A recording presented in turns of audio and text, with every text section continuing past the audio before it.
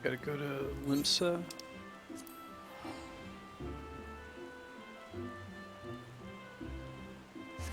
Okay, I'll be right there.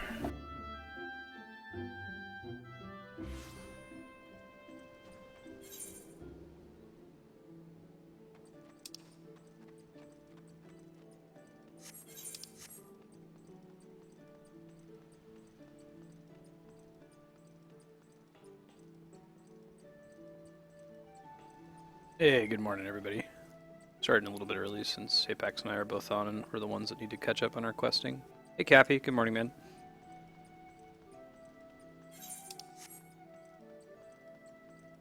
Cappy, did you actually clear this next trial, or have you just done quests up to the point of this trial?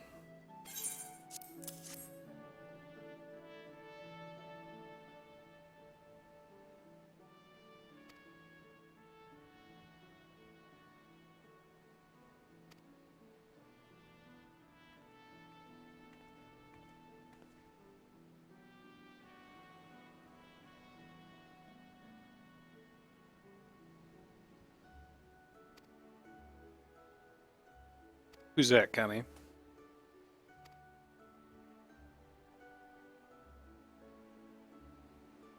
No, that just came. That was just a quest reward. No. The Leviathan quest rewards look pretty cool.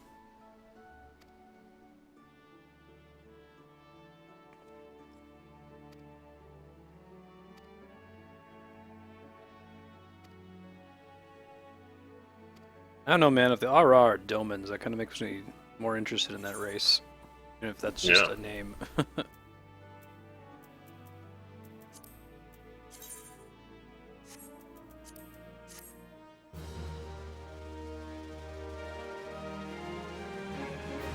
Oh, cool, Cappy. So if we did it, you'd be doing it blind with us as well.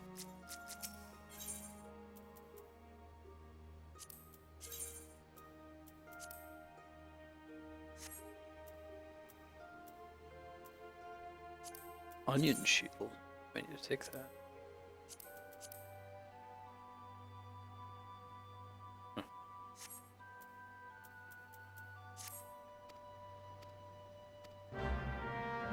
Wait, seriously? That's the same graphic? Oh, wow. Yeah, so make sure you take one of the gear options from each of these rather than taking the gold, because you used to have to do the extreme Leviathan mode to get it. Cool. Right on.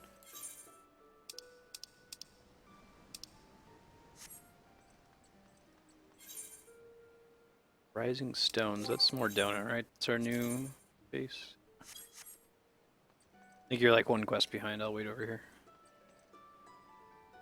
Yeah, I'm talking to Merlin for a second. Cool, cool.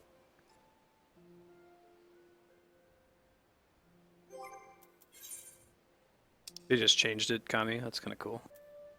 Good on us waiting to do this content then, huh? Oh, all three. Wow. Oh, it's a pretty sweet looking axe. I should have grabbed one of the ones I just took money from the previous one, instead of taking one of those cool looking staves or something. Hey, Darkstar. Good morning.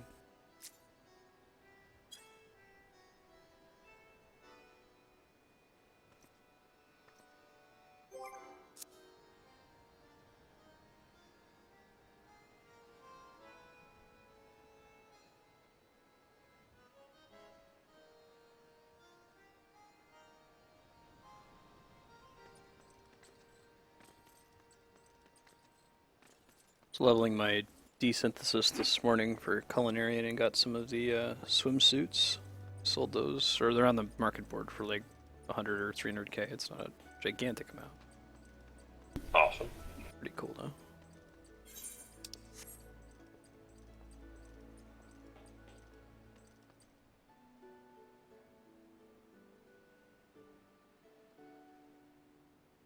Wait, are you serious, Cappy? Oh, that's messed up. Hold on, let me do that while we're talking about it. Thanks for giving me a heads up. I didn't realize that that was even part of the hierarchy. Hold on.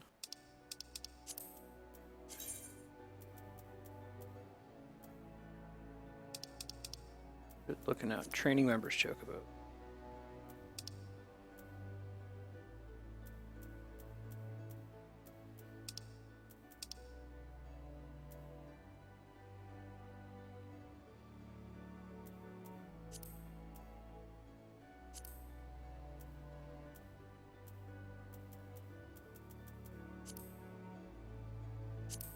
Let's do this.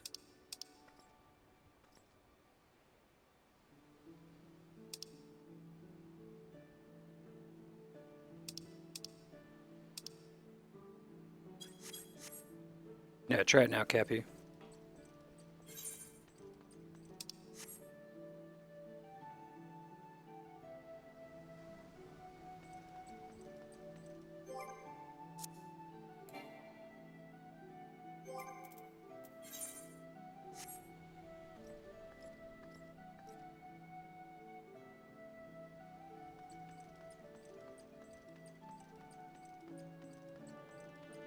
Oh, cool. Any of you guys, Darkstar Kami, do you know how the airship crafting works? Like I went ahead and put all of the mats in for the first phase, and then it said that we needed a light party. So is there like a mission or something, or do we all need to be crafters, or can we just like take the four of us sometime today and jump in there to move it to the next step? I saw this in the live letter, and they're talking about possibly changing it in the future, but.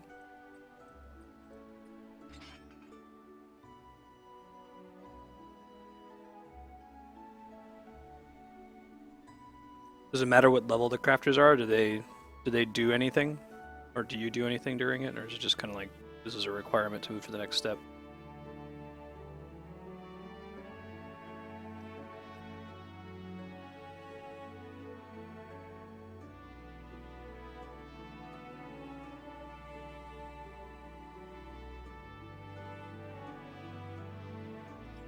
I see.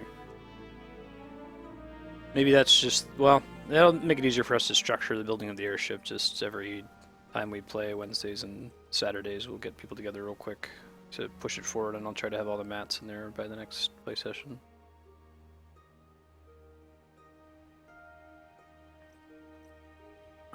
Interesting. Oh, I didn't even need to be in the same free company. Huh. It's kind of goofy, isn't it? I guess Philip was saying, or Flaring was saying, that this is all, this was like establishing the rogue had just been added in this patch. Makes sense with all these NPCs.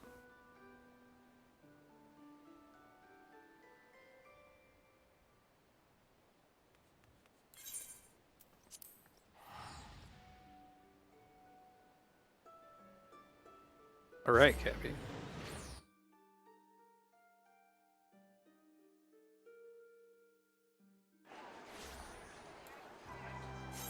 Final Fantasy Farmville.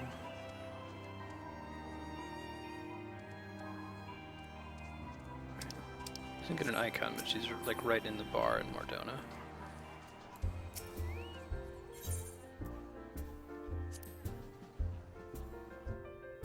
Supposed to be hyping for Rogue though, right? Because like the whole end of the Leviathan quest was talking about Rogue.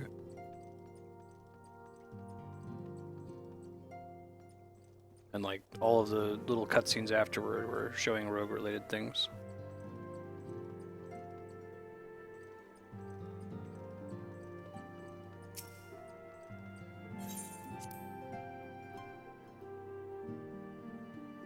Do you mean like beyond the standard 4 hours, Darkstar? I don't know if I really want to schedule too much more than 4 hours depending on what we're looking at. Like, there's not like one event that takes that amount of time or longer, is there?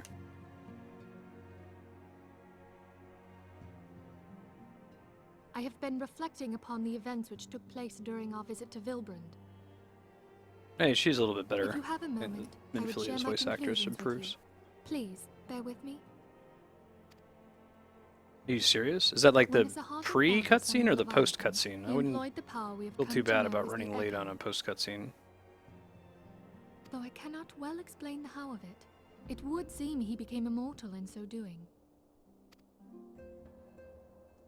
When the Admiral subsequently slew him, his spirit emerged from his lifeless flesh, a consciousness shorn of physical form. Thus transfigured, he took up residence in the body of his minion with the ease of a man donning a favorite glove. Long have I known that the Echo allows one to pass through the walls of a man's soul. But Okay. never did I imagine that it could free us from our own flesh, nor less that our souls could then occupy the next corporeal vessel to take our fancy. Interesting.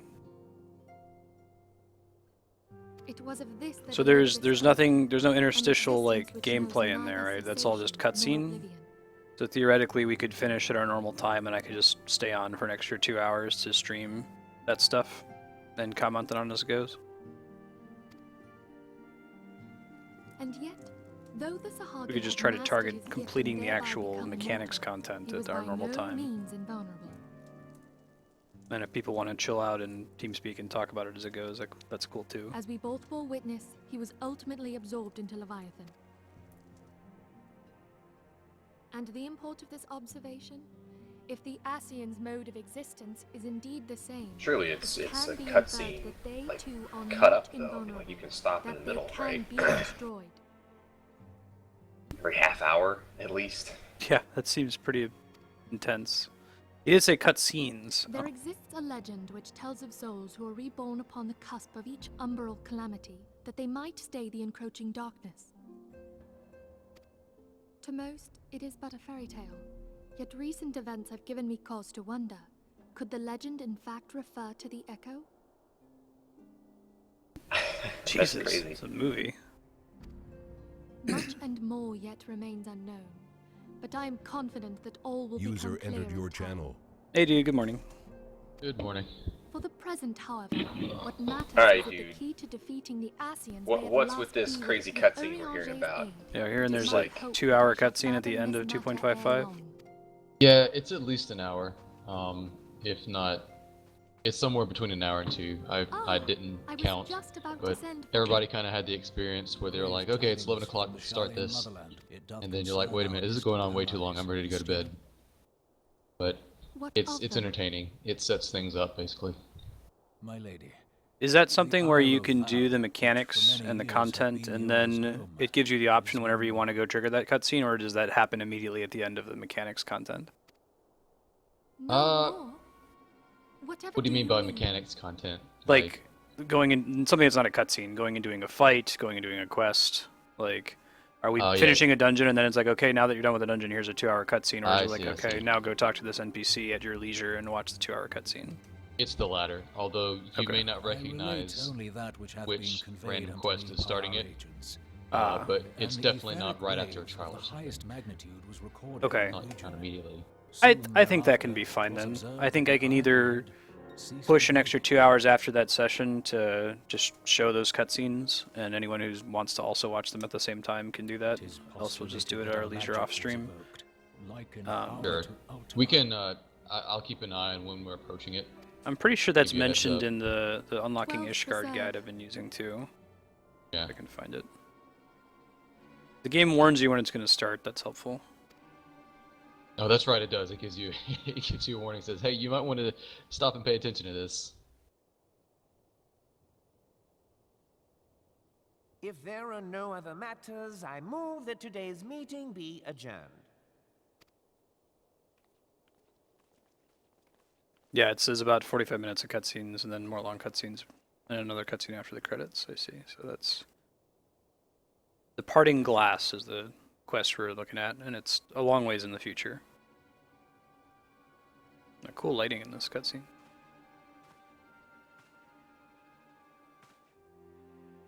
It is done, my lord. I...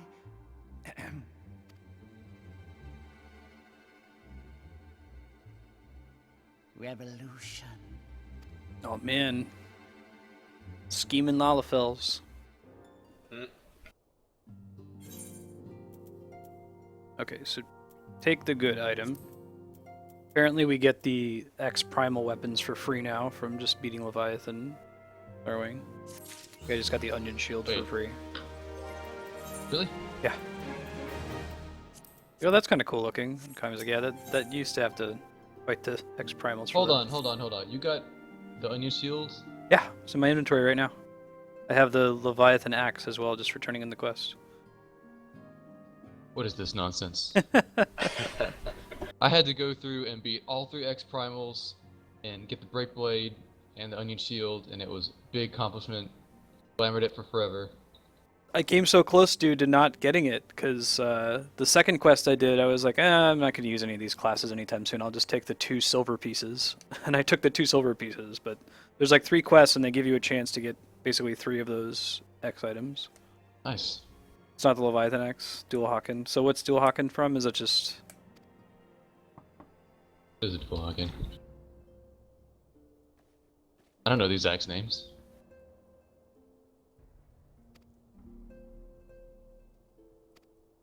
It's blue and Leviathan-y, so there's another axe for Leviathan, what you're saying.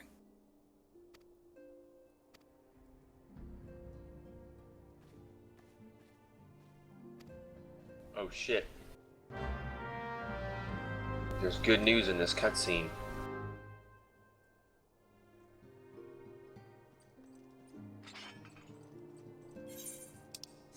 Yeah, that's it. Yeah, Kami's right. It's the old quest reward for beating all 3 original X primals, Guard Ifrit, and who's its Titan.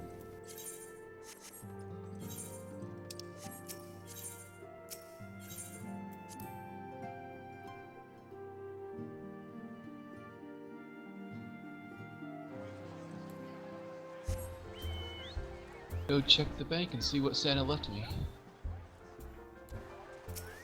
Excited to see what you were talking about. Let's see here.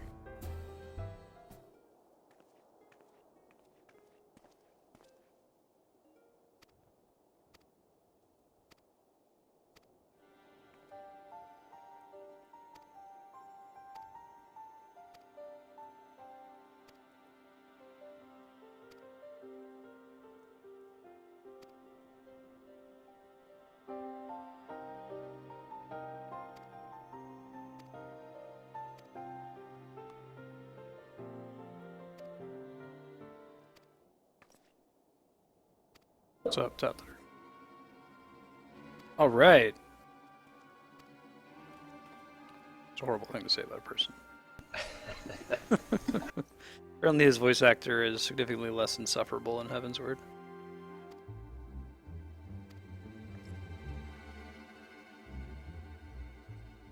I gotta clear some bank space, so I'm gonna jump onto Alda real quick. Okay, no worries. Been about 45 minutes doing that yesterday. It feels good. Yeah, it's I've satisfying, liked but it it. gets out of order really, really fast. I've needed to do it since I got to 60. Whole lot of nonsense I kept around for no reason. It would take, I feel like it would take 2 minutes instead of 45 minutes if it displayed the most recent sale price on the market board for an item in the tooltip. I would just vendor anything that's less than 1,000 basically.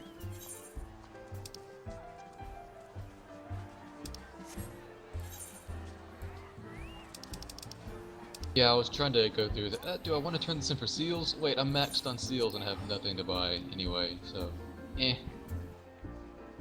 Bought some Woozor and then I just vendored half the shit. Did you buy your stack of gathering tomes now that they stack? I got a couple of those manuals too, yeah. Yeah.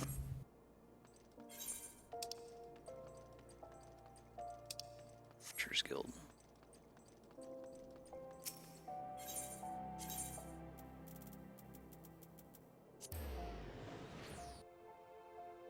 Is that all? Welcome. If you're around Darkstar, sure. I mean, the fewer pugs, the better. Take our time and figure it out. I think if the fetch quests are actually a little bit toned down in this one, we might be able to push next trial next 4-man dungeon and then the trial after that, but that might be a little aggressive. We'll You must reevaluate as we go. I'm sure we can at least do next trial and then the There is a story restlessness in dungeon. the air. Tensions long. But depending on what it's looking like, we might skip the hard mode dungeon today if we can make a lot more progress in the main Is a story. nation infamous for the great disparity between the wealthy and the poor. The majority of the I may have to populace duck out accepts for a few minutes here or there. No worries. Girlfriend aggro, but to we it will. all done. I'll be back, Money. presumably. No worries. Real life is more important than Final Fantasy XIV. Well, not when she's just, oh, let me in because I just got done So where waxing do my the legs refugees and I from gotta go the change Central before I go Island? somewhere else. Okay, sure.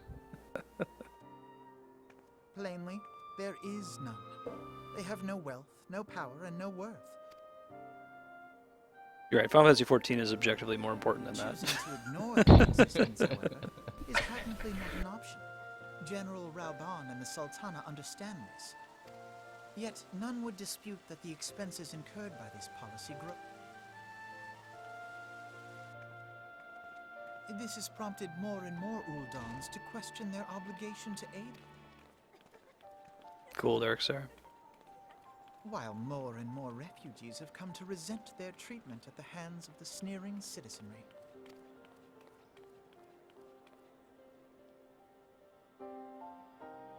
I'm gonna be The careful manner of asking rule y'all of the questions Witcher's about what's refusal to upcoming grant the outside of Dolmen's like asylum general display disdain for questions all about refugees. duration. And it was only a matter of time before the refugees. We want to united know in as protest. little as humanly possible Nor is it going any forward about surprise that everything we some run among into. them would ultimately resort to violence. You can tell us if we missed something after the fact, though. I feel like, yeah, did you notice? Oh, no, I didn't see that. that the immortal flames should choose this of all occasions to engage in joint training exercises with the other grand companies. By the time they return,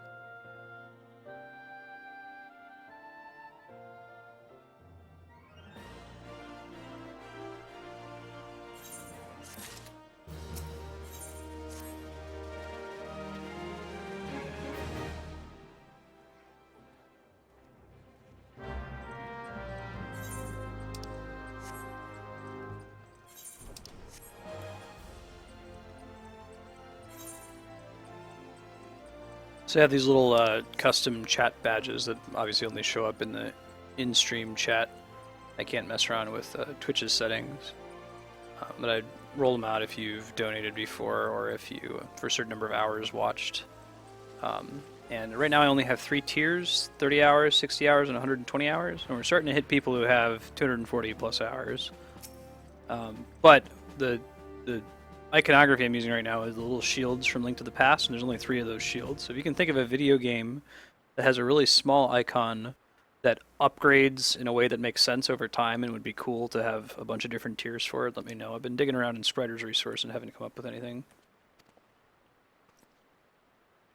They're saying some people have the mirror shield already. Yeah, you have the mirror shield, Kami has it. Yes. Yes. Oh, I see it.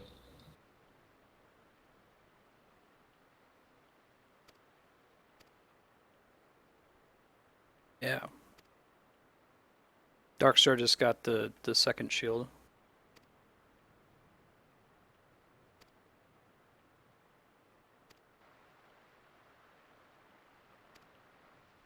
There's plenty of good like equipment sprites. They have to be really, really tiny, but recognizable like that. But getting them so that it's clear that there's a progression is tough.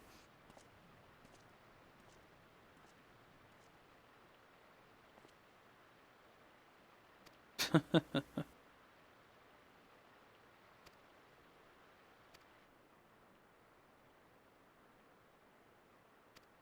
guess I could do that for supporters, and it's trivial, and the number of supporters is...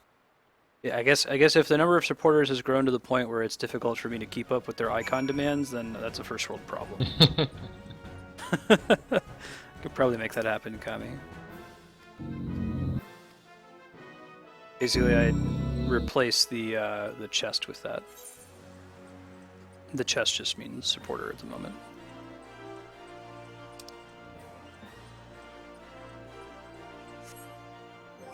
I'm not picky about icons. They are freebies. I'll take anything. There's so little you can do, like on Twitch right now. It would be cool, I guess, if they offered more options to reward loyal users directly via Twitch instead of with this kind of external things like giveaways. I'll be able to do giveaways later, maybe around the time I get partnered, so a lot of people are hoarding sphere points for that.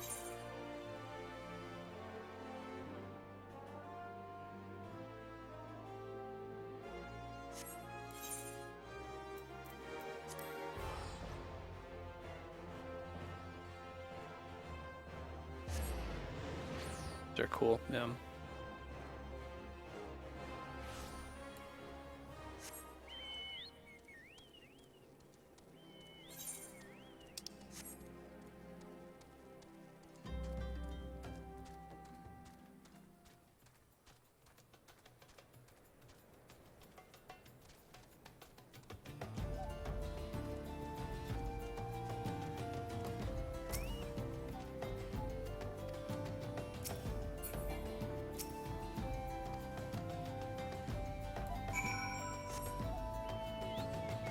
Yoshi P said something in that most recent live letter about trying to come up with a glamour system. I'd like to have like the glamour library. That should be minimal server space issue if they handle it correctly, because they just need to store the one thing. Like, do you have it? Yes or no. They don't need to know anything about its condition, whether it's spirit bonded or not. Who crafted it? Crap like that.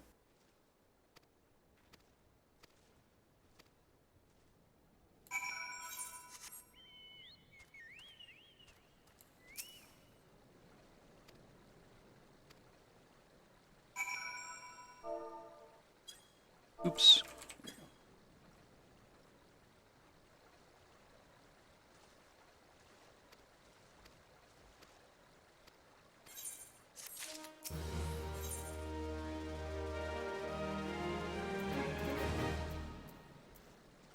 Oh man, I level 110 jewelry. Good. Cool.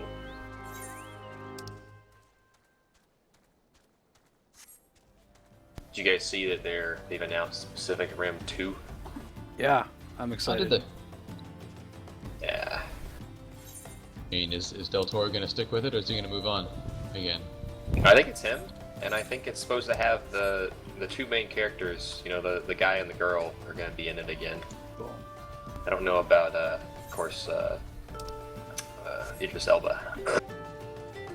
That was a fun movie. Yeah.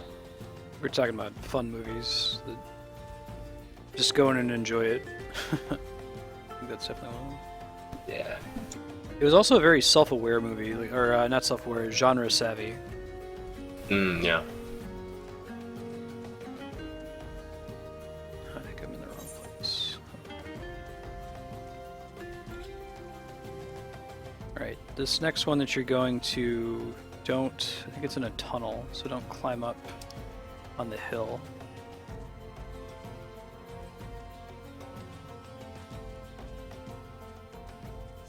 You hated Pacific Rim, Cappy?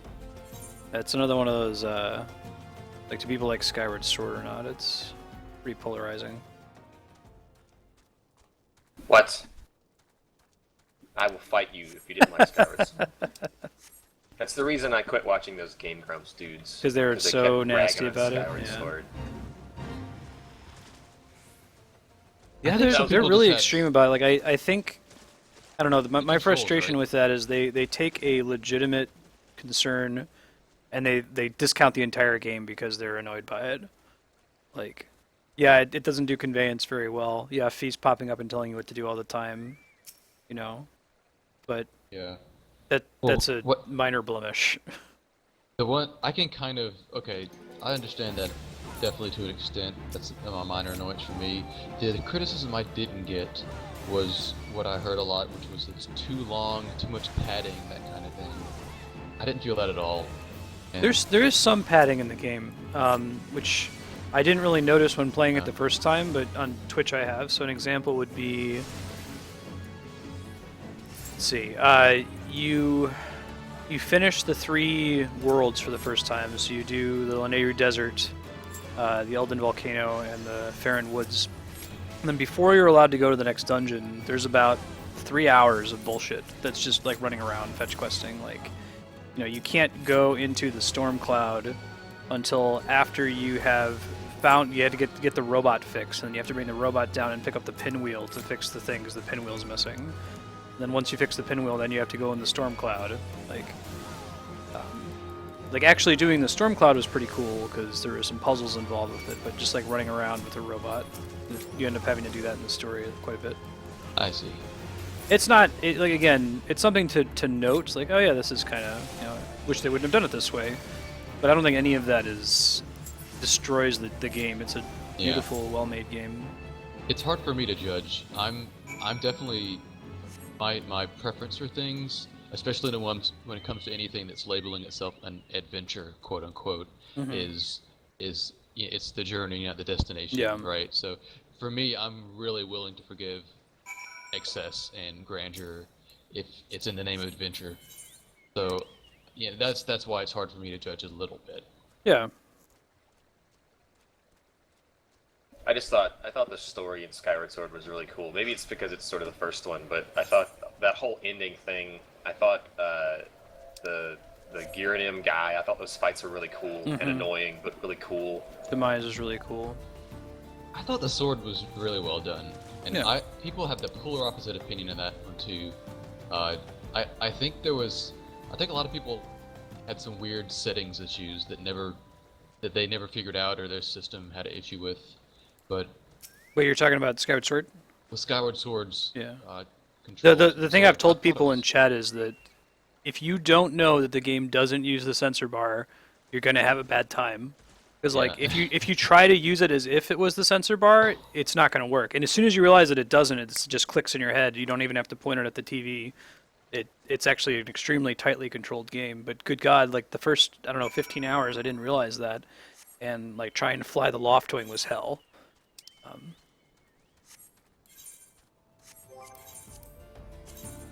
For a game that spends as much time on quest information and little things you don't need to know, yeah, they don't pop that up. Spend some more time In fact, they misdirect you because whenever you turn on the game, it says point at the middle of the screen. You're like, okay, so this game must use the sensor bar. The reason it does that though is it's wanting to like roughly align the gyro with what it would be if it were using the sensor bar, since that's what people are used to on Wii games. But just tell me it doesn't use it, man.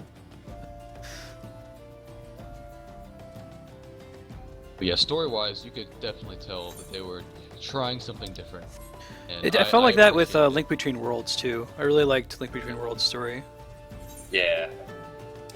I see with something like the Zelda series, people want it to be this way. They want it to be that way. There's going to be iterations till the end of time with the Zelda series, so let them try something different now and then, right? I mean, if they do something different and it's not your cup of tea, one that will be your cup of tea is going to come along again. And the ones that already exist that are your cup of tea aren't going anywhere because they made it new and different.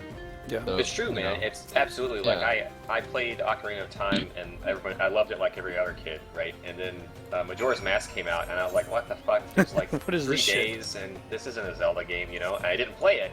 And my sin is that I still haven't finished it. Even I got it for 3DS. But then they made Wind Waker. I didn't play Wind Waker ever because it's another one of these weird, GameCube 64 Zelda games, and I finally got the HD version when it came out, and that's like one of my favorite Zelda games. It's so good. The cool way they changed the story for that one with the ocean and everything was really awesome, Yeah. Yeah, you're Just dark because star. just because they made Batman campy in the 50s didn't mean they couldn't make a Frank Miller Batman. Yeah. Right? I mean, it's Open Zelda Wii U, you play as Hylia. You're not playing as Link. Fingers are crossed.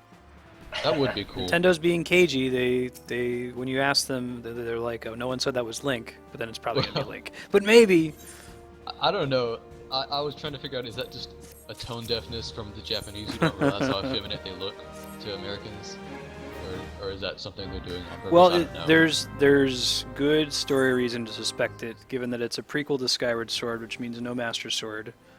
And Prequel? I didn't know that. Skyward Sword established the notion of this goddess Hylia, who is like basically the first Zelda. I remember that being really confusing the first time I played Skyward Sword. I'm like, who's this Hylia person? Like, what happened to Din, Furore, and Nehru? Like the opening trailer, you see a lot of that technology from the time shift stones from the Linear Desert. What was Pearl? It's by the merchants.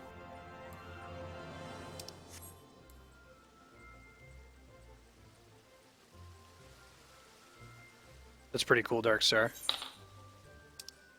Yeah, I like watching the themed Let's Plays.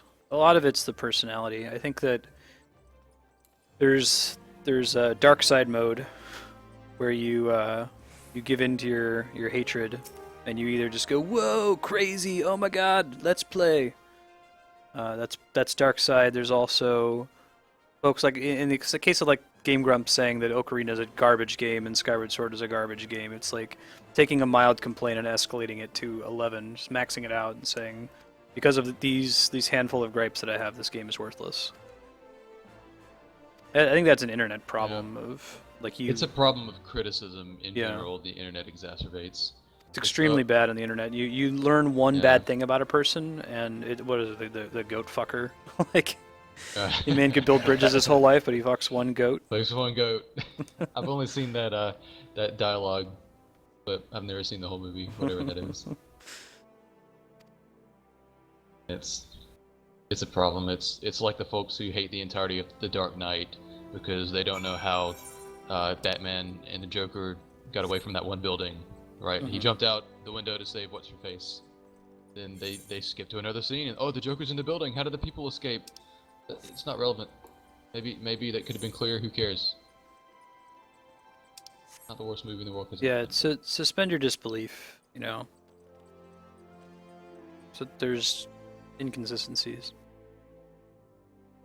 Yeah, well, a lot of successful stuff is successful because it panders the lowest common denominator, and it's hard. And it's like you can't judge the people who do it.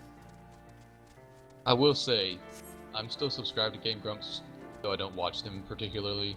They started this series on WoW that it's sort of a reality show type thing they're trying to do, where they take advantage of the personalities that they've developed, and they say, hey, let's take a bunch of people who've never played WoW, make them level max with the pay to win thing, see how they do. And it's like a half an hour episode, and it's interesting, it's different. So it kind of feels like they're utilizing some of the money they've taken in.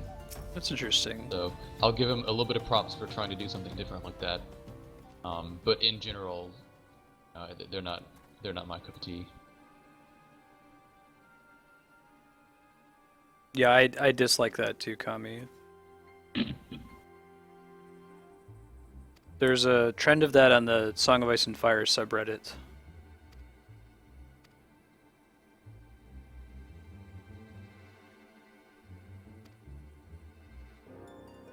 Because you've got people who like will legitimately criticize the adaptation, and then you'll have people who just any variance from the source material is bad. Like, no, it's a different medium.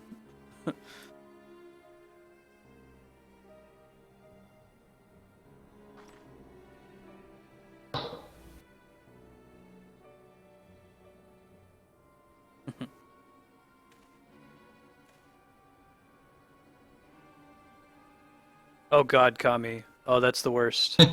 That's the absolute worst. I try to...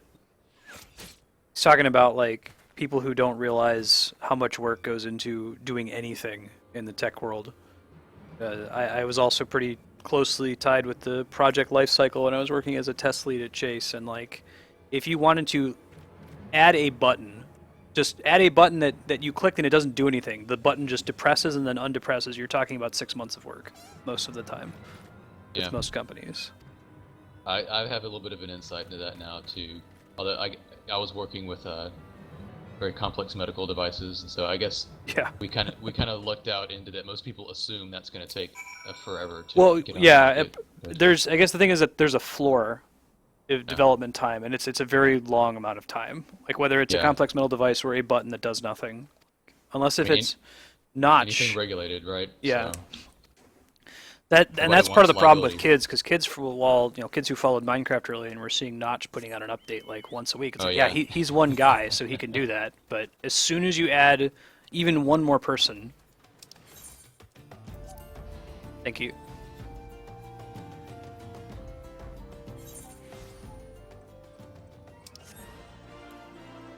Yeah, it is not okay to trivialize, like, oh, they should just do this, why aren't they doing this?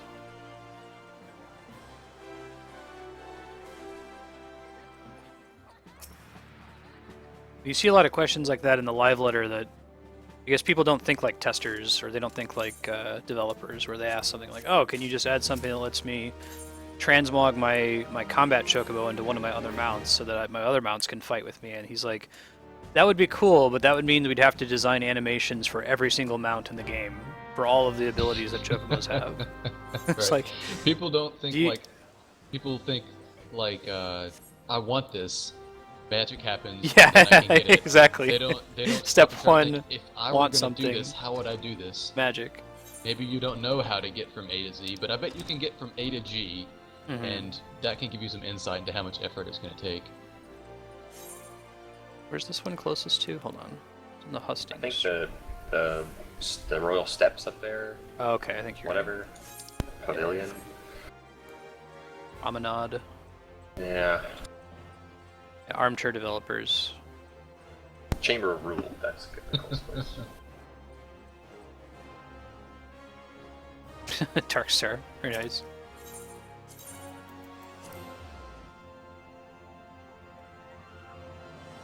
But part of that, though, one of the great theories of Marstead you're going to hear me say 1,000 times on this stream is I feel that most of the time you should don't hate the player, hate the game. Like, the system of education that we have right now does not encourage intuition for like the way software works. It encourages this kind of black box, like, oh, you know, I go on the computer, magic happens, and then whatever I want to happen is magically there. We don't have anything that explains to people. They don't have any experience with how much work actually goes into it. So you can't really blame them. I guess you can blame them once you've educated them and they continue to be obstinate. Despite our best efforts to determine what provoked this uprising, I think that's a good truth cont- general principle, even for more things than just that. Just the idea that the infrastructure is the thing to blame and not. Yeah, and it's not individual necessarily like parts. someone who built the infrastructure and they're to blame either. It's just like systems, people like are molded into the systems that they're surrounded by. So like, you know, the current Final Fantasy 14 A rank hunts are still level 50. They have the same hit points they had before Heavensward. They die in like 6 seconds. So there is player toxicity. There will be player toxicity in that content. It has nothing to do with the players going there being good people or bad people. Like, the thing is going to die before everyone can make it to kill it. So people are going to be upset. It's not on anyone who gets upset. It's not even really on the person who like attacks the thing first. You know? I mean, it's a competitive advantage to do it, so it's going to be done. Yeah, and you But, see, it's like the what is Tragedy of the Commons thing, where like somebody hits it and everyone's like, "I'll just let him die," and then like maybe 2 or 3 more people hit it, and now it's like, okay, now I need to hit it too, otherwise I'm not going to get credit, and then it just dies. It's almost tragic though. Like one person will just troll and they'll grab it and then they'll run away, or somebody last minute, the 50th person coming in, he'll fly a little too close and aggro the hunt, and he'll pull a little bit in his direction, and then okay, somebody pulled, so we best all attack. Yeah, him, otherwise even we're though gonna he's lose our flying out credit. of his range. Sure enough, Seen that happen a bunch. It's kind of funny, but the dog confessed that a merchant had offered him coin to give the And right, there is an argument to be said that those individuals shouldn't be pulling the hunt early, but it wouldn't even be a problem if the system wasn't designed in the way that it is. Like if they were level 60 and they had 10 times as many hit points as they have now, or had some kind of mechanic whereby they lived a little bit longer. well, But he I think spoke the in nice favor thing, of and the Dominus maybe why cause, Square's not so and has ever seemed insistent on sympathetic fixing towards this the so soon refugees' is plight. it's really kind of optional to upgrade the Know hunt you of the stuff cartel after we've seen what Alexander Normal is. It is a proposal Getting to annex it the requires cartel I-170 lands so minimum to that get in. refugees may You can establish- get above that pretty easily Marstead? without ever doing very many hunts, if any at all. But people didn't know that Um, before But people didn't Alexander actually realize launched, that right? for Yeah. a couple weeks. I mean, I cleared all of it at like 171 with very little issues. It's going to be player destruction wrought experience and by not Bahamut gear that was greatest at the Continental solves Flats. those issues too. What is less But, well known you is know, that there's an his interesting rampage post on laid the bare subreddit about ancient Alagon ruins, stat inflation and how which that's there changing are certain non-linearly now, apparently. differences of opinion So, as to how these ruins should Idea be is that even though you're going from 170 to 180 and then getting Yet 190 differ in though we Alexander, it's actually the 190 is much better than you'd expect for just a 10-point jump. But you can almost completely discount the hunts, really, in my Any mind. conflict which may arise during the course of military exercises in the region.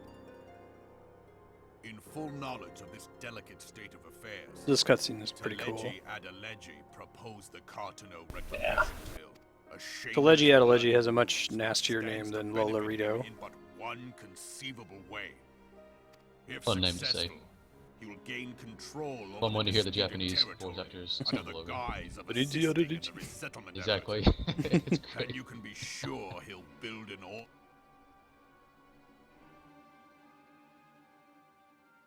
The man would threaten the unity of the Eorzean alliance and risk countless lives for personal gain. Is that it's no, that's not Ramaji. What's when you're saying like an English word, but you're saying it in the Japanese style. They'll put that in like the titles of their games pretty frequently. They'll just use an English just word. a loan word is Just a loan word, same as I think English. there may be a Okay. better word for it, but Yeah. Independent Yeah, of it's- any That always cracks action, me up, though. beholden to Snake- none of his fellows on the I mean, when you learn Japanese 101 in a college course, half of what you learn is English loan words like that, because they're pervasive in the language nowadays. Others that the Cartano Reclamation Bill Even is something the as simple as a only computer viable is called solution. Persocon, because it's a shortening personal computer. Plight of the that's donors just- was not but Oh one yeah. Right. Yeah, that's actually this comes up in Earthbound. There can be no doubt. This is a weird difference between the Japanese and English versions that like all the weird trivia I know about that game. Anyway, you meet this character and she gives you a hand-aid, which is supposed to be a handmade band-aid. And there's like 2 lines of text explaining why she calls it a hand-aid, but that doesn't exist in the Japanese version because that's just what you'd call it. If it's a handmade band-aid, you call it a hand-aid and everybody gets it. Yeah, they're big on shortening words like that and making them into something. And Pardon? so a lot of times you'll see the weird thing, and it's just English word shortened. That's all it is. Yeah, I'm interested by this cutscene. An Olagon monstrosity, not unlike So the many Ultimate Lalafels. weapon, mayhap larger. We Olagon inscriptions indicate that it was I created. mean, this is the to stuff that fell interests me in the Bahamut. game. I like all the high If politics. Yeah. It might explain why Nailvan Interweave Targus Omega in chose to there, and, bring the Red well, you got my Moon down attention. upon the I mean, Cartano if we're Classic. talking about Meteor, Ultimate Weapon, Bahamut, thing that we made to fight Bahamut, okay, you got me. Given the I'm ends reading he your went text. to ensure Sounds good. Eorzea's annihilation. Hey, Matt, Destroy good morning. the one weapon which could stay the Elder Primal may well have seemed like good sense. When first I bore witness to the power of the Ultima weapon, I doubted the evidence of my senses. Aye, we were skeptical ourselves. At present, Omega is more akin to a fossil than a tool of war, having long since ceased to function. As I'm such, glad that they its brought true Omega potential Weapon cannot in. accurately be gay, however. If someone were Oh, to yeah. restore it, as the Garleans did the Ultima weapon, I have little doubt that he would wield untold power. Power enough to subjugate Uldar like as not, and the rest of Eorzea besides. Which is Omega was like a doubly like a Telegi priest Adalegi in yearns Final for. Fantasy X, right? There's some basic backstory when you go to that island to fight him. I don't know if they Yeah. explain why he becomes this giant monster, but he's like, yeah, he's He who has ever Pe- walked priest two running from paces behind Vel. Lord Lolorito in matters of commerce. Tis in acknowledgement of his own limitations that he seeks this power. Woe betide us all should we allow him to have it.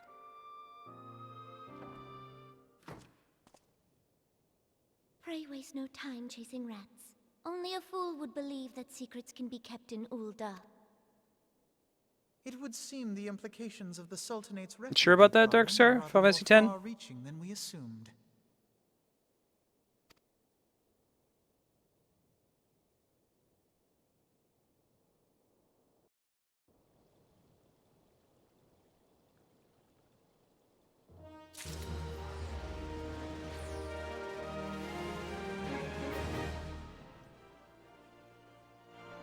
Traitor to Yevon, Omega was executed for treason centuries ago. His malicious spirit still haunting these ruins. His hatred has turned him into the fiendish Omega weapon.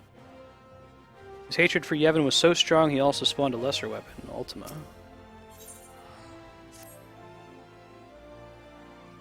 Ah! Out-nerded. Well, I say enough things on stream that are blatantly wrong with a high amount of confidence, so it's okay to be right every now and then. That's the beauty of having a stream. You can have a conversation Yeah. about these things, right? Yeah. Yeah, over like a let's play.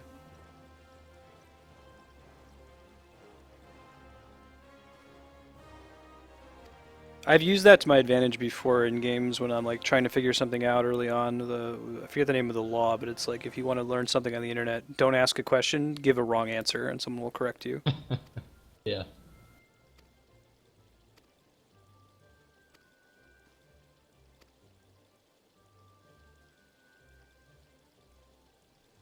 Just someone's correcting you, you can just see their raging erections through their text sometimes. It's ridiculous.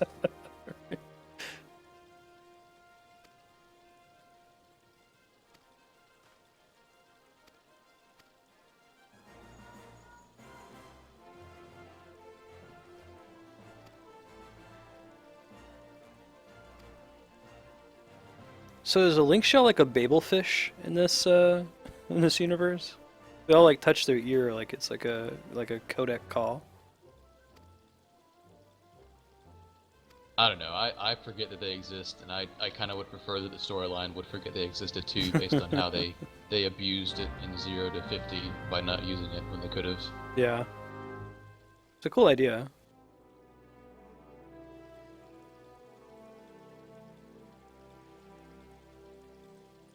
I definitely like the having both free companies and link shells, and then letting you have many link shells. That's a very good idea.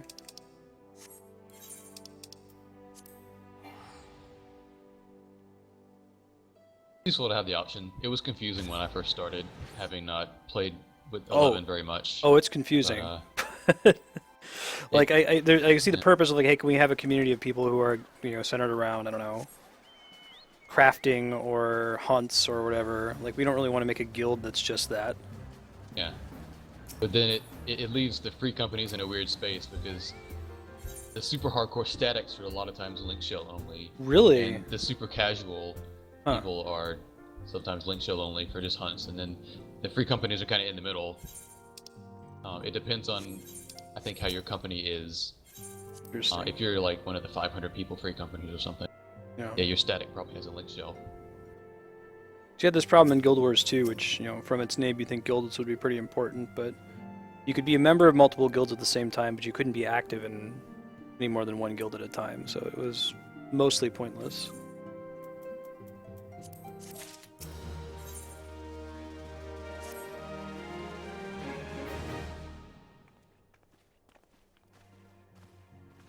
Ishtola.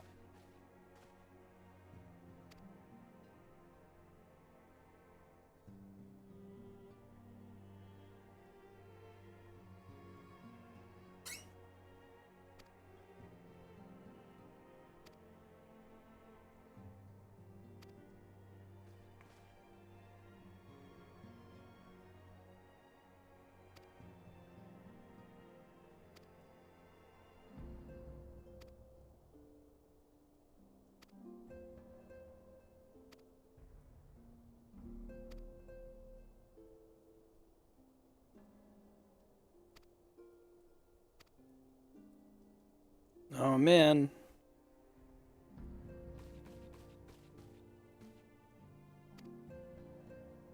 Right.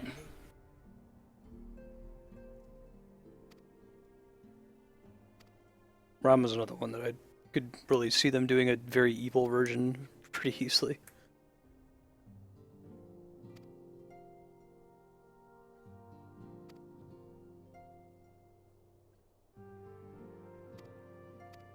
I guess the ones that are cute, like, we've only really seen Good King Moggle, and he's not evil at all, so they don't have to look evil. Like, if they ever made Carbuncle into a fight. I don't know if they could with it being an Arcanist summon.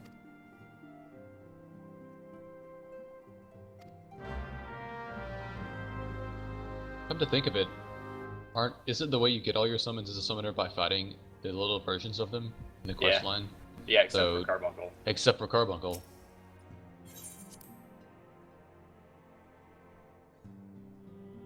Is there any story explanation for why you have Carbuncle?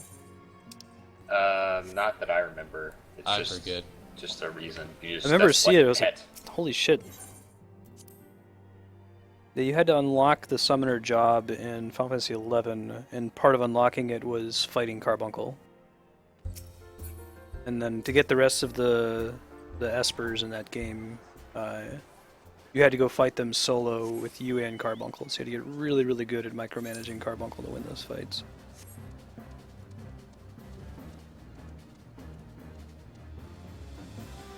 They said they're working on customization options for the Eggy. It would be cool if they like let you upgrade their appearance over time until they started to look closer and closer to the actual encounter versions. But I recognize that, like, you know, this game's version of Ifrit is gigantic, and you couldn't have like 20 people in Mordona walking around with big Ifrit next to them.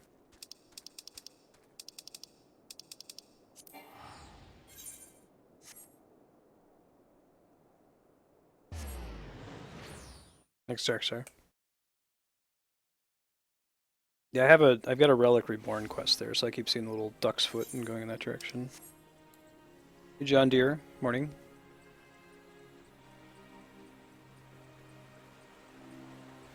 Okay.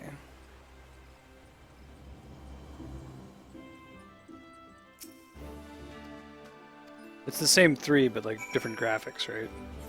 Oh, disregard. I didn't realize it. I thought they said they weren't going to do that.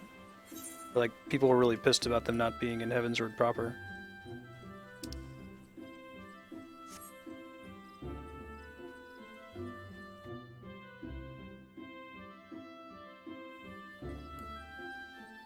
That the, yeah, that's what I'd heard. Oh, okay. Well, that makes sense. That seems like the way to do it. Go ahead and Adam, just don't put mechanics in there. Definitely seems like an office table idea that somebody said, hey, that's not a bad idea. Yeah. Let's do that. Somebody, I'm really excited. Somebody asked at the live letter, hey, can you like make an allowances system for the duty roulette? And he was like, oh, that's a good idea. Maybe we'll think about doing that. It would be difficult because we'd have to do it at the server level, but maybe. Allowances system, what do you mean? Like with leave quests, where if you don't do your duty roulette, you get an allowance, and then you could just sit and grind out a bunch of them if you don't log in. Your presence That would be fantastic. to us all in these days. But also, like, if you could build up Beast Tribe allowances, so I don't feel like I have to do that. But a short while ago, the great elemental spoke, and his voice was clarion in its intensity. Is there any incentive for them to be ephemeral like they are now? I'm trying to think. Scarce had his words ceased to echo in mine ears when we were visited by an emissary. Maybe if the idea is to keep people consistently doing old content, then you don't want people just doing them in spurts. You want them doing them every day regularly. consistently. Yeah. That'd be the only reason. Maybe why not? Remain unknown. We may safe. I guess if they limit it somewhat, if it's like, you know, 7 allowances a week or something. Lord Ramu is no raging avatar of destruction. He is revered as much Yeah, that's for a his good wisdom as his way to do it. Blessed as you are with the power of the echo, you are one of the 12's would I know, have right, suffered Kami? I'm enough. waiting for the patch where they add flying in the housing district or something stupid that nobody really wants, but it'd be cool. Like, oh, okay, Square, thanks. Meanwhile, there's all these other little quality of life things. It looks like they're trying to do as much as they can to let you do things from your retainer, which is the thing I'm spoiled on from Guild Wars 2, where everything that was in your bank collectibles tab, you could just access it if you were crafting. You didn't have to like go to your retainer, find the retainer that has the right item, withdraw it, use it, put it back. An ill wind blows through the forest. Yet, it is not only the 12's wood that... User entered your channel. Hey dude, good morning. Yo. Good Yo, timing. good I think morning. we're coming pretty close on this next primal. Cappy, Yeah, if you're in back chat down. and you want to hop into TeamSpeak, Darkstar, if you wanted to come too. I've actually got to head out for real quick. If you guys have a fight, go ahead and do it without me. Okay, we'll see you in a bit, man. But hopefully we'll be back soon. Okay, see ya. Little solace. Is that each Gotta head trap? out quick because he pronounces this one wrong. I figured it out. Rama, Rama. No. Rob. Get the H off there.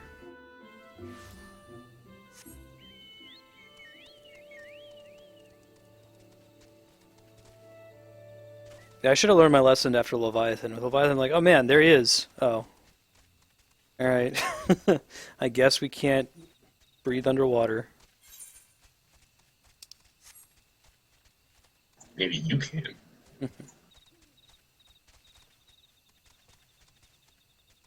Oh, 13 minutes, I can go grab my quests.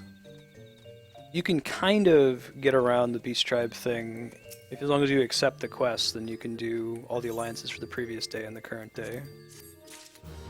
I did that when I was at that wedding.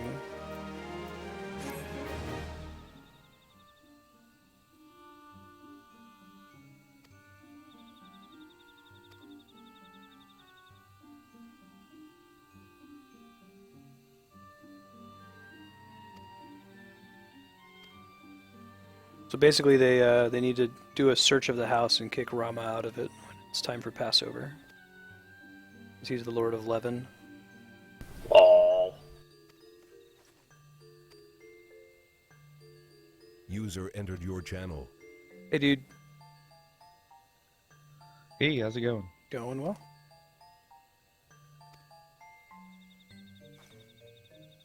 Yeah, so you'll be on par with us questing after this one, right? You're just at the trial right now? Yep. Cool, cool.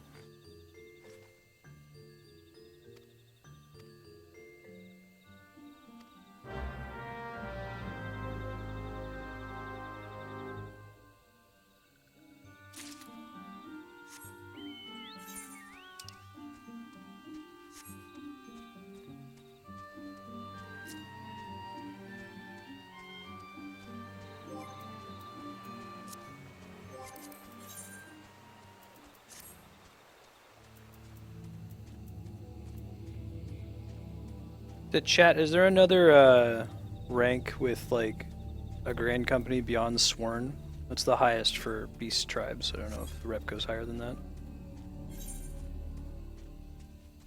I go for it, man. Got time.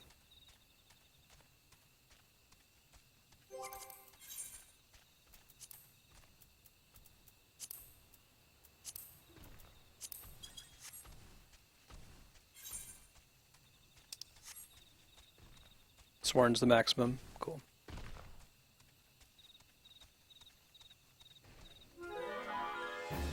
Just hit that this morning. I did a Grand Company turn-in.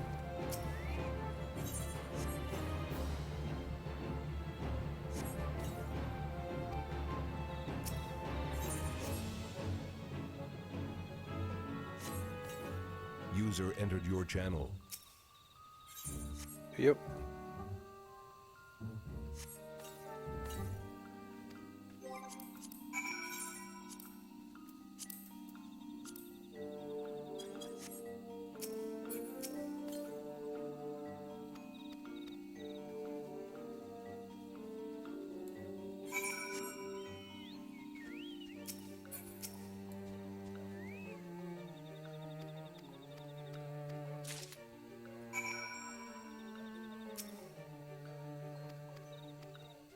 Oh god. Okay, so this you have to do this for the Beast Tribe quest pretty often. You turn invisible and you gotta run, and if you see a like moonflower, sweet smelling wildflower, touch it and it will refresh your invisibility. Basically you have to make it to the center of the storm circle. This one doesn't seem too bad. But refresh your invis and then look for the thing. It's all the way in the southeast corner. That's not too bad. The Beast Tribe one, though, can be extremely precise, where they have like no buffer. If you don't run an exactly straight line from where you get the invisible, then it will run out and you have to go all the way back to the beginning and try it again.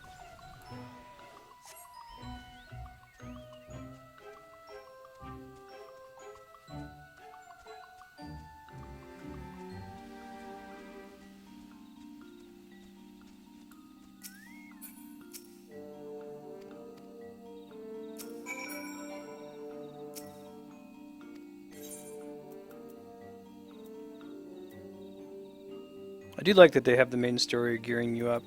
Yoshi was talking about that in the live letter, that he's intentionally set up Heaven's Word so that for your first class, you'll generally get the gear that you need just by doing the main story quests, and then after that you might need to buy some gear from crafters. But I think that's a smart way to handle it. Give you a choice to decide what, one class that you want to level up. Yeah, usually after you get that class geared up, though, you can just buy poetics for the rest of the classes. Right. It pretty much killed the I-90 crafting market, though. Mm-hmm.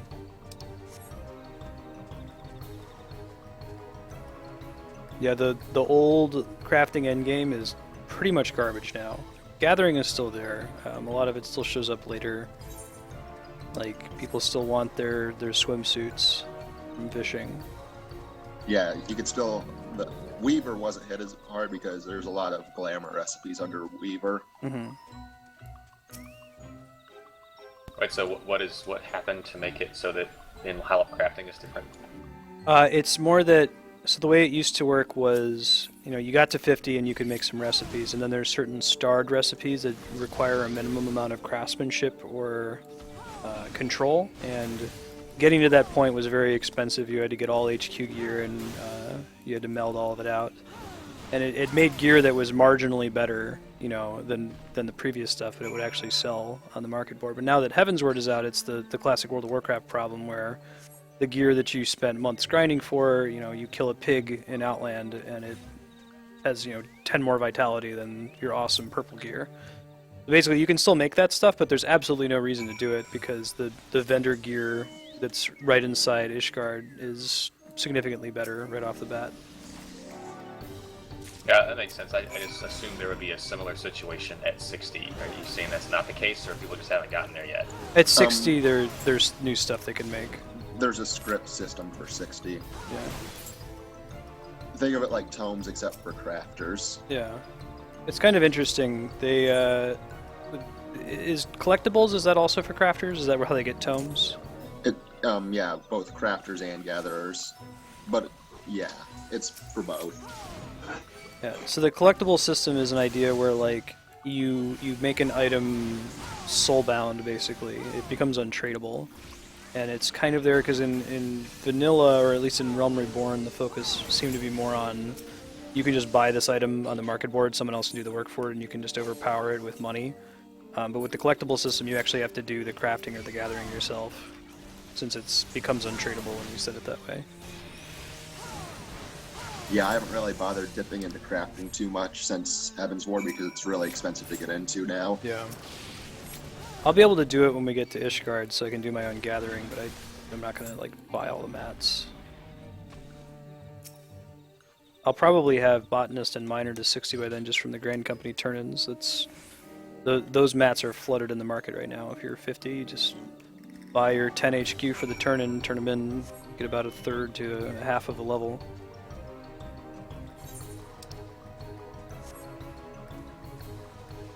Hey Bandy, welcome. Morning. But yeah, I think the first pickaxe you get after entering Ishgard or whatever is better than the slightly worse if it's low quality, normal quality. But if it's high quality and melded somewhat, it's better than the loosest you get. Mm-hmm. Which is crazy. That's ridiculous.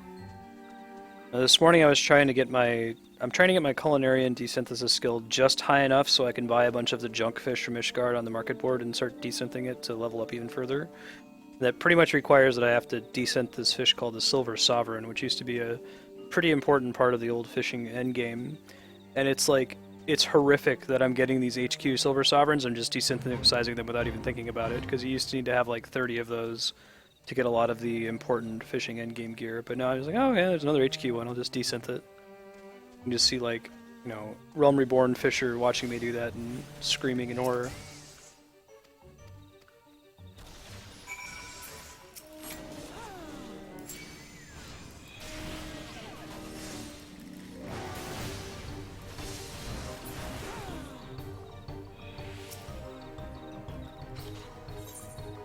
I know I made a lot of my gear just buying old vendor gear and just putting it up on the market board back when Heavensward released. Because people couldn't be bothered to go look for. That would have been, the correct market decision. I mean, Flarewings made probably close to 10 million gil reselling the 55 gathering and crafting gear.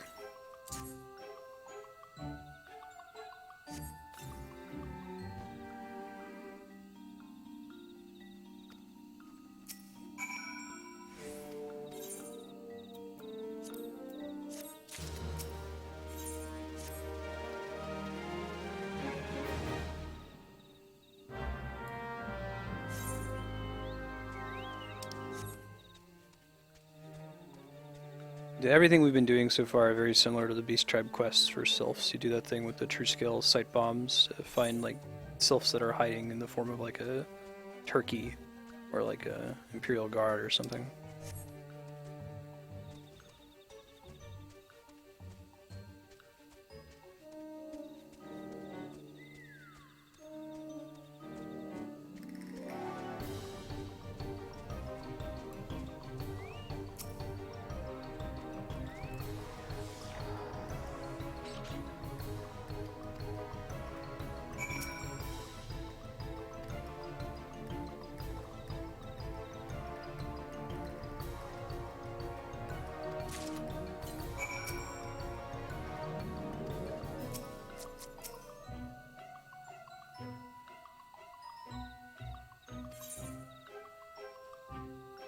Oh god, okay.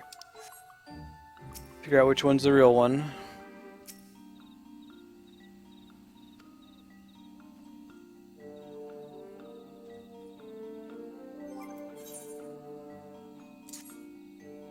Is it both?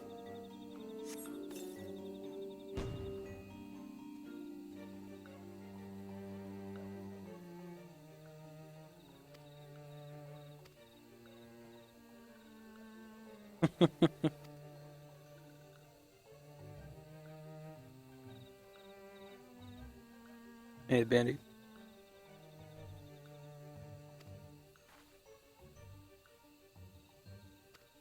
Yes.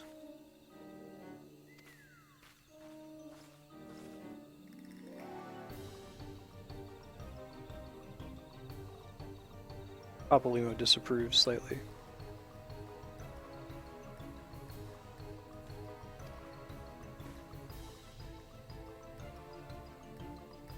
Yeah, so I guess those little purple tattoos they all have on their necks, if you were a legacy character before Realm Reborn, you have the option of having that on your character as well. Kinda cool. I remember 1.0. So bad. Yeah, all I had to see was that Orem Vale video that was on Reddit a couple weeks ago. I was like, nope. The map design was also terrible. Mm-hmm. Like, Black Shroud was just copy-pasted over and over.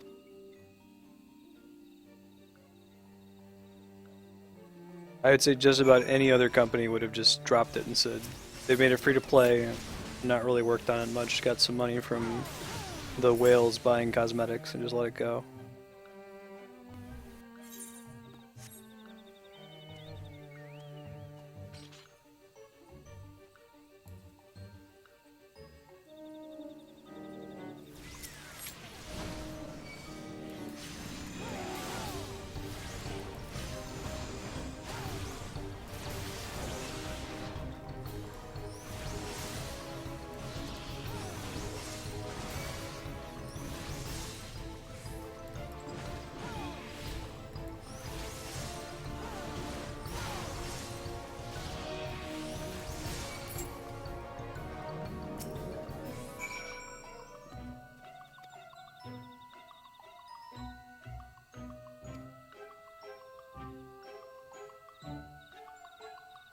Apex, when you played Silent Hill with Mandy, did you play it on PS3? Did you do like the HD collection? Yeah, we did. Did you run into any really weird bugs or like game-breaking problems?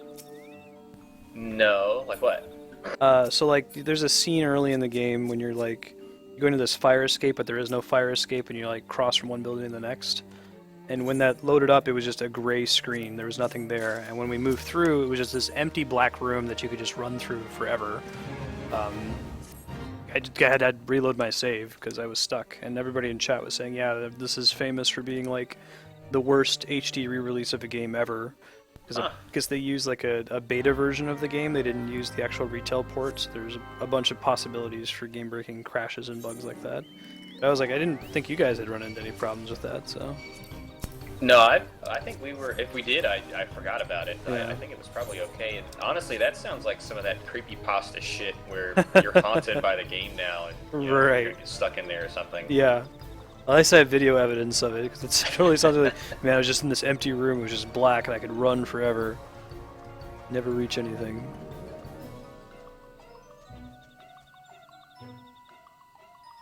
No, I definitely. I watched your first video the other day. We use the new voices, and they are much better. Yeah, the old voices are really bad.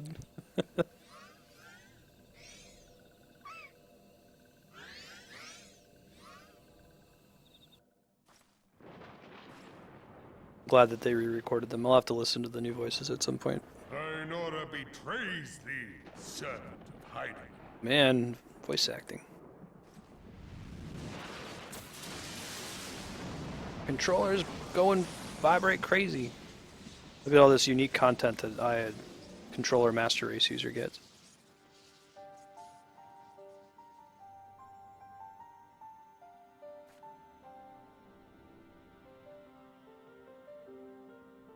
Thou art the bringer of light, bane of Ifrit, Titan, Garuda, and Leviathan. That's me. Pretty sure the real primal here is the beard. Guardian of the children of the forest. Did you see Rama in Final Fantasy 15, the preview video? Oh my god. It's ridiculous. You mean Ramu? He's about to say it. The Gridanians proffer peace. Exactly, Kami. Their words are born of delusion, thine offer an insult. Thou speakest of harmony, yet carest naught for my children's desires. They did but wish to dwell beneath these boughs in solitude. Yet even that was too much to ask of man. Thus did they turn to me for succor. You raised a good point, Rama. Gridanian or Garlean, it matters not. The good intent of one excuseth not the misdeeds of the other. Thy conflicts have brought naught but anguish and misery unto the forest. Whence sprung this calamitous seed? In the beginning no such duality existed. It would explain much, not least why strife and sorrow follow ever in thy wake. Thou canst not deny the urgings of thine own nature. Knowing that thy mere presence here portendeth tragedy, wilt thou persist in this pretense of peacemaking?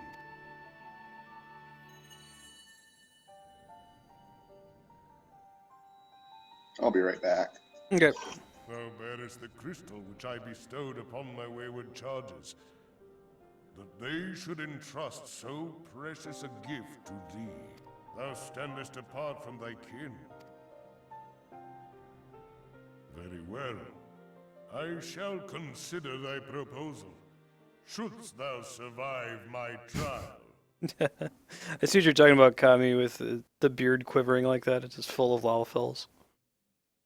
If thou wouldst champion the cause of harmony, I must have proof that thou art fit to play the role. Weather my ire. Mine ire. Yet if thou shouldst be found wanting, know that all men... That's cool. That means that Rama's the least nasty of the ones we run into so far. Ramu! Yeah.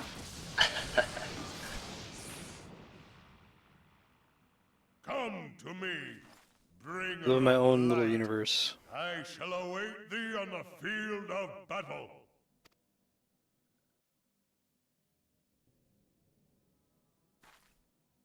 Urianger, it is rare indeed to find you so far from a tome. I saw that. That was a funny Imager album. The Lord of Levin himself. Never till this day had I looked upon his visage, save in painted renderings made faint by time.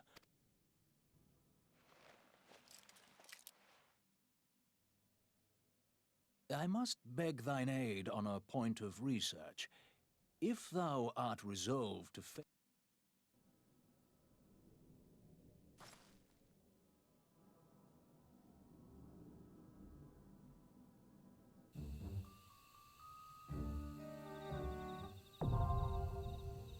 It's a cool video game trope of like, this isn't a bad guy, but we really want you to fight them, so they're gonna test your might.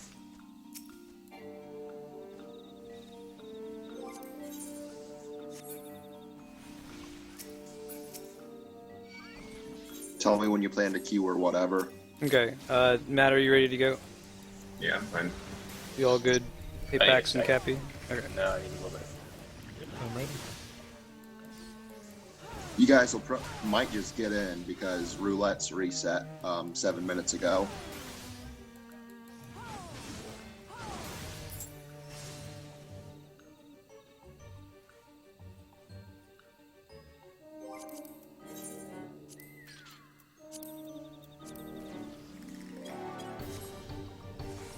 Florwing, I see you're in Twitch. Should we pop in without you? Or do you think you'll be on in a couple minutes?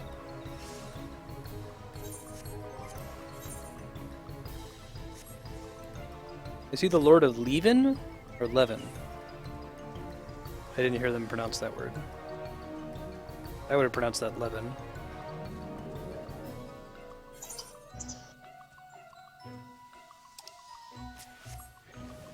Okay, sounds good, man.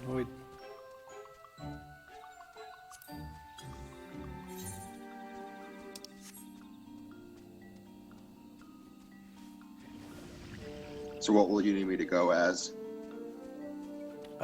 Tank? Probably be best. Okay. Is there anything I need to know? If you're main tanking, I'm not sure if you are or not. I'm not sure if you want to. Make sure no one's near you at all times, unless it's the other tank. Because he has a really hard-hitting tank buster. Mm-hmm. But other than that, you just pretty much stand there and occasionally move out of an AoE.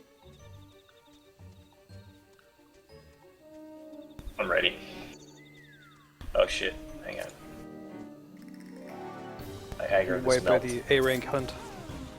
Got him off.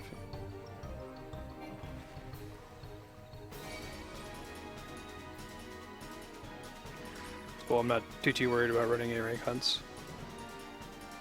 And I got kicked out of the hunt link shell because it was too full, so I'm not going to tell them that it's there, because I can't. Alright, let me get out of combat now. Hop in here. Alright, striking tree. Counting down from 3. 3, 2, 1, join.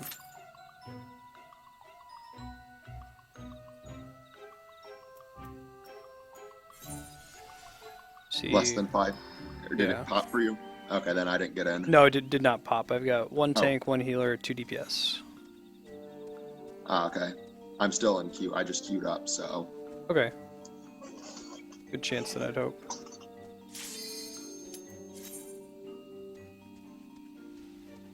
I'm at 1-0-0. We're at First popped. 2. Okay, then. Yeah. And we're going in now. So you're not in the same group. Nope. Like I said, roulette's just reset, so. Yeah.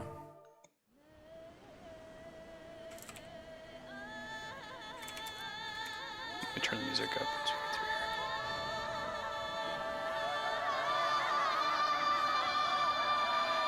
But the music is nothing but them saying Ramu over and over again.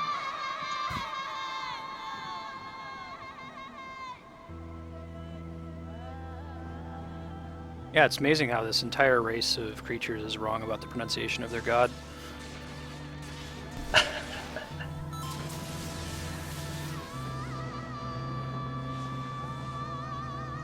You're going to hear the full track. You're gonna hear the full track for this, so.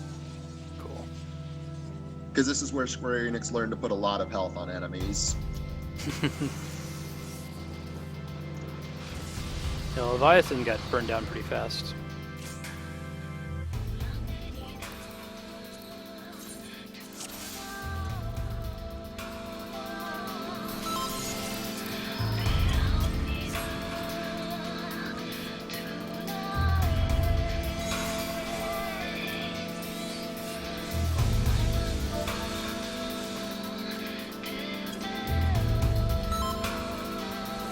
Yeah, they appear when they appear. Some people get targeted with terror, some with a lightning bolt marker is to stand with them and obstruct and free them. Oh, that's kind of cool.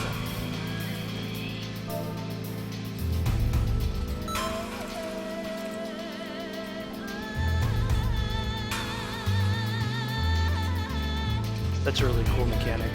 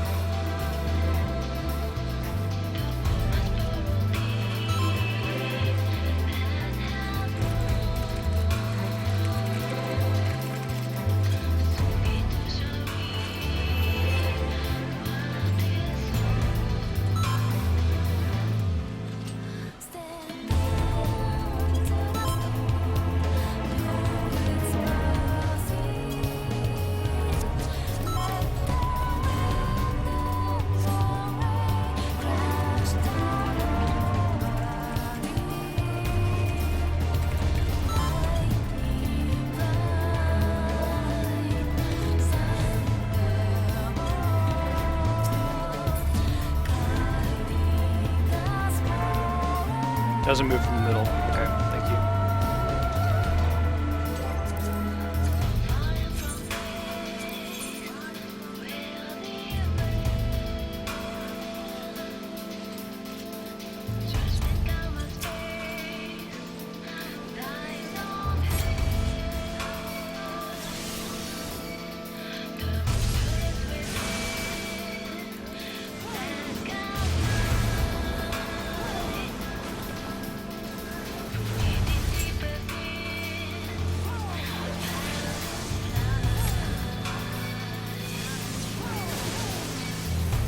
Wow, yeah, that hits pretty hard, doesn't it?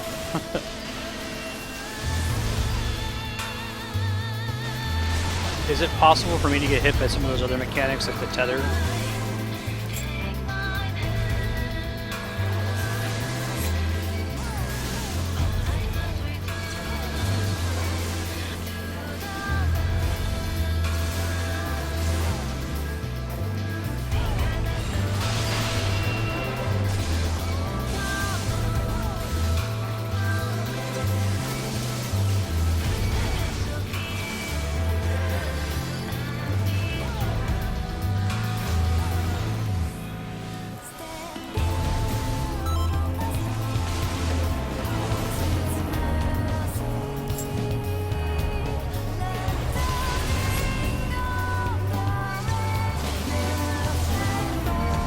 I see, the little lightning things on the map they're blue AoE icons.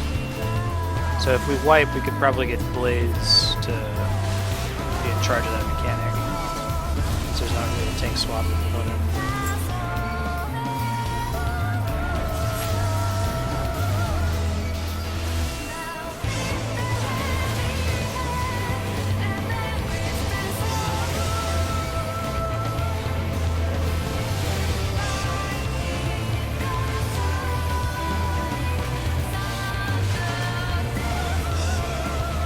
Judgment Bolt, 14%. I guess.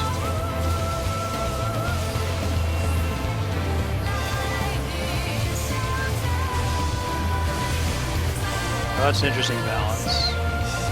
You kind of want to save the orbs to remove terror, but...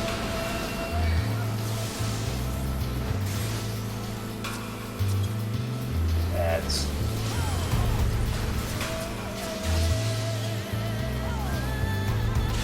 I got something.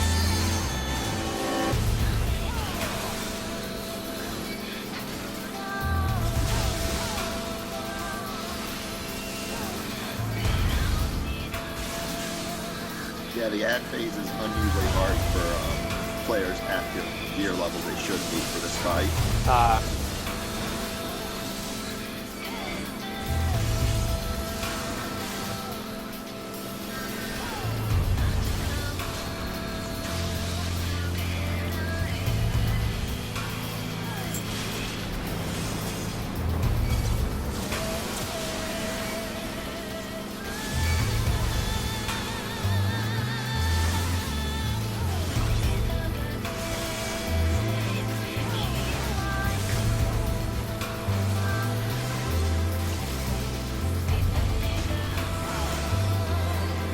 Here we go, Judgment Bolt.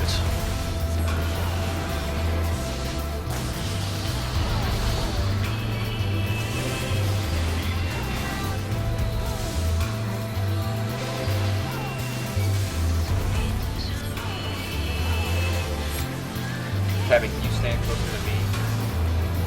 Never mind.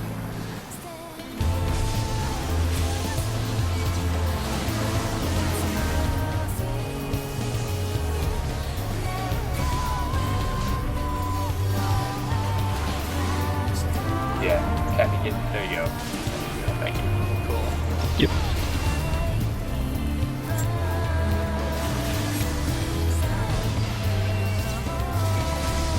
So the ads sort of like the Ifrit's nail, if they don't die, Judgment Bolt. It's really, really hard. Yeah, except it gets easier as you kill the ads, because if you notice they shoot out little orbs towards the blue, whatever. That's really clever as a mechanic, because like their ultimate attack should wipe you. I like that all the fights like include the ultimate attack, but give you some mechanic to get around it. Yeah, but when he shoots orbs, after he gets a certain number of orbs or whatever, after he shoots a certain number of orbs at him, he automatically uses Judgment Bolt and wipes everyone. Oh, interesting. There's Santhus.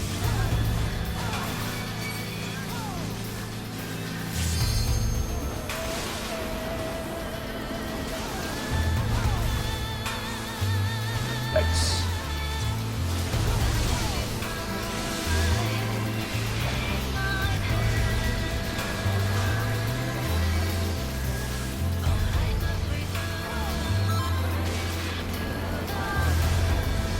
Thanks, Gabby. No problem.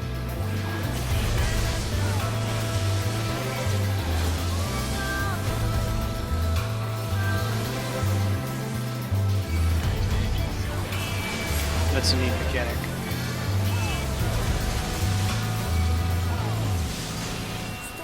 Ah, cool.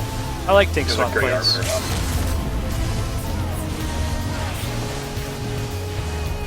I just mentioned in Extreme, you also have much less room to move around.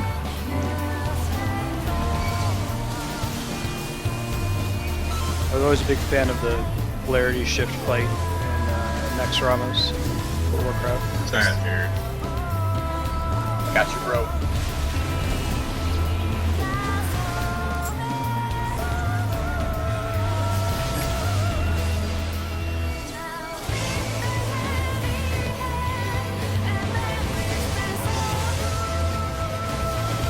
Does this one not have different phases to it?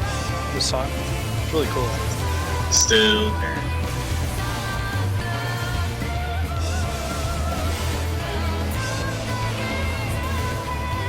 It's cool, it's just so sweet.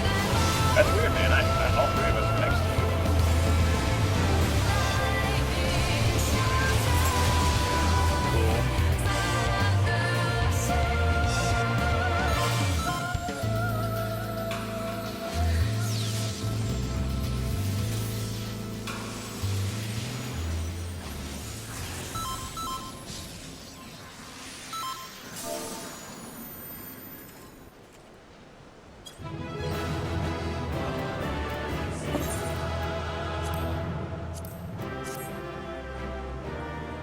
But yeah, in Extreme, like the brown part of the arena is completely flooded with water. Oh, seriously? Yeah. You can stand in the water, but if you stand in it when thunderbolts come down, you're going to take a lot of damage if it doesn't outright kill you. I have taken thy measure, bringer of light. It's cool.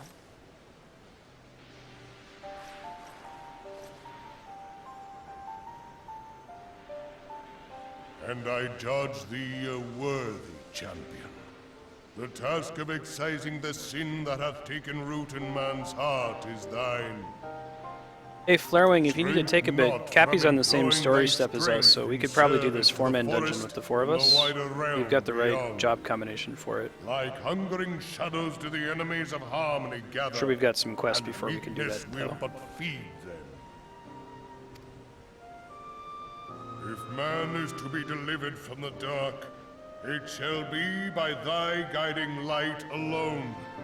Stray not from the path, for if thou dost, thy people shall be truly lost. It says Levin in this cutscene, so... There you go.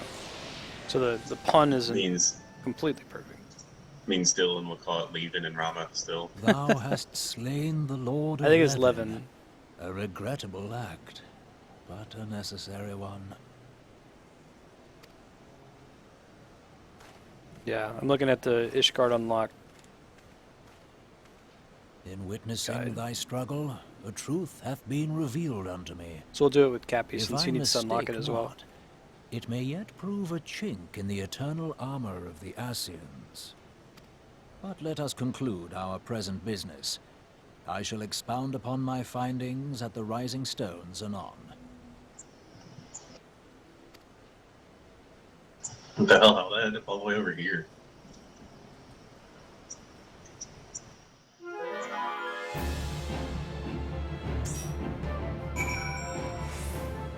Yeah.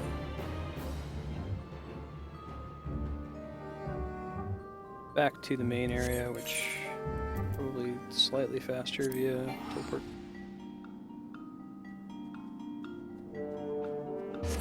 Should have my teleport. Yeah, that's what I was thinking. Flarewing. Oh, Odin's up, apparently, somewhere. This is the Odin weather. Oh, someone just asked. I was like, oh man, how cool. They must have changed the game weather permanently since we beat Odin, or beat Rama. No.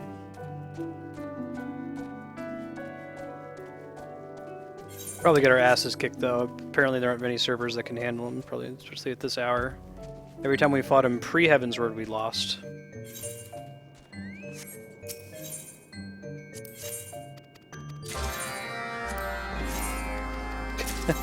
I just walked into the room and like started taking Silk quests. It's just like autopilot when I walk into this area. Just grab all of them for later.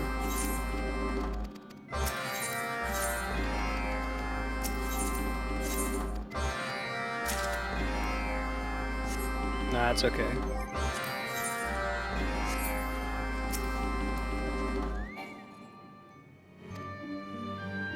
I think the only reason you do Odin anyways is for the barding or the sword.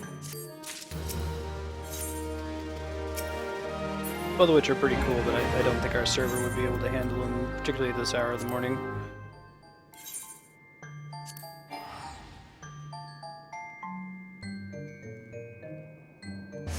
Hey, Sando. Good morning. I mean, so our server has killed Odin before. Like, I was under the impression from Flarewing that we actually had one of the bigger ones. The one time that I did Odin, we did kill him. Look around and see if we can find him. No, I agree with you about this morning. I was just Oh, yeah. like making sure that I think we've got a big server as well. No, Yeah, the thing is that with Heavensward, they buffed him to like 10 additional levels, so like everyone who goes to fight him needs to be a level 60 to really have a chance. Okay, I didn't realize that. Yeah, that's the big and change. Odin can spawn in any shroud, not just that one. Yeah. Because the weather condition affects every shroud. Oh look, they say Ramu in the next cutscene too. Yeah, it's just crazy how many people in the game are wrong. Consistently Well, too, like there's not even one person who's right. You might be wrong with your headphones, Matt. No. It's the I'm pretty Indiana sure mine Jones. says Rama. Everybody's lost but me.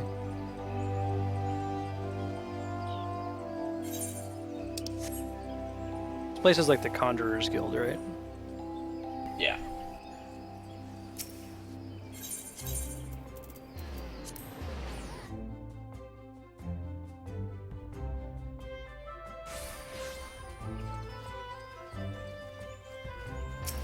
They up-leveled Odin, but not Behemoth, so you can still go cheese Behemoth pretty easily. Odin Media.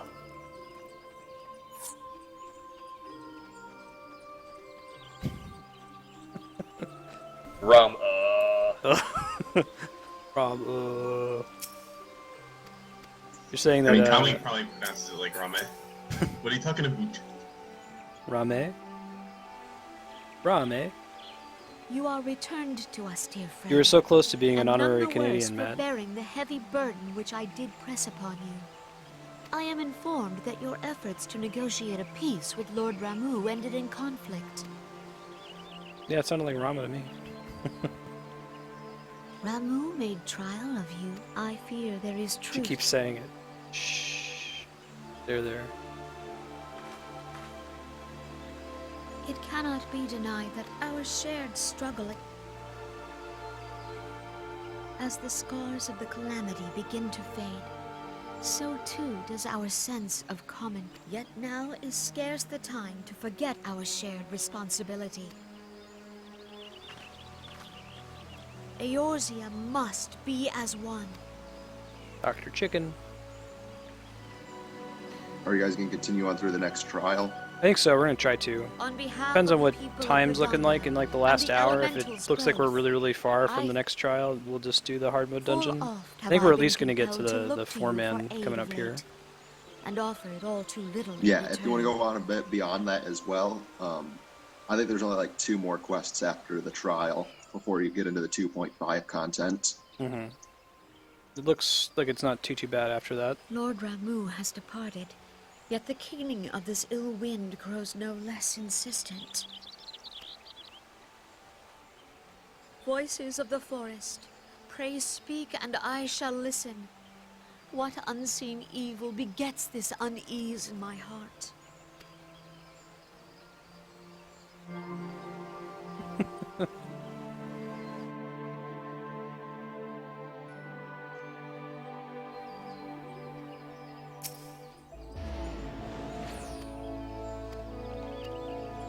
I only have 2 gripes with official Final Fantasy pronunciation, and it's Tidus and Ramu.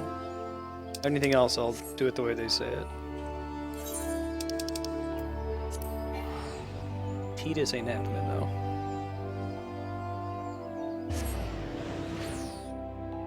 Speaking of 10, did you ever hear or see that audiobook they put out with the HD remake? Oh no, what's that? It just talks more about what happened after 10-2 or whatever. The ending was really stupid. Yeah, I didn't like it. No, I mean, for 10-2, I mean, like, the ending was stupid, but then what happened afterwards was really stupid as well. Oh, wow.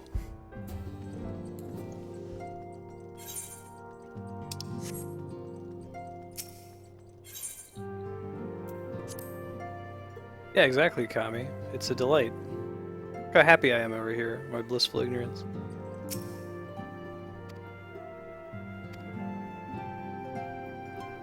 See, the Titus thing is not on the level of Ramu. Like, I'm clearly wrong about Ramu, right? But, like, there have been several different voice actors who had the chance to say Titus out loud between Kingdom Hearts 1 and 2, and I think at least one other game that mentions him. If and everyone is they're ready, inconsistent. let us begin. About 50-50, one way or the other. But it seems like there's an agreement on everyone to say Eorzea, the floor is Ramu yours. rather than Rama.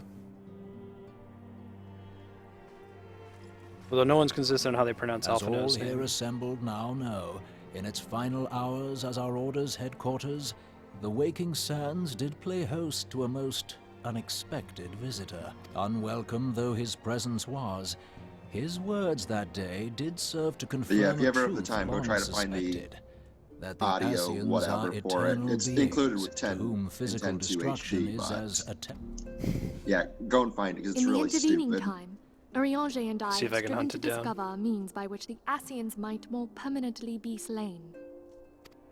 Like, you gotta And 'tis my treat 10-2 belief as that we fan have fiction in the found the first thread place. that will allow us to unravel the twisted skein of their existence. In the moments prior to Leviathan's most recent manifest, the etheric readings taken by Y'shtola at the time of this transfiguration have proven most enlightening. The disruption to the flow of ether was sudden and dramatic. So tangible was the agitation, I scarce had need of my goggles. The significance of Y'shtola's readings might better be understood in the context of mine own.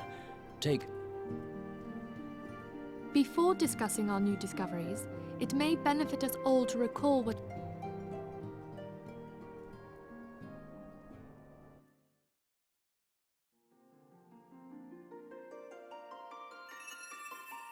Let us begin at what some might call the end. Ophelia, I'd When like you we better who if dwell you were in the like material realm a die, legless our grandpa spirits man. dissolve into the flow of ether and Is are he returned legless, to or the is he like ethereal sitting on a realm. floating ball? Red 13's grandpa. See, this is one reason I In don't want turn, the HD remake. The restless The energy which ambiguity is diffuses crucial. that plane streams back. 'Tis They as should the remake heavens did everything but the decree, character the sprites. way of Still all be little mortal triangle people. souls. Twixt Tip will this still have little world and the triangle next boobs do the that people will ethereal still, you know. currents swirl, bearing the very essence of life. The ethereal currents are the life stream. Primals behave somewhat differently. In order to manifest and then maintain a physical Yeah, presence and in this primals are realm, they must Mako consume engines. vast quantities of ether, most often in the form of crystals. Are you enjoying this PowerPoint presentation? This is pretty great, yeah. Like I said, it Thus, reminds a me of defeated primal leaves behind no broken Bugenhagen. corpse. There we go. I was trying to remember his Rather, name. the essence of its form seeps back into the land whence it came, and the energy of its shattered spirit is called back to the ethereal realm. And there it waiteth, till next the prayers of the faithful do draw it forth from the sea of ether, to take their offering of crystals and make for itself a new body. Hence, summon monster. Cool. Which brings us on to the third group, the so-called immortals. They exist in a manner all their own. Quite. Even as the Sahagin Elder fell to the Admiral's musket shot, I witnessed the release of an ethereal cloud, which immediately took Will do, possession of a Kami. nearby minion. A soul that dissipateth not upon the death of the flesh. The secret of life everlasting, and in the claws of a Sahagin no less. But I wonder, what would happen to one of these obstinate spirits should there be no suitable host for it to claim? I would have liked to have had If the mortal cutscene like death this, entails like a return to the ethereal realm, 5 minutes into the game. It seems doubtful that the soul of an immortal would venture there. Nay, it merely withdraweth the distance, unto the shore of the ethereal sea, perchance. Yes, it exists in neither this realm nor the next, abiding instead in the space that lies between them. The Ascians took control of Thancred by means of a crystal of darkness, an artifact which... I was hoping people had forgotten about that. No, sorry, Thancred. Every time I see your face. I am sorry, my friend. For a mercy, the weary road of our research hath brought us unto an answer. The fact that Thancred's still around has this, like, Vegeta is still hanging out with you in Dragon Ball kind of a thing. The Sahagin ascended to an I immortal guess it's more in state, this case he was but did possessed, not so he wasn't just a possess dick crystal who's of now darkness through still a which dick to but not flee trying to this kill realm. his dick. Thus was he consumed by Leviathan. If we could entrap the spirits of defeated Ascians in like manner, and thereby deny them resurrection...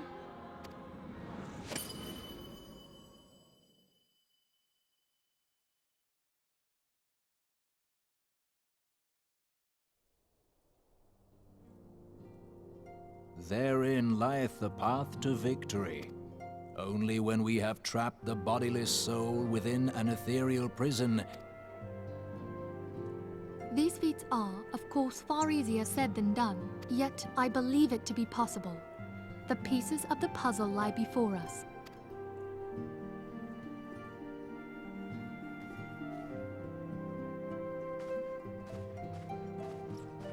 I will depart at once to convene with the sages of Sharlayan. I have the utmost faith in you, Archon.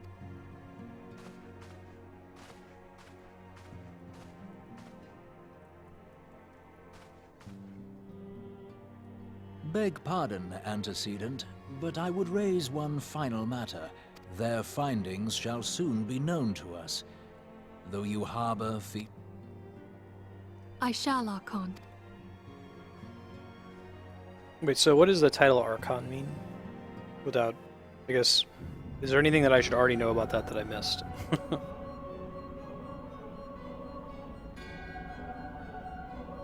Oh man, this is super Kingdom Heartsy. Yeah. You just need zippers. Clearly Tetsuya Nomura wasn't on board for the design for this game.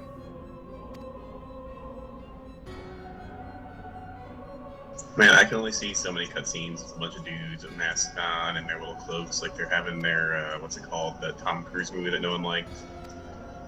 Eyes Wide Shut. Eyes Wide Shut. Little Eyes Wide Shut meetings, and, you know, stop caring about it. Right? Like, who cares? I just don't care. I just don't care. Do something already. Oh no, some guy whose name I don't remember is plotting something with some other guy who I can't remember who they are because I can't see their face. And another guy is picking his nose but he can't see because he has a mask on. Dude, At least this is with like the... super important what they're talking about. Yeah, man. right. I just can't. I can't care about it. Until they pull an Organization 13 and They're give them doing each, something evil and we're gonna kill it, and then they're gonna do something more evil and we're gonna kill it, and then Team Rocket's gonna blast off again. Like, that's all it is to me right now. Like, oh man, thing in the background.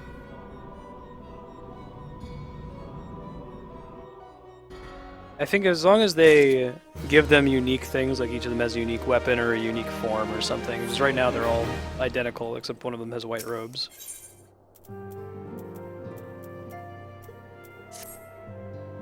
Those 3 materia from this next quest are probably all equally priced. It's really just crafting and gathering materia that's all over the place. If you want to just meld it, I can do that for you. At least the Asians dress nice or have cool robes. I think it's cool. It is kind of like they should probably front load the information about specific ones instead of just saying, hey, there's this, you know, dark and looming threat. It's pretty, I guess it's a pretty common trope in just any fiction, though. Oh, about the specific Asians? Yeah, I mean, at least that's what would be interesting for me, is like if I knew something specifically about even like 1 or 2 of them, because even La Habrea, I mean, if he were actually Thancred, then I'd be like, oh man, that's the Thancred guy, I know that one. But they're all effectively the same person as far as I can tell right now. It might not stay true. I know there's one defining feature with no, one of the Asians. Tommy. They're all wearing masks. That's different. That you noticed that you would have noticed at the end of 2.0. Uh-huh. It's that it seems like Eager Anthem's like, I think, one of the only female Asians. Mm-hmm.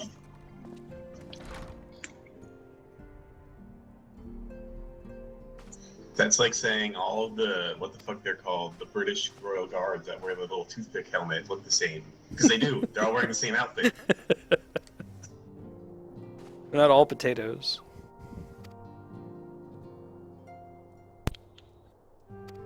Potato, potato. Hey, Flirwing. Hey, yeah, I came back during the cutscene, but I was trying to listen. Cool, cool.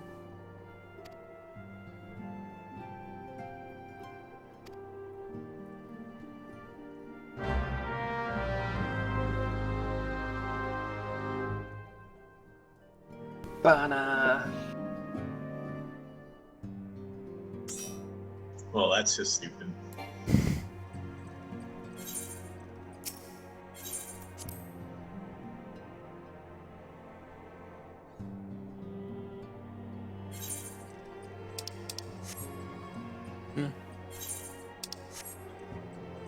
I mean, so it works in, so what's the trope? The shadowy tribunal of villains. It works in like Kingdom Hearts 1 because we see all their silhouettes and we know, oh, that's Ursula, oh, that's Jafar, oh man. Each of these characters has an interesting backstory and it's crazy that they're working together. But like, it's almost like there's no difference between, you know, 10 scary ass men and like 1 scary ass man.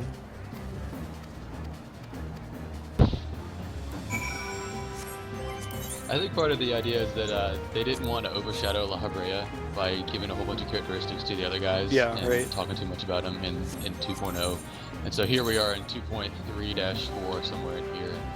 They're starting to give you a little bit more. I guess that was the intention, how well that was executed. Assmen.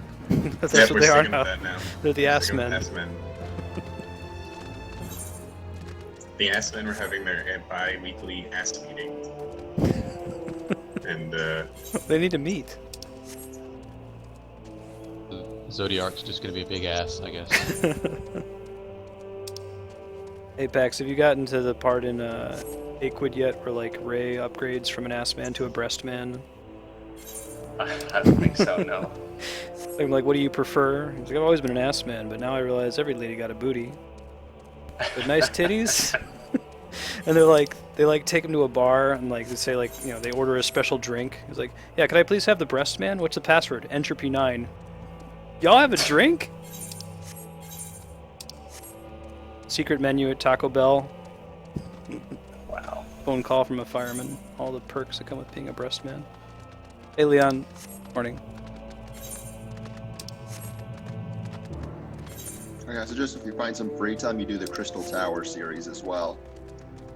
Yeah, I think I need to do that anyway because I like the Ironworks transmogs and doing that will let me dye that stuff. Yeah, you can get one tome or carbon twine per week or something from Crystal Tower. I think we'll try to do as much main story focus until Heavensward's up, and then we can go back and, you know, before progressing Heavensward, go to that older raid content. Crystal Towers was a 24-man casual, is that right? Yes, there's 3 24-man raids before 3.0. Resolutions? Well,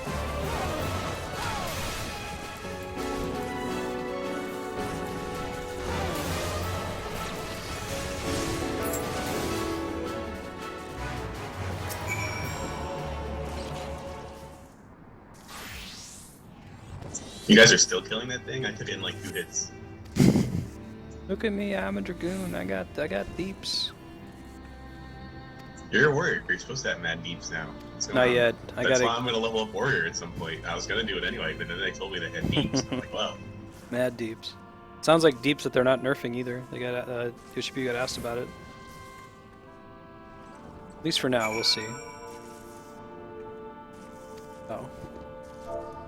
I have to type /.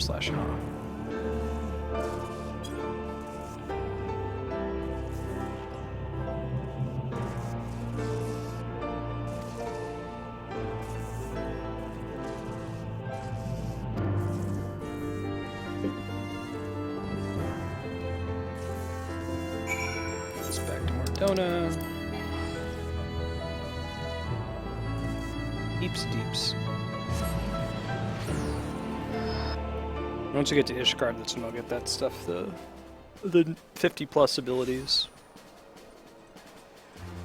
Namely, Fell Cleave is the big one, and new DPS stance.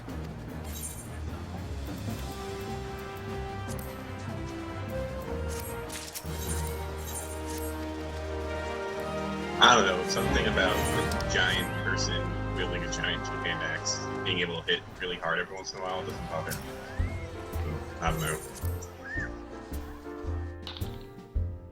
We are doing main story quests, so we just beat Ramu. Who?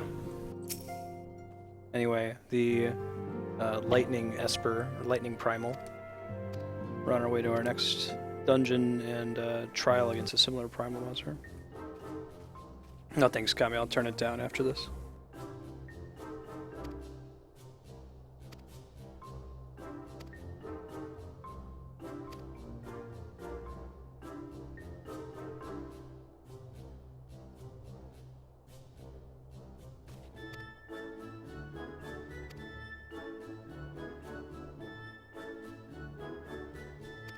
However, you're trying to be useful.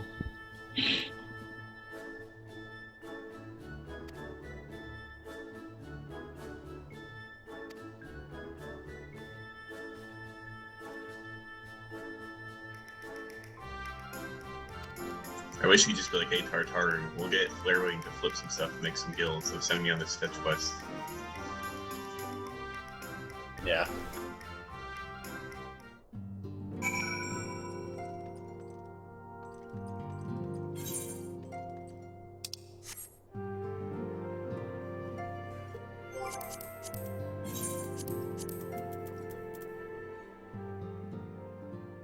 There we go.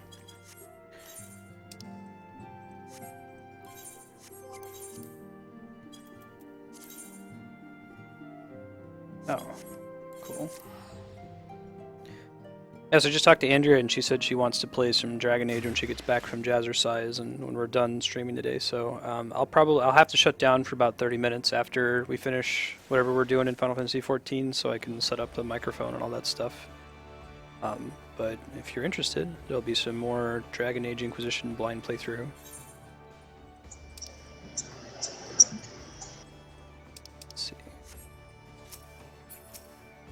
Have you guys played the first Dragon Ages, and is that necessary? I have played the first one, but remember very little from it. I never played the second one, and I never actually beat the first one.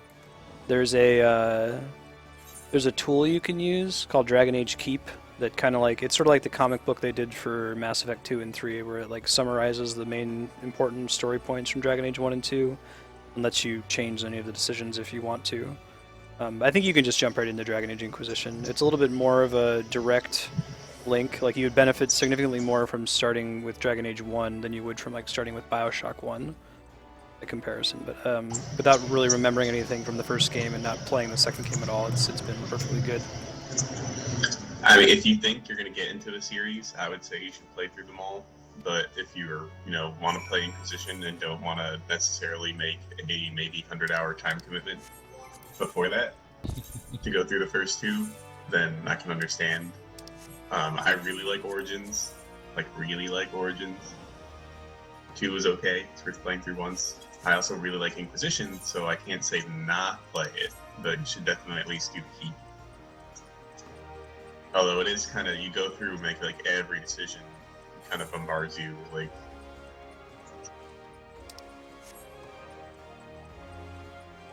Yeah, if you're feeling like you want a new series in your life, then I agree with Matt, you should start from the beginning. But if you just want to play Inquisition, you're not going to be completely lost. It does a pretty good job of trying to keep you up to speed.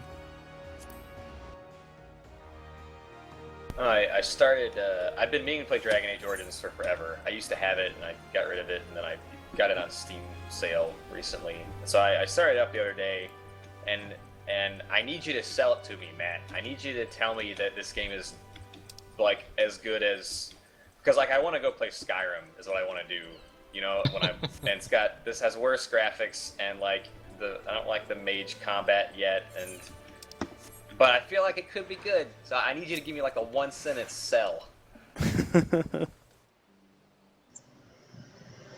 No.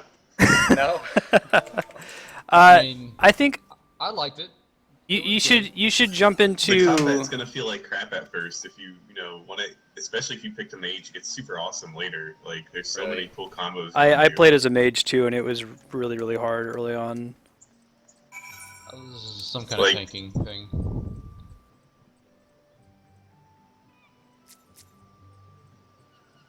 There's so many cool things you can do. Apex, I didn't feel the whole time I was playing Origins. I don't know. I had just come off of the big Mass Effect high, and I'm like, oh man, more BioWare. I'm really excited, and it wasn't gripping the way the Mass Effect did, or Knights of the Republic or Baldur's Gate. But having played just 6 hours of Inquisition, that's enough to make me say, man, I kind of want to just go back and play through all of Dragon Age 1 and 2 now. So maybe checking that out might give you an idea. And I really like what Inquisition has done. It feels like it's really progressed the whole dialogue wheel system from Mass Effect, and it's an actually reasonably completable Skyrim, and that it's open world and you can run around all over the place. The game does a very good job of tracking all your objectives and letting you get to everything. Were there any permanent missables, Matt, or significant missables in the main story? In the main story.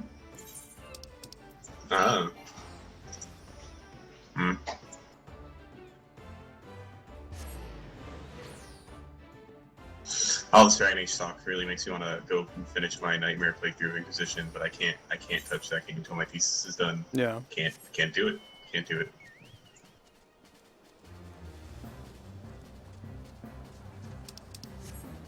Like, whenever I go through these swings between that and Destiny where, like, I wouldn't touch Dragon Age for, like, a month or two, and then I would just, that's all I'd play for, like, 3 weeks, kind of thing.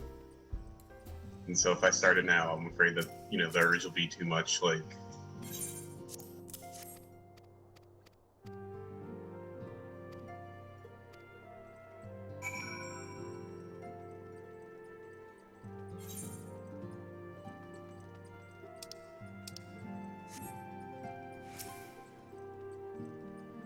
Enter any phrase containing Tataru? Yeah, I said Tartaru smells like poop, and it worked.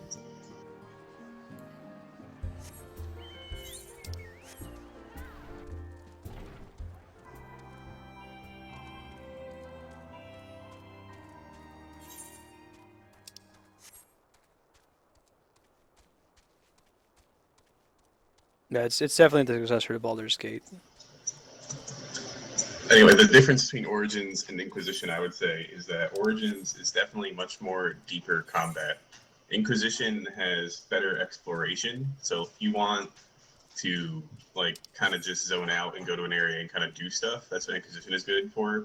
I mean, it's nice, too. It has really good story missions. Like, Dylan's coming up on one that him and Andrea might get to today, where they have to pick between Templars and Mages, and, like, both of those missions are super awesome. Like, whichever one you pick, it locks out the other one, but don't worry, like, they're both great.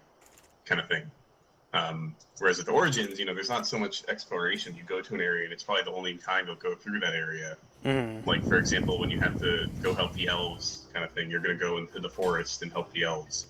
And all those missions, for the most part, are fine, too. There's one that people don't like, but whatever. It's just... I don't know. They're both really good. They're both really good. But, like, with Origins, like, if you really want to, like, really get into the combat system and, like, min-max all your party members and, like, really do all the minor kind of stuff, like, Origins lets you do that. You can set up all their AI, you can control every character. Inquisition kind of lets you do that, but it's not as good. It's not... It was written in a different engine, so it didn't have all the tools or whatever. I think it doesn't have that by design, though, and, like, in the interest of simplifying the game.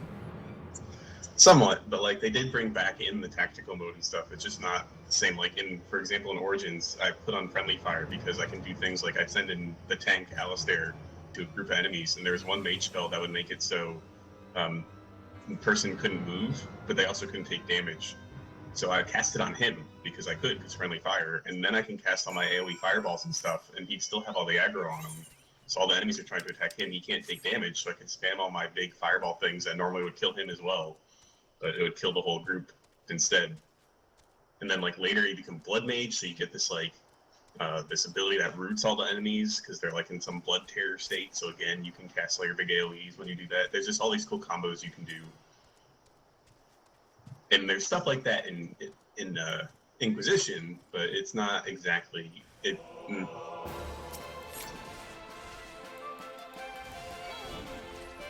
How many hours have you played into Origins, Apex?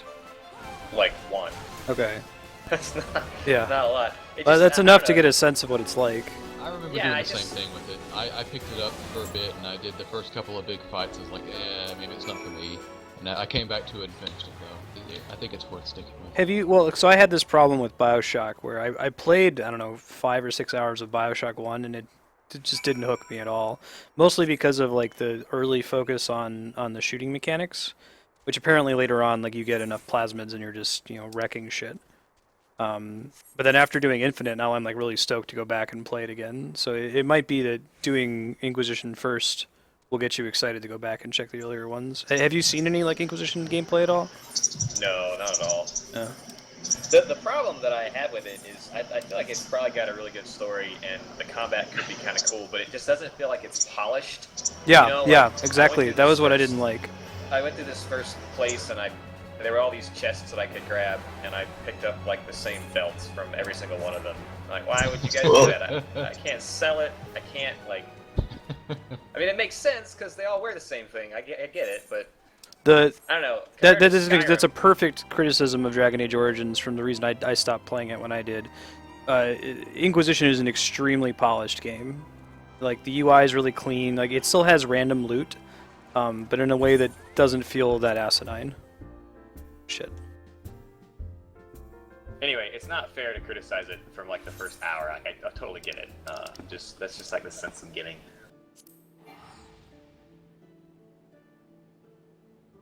I don't know. In my Xbox group of friends, there's this one guy, Steve, who played Mass Effect 1 up to the part where he becomes Spectre, and was like, oh, this game's boring, I'm not going to play it anymore. No! And so our thing was always, we'd say, oh, Steve, you Spectred it. And so finally, when Mass Effect 2 came out, and the one girl in our group, Katie, was playing and saying how fun it was, Steve got Mass Effect 2 and started playing for that.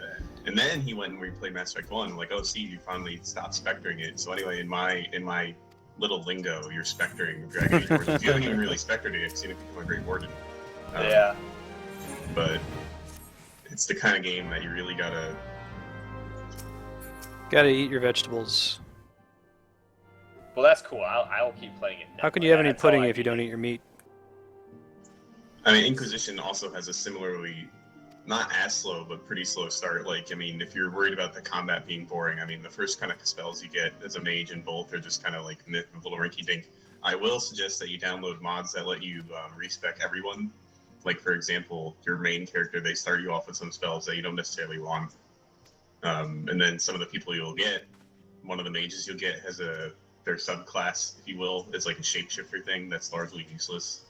So you can get rid of that. But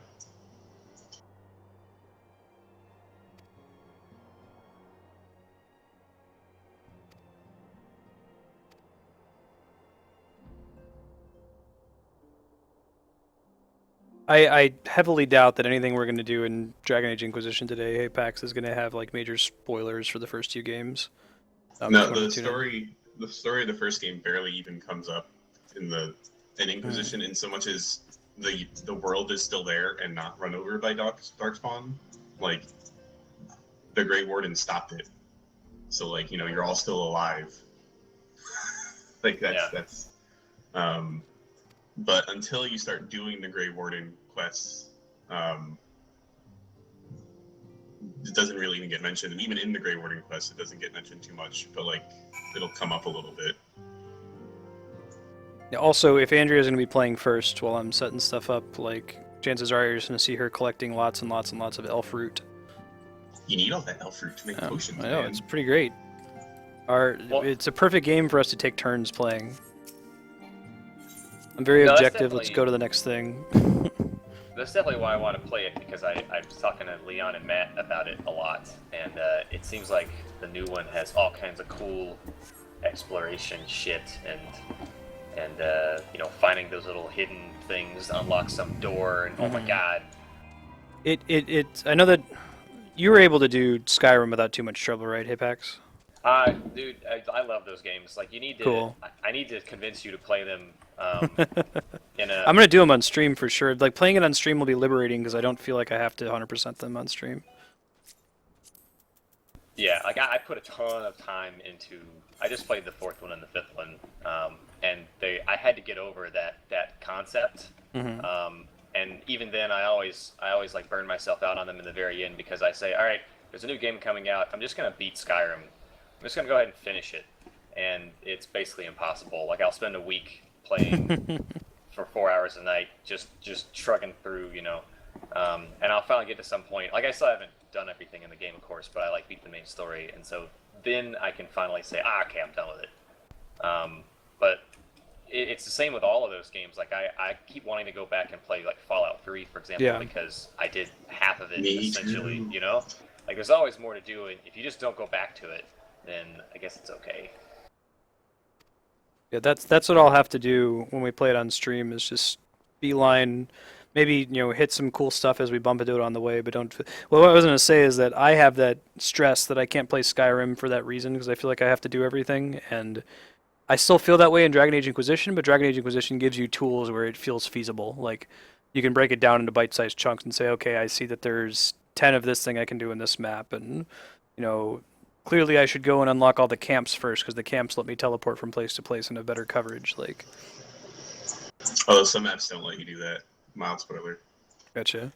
But it's more like Mass Effect 2, where in Mass Effect 2 it doesn't feel that overwhelming to visit every star system, because as you visit them, it marks them as complete. Like I don't get Skyrim anxiety when I play Mass Effect 2, even though there's also a shitload of content in that game, because the game does a good job of showing you. I kind of get it in Mass Effect 1 because it does a horrible job of telling you where you've already been and what you've already done. You might start getting it when you start getting more table things. I would start, you'll start getting these missions like you saw, and they're done in real time.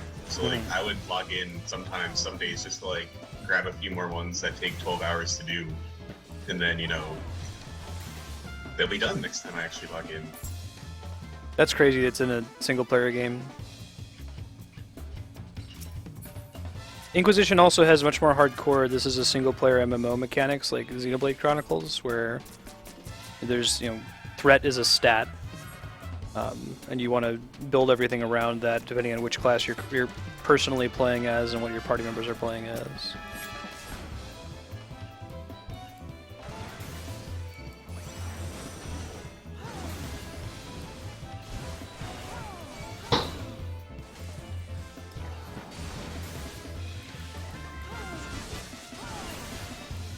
I wouldn't say that there's not exploring in Origins, it's just it's done in one, it's kind of like a one and done type thing. Whereas in Inquisition, you'll go to one of these maps. The first one is a place called the Hinterlands, which we've kind of warned Dylan to not just stay in all day, every day, because you can. And they're not one and done type things mostly. There are one or two of them that are, but they're the kind of thing like you go there, you do a couple of quests, you might do a main story quest, you might give up for the night. Whereas in Origins, it's like I said, you go into the forest to help the elves, and you can explore in there, and there are little side quests and stuff, but then when you're done, you're not going to go back. So it's not exactly the same, but I wouldn't say there's not exploration. It's not obviously Fallout 3 level, but... Yeah. It feels more... Dragon Age Origins feels a lot more like there's a lot of focus on the 4 main planets of Mass Effect 1. Like there's like Noveria and Pharos, but imagine that like the side quests you do there on those planets, that's like the whole game. And like once you finish Pharos, you would never go back. In fact, I don't think you can return to Pharos after you've completed it.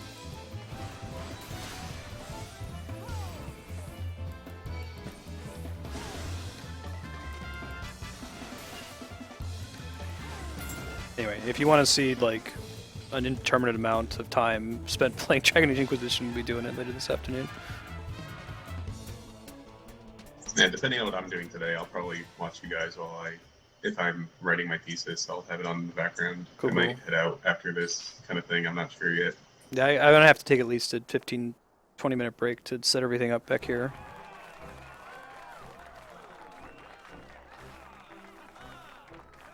But speaking of Fallout 3, one of the guys I watched play Destiny was playing it the other day when Destiny... He's been playing it on and off, but the other day Destiny was down for like 8 hours, so he was playing that. And like, I was watching him start like the Nuka-Cola Quantum quest line, where you have to go start collecting those so you can get the grenade and stuff. And I was like, I want to do this again. And then there's a thread on Reddit, like people were talking about that in Fallout New Vegas and like the difference between the two. And I was like, I want to play that one again too. And it's like, no, man, you don't have time right now. Hearing about the Quantum Nuka-Cola, like, I start to hyperventilate. That freaks me out so bad.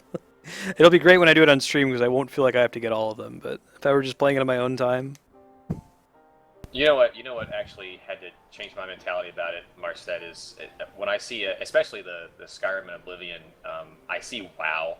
That's what I would see. Yeah. And in WoW, you play it like this game where you have to collect all the quests in the town and then go do them in the optimum order and then turn them all the same. Like everything's about optimization because you're wasting your time otherwise. And the nice thing about the way that I had to think about Skyrim and Oblivion is it's not an MMO, it's an RPG, and I'm grinding.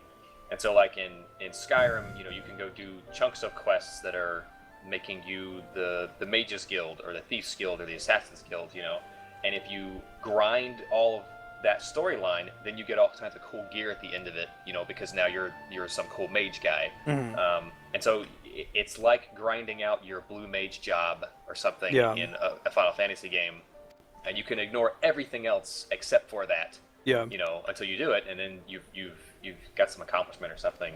So anyway, if you think of it like a grinding MMORPG or non-MMORPG, It's not like I'm just going to pick an area and focus on that and set a goal, and then once I achieve that goal, then I'll find something else to focus on and not. Yeah. Okay, I have 30 things that are in 30 different categories. Which one should I prioritize and do first? Right, that makes sense. Yeah. I've been doing that in Xenoblade Chronicles, because Xenoblade is basically Skyrim JRPG, and like it would be super overwhelming if I wasn't playing it. Like, okay, I'm just gonna do quests as they come up if they're interesting. People in chat have been like, "Oh, dude, you gotta play all your different characters because they give each other bonuses." And thinking about that makes me hyperventilate. But then just deciding like, okay, so I'm just gonna use the same party until because like each of the party members gets affinity with each other as you play with them. So like I have to structure this in some way. So I'll keep the same party until 2 of their affinity maxes out. And now I can justify swapping in somebody else. But if I'm just like, oh no, every 3 fights I need to think about what the ideal party is for the current stage of the game, I'm gonna kill myself. Yeah. So it sounds like adding some kind of structure to it helps. If you're just like, okay, I'm just gonna do the mage quests today. We're gonna have fun doing the mage quests. If you ever do the Fallouts, you might consider playing New Vegas first before 3. I've heard people say that you'll be hooked more, and then you'll be more excited about 3. Well, it depends on your attitude. So, like, I think I like 3 more. So, from a gameplay standpoint, New Vegas is better. It's more balanced. It has better stuff. But, like, from an exploration standpoint, I don't know. I just like the atmosphere of 3 better. In New Vegas, you're in the desert, and it's kind of like, oh, you find a cave, and there's just cave stuff in it. Or in, Fallout 3, it's like all these abandoned buildings in Washington, D.C., and the wasteland. But anyway, New Vegas is nice in the sense that it does funnel you more in the beginning. Like, there is a path you should go, and if you go the other way, there are big things that will kill you. Whereas 3, like, you get out of a vault to start, and you're supposed to go where you're supposed to go, but you can head in any direction you want, and the enemies scale with your level, so it doesn't punish you. I mean, hard enemies are still hard, but... So, like, when I replay Fallout 3, I'll make a beeline to a different city because I want to go get some item and blah blah blah blah blah. Like, I don't even touch the first parts of the main quest till like I'm level 20, or not 20, 12 sometimes, like somewhere midway through the game, just because I can. Whereas New Vegas is very much like, oh, you're gonna follow this path for the first couple hours, unless you know what you're doing. So it kind of eases you in better.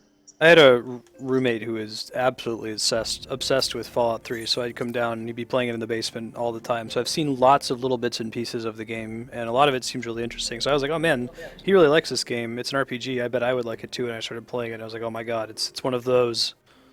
It's a Bethesda game. I can't do this. The only downside will be, some of the quality of life improvements in New Vegas won't be there when you go back to 3. The upside is 3 is also unbroken, or broken in the sense like in 3 you get a perk every level. In New Vegas, they decided that was too much. You get one every other level. So like you become a demigod in 3 by the time like you're level 14. In New Vegas, not so Aren't there like DLCs that increase the level cap too that make you even more ridiculous? Yeah, in both of them I think you can get to, well, I know in 3 you get to level 30. I forget what it is in New Vegas. I think it gets even a little higher in New Vegas. I did all of the DLCs in New Vegas once. But I don't recall.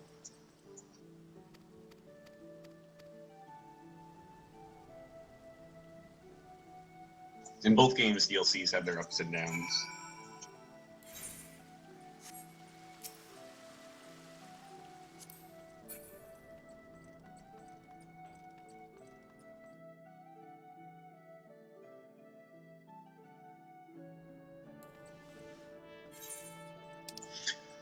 But to wrap it up, Pat, suck it up and meet Origins. I'll do it. I'll do it.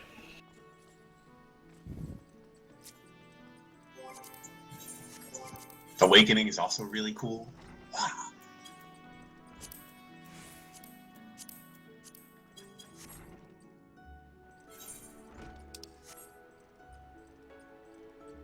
I was about to say, man, we haven't had any of those like weird solo duties in a while, and there's another one.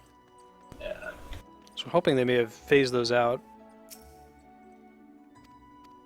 They have the potential to be cool, so I guess it's not entirely a bad thing.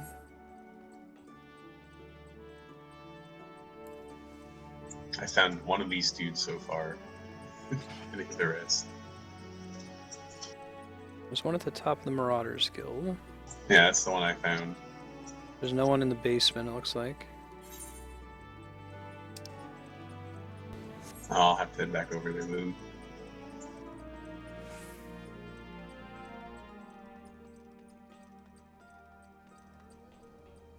Gotta be somebody else that's in this orange circle. It's not in the Marauders Guild. Oh, I see them. They're in the 7th Sage. You gotta go up the stairs.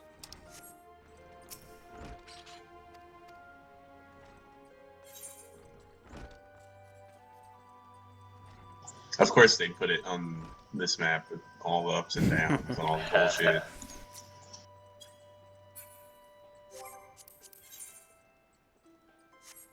Before we log off, don't let me sign off today before we pop back into the free company house real quick. Like, we gotta...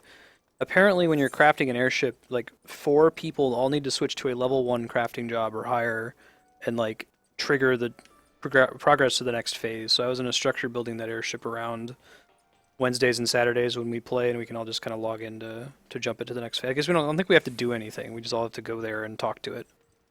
And you can't do that solo for some reason.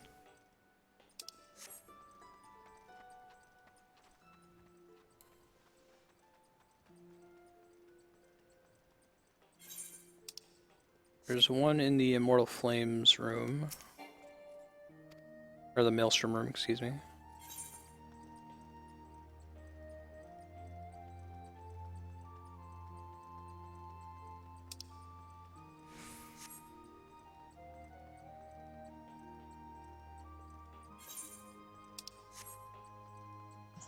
I found one in each area so far, basically. There's another one that has to be hiding in each. It's going to be a pain in the ass.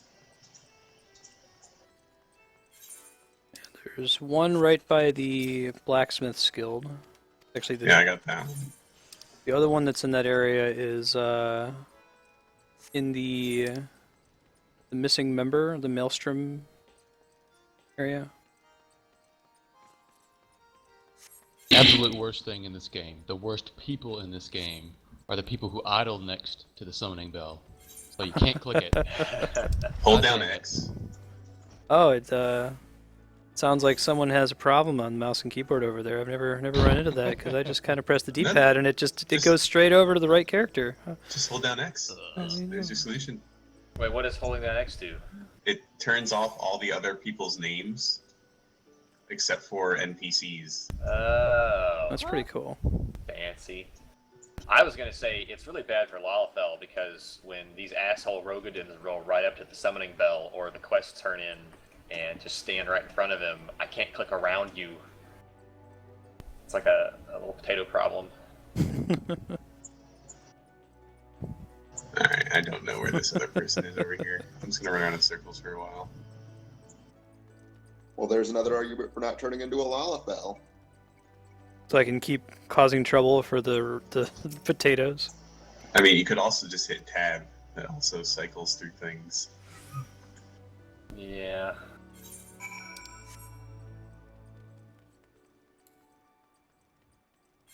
I thought you guys were supposed to be like MMO experts, and this is the guy who's played. This is my first one, really. I'm not counting Guild Wars 2, and I know all the buttons.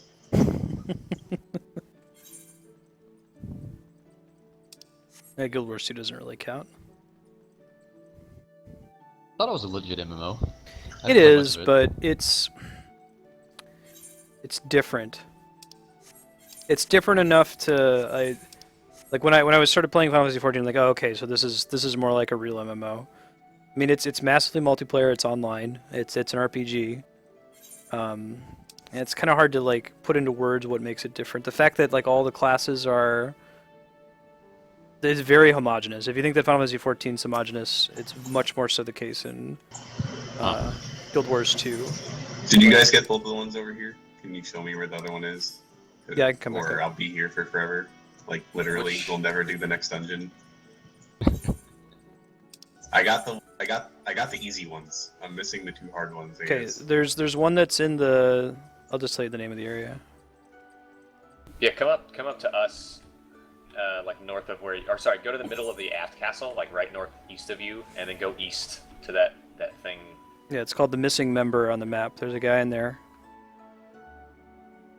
And then there's another one that's in the 7th Sage, which is just south of the Marauders Guild. You just have to go out onto a little banister. Follow me. Yeah, it's saying the names isn't gonna help me. I don't know where these things It's are. down here.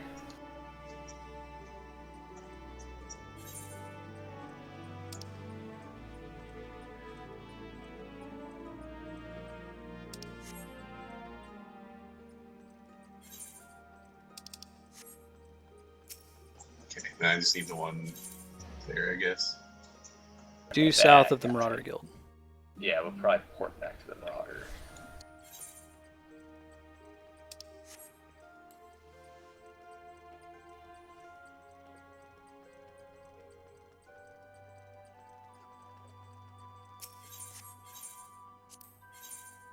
After that, you're not going to get a marker, but you have to go to the airship landing.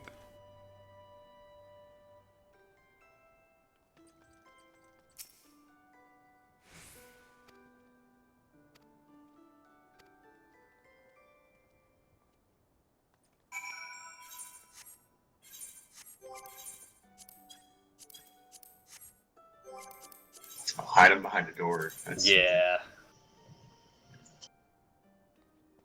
And we gotta go to the airship, which means go to the main plaza.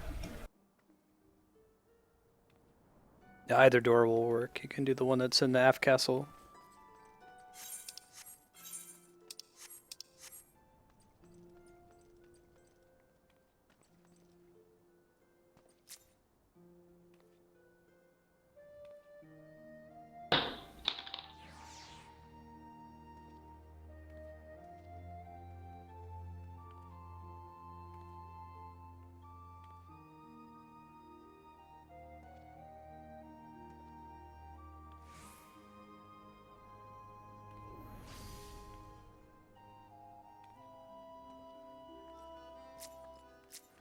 But it's good you picked Mage and Origins. Mage is definitely the correct choice in that game. Really? Story-wise, it makes sense. The other classes are not bad or anything. It's just Mage has so many cool options and so many things you can do. I tried to play like a rogue and other things. It just was not this fun.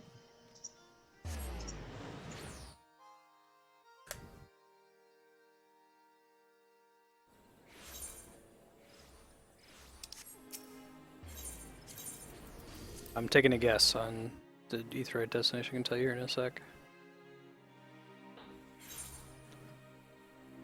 I have chosen correctly. You want to go to the Conjurer's Archers Guild. Oh. Oh, you're right.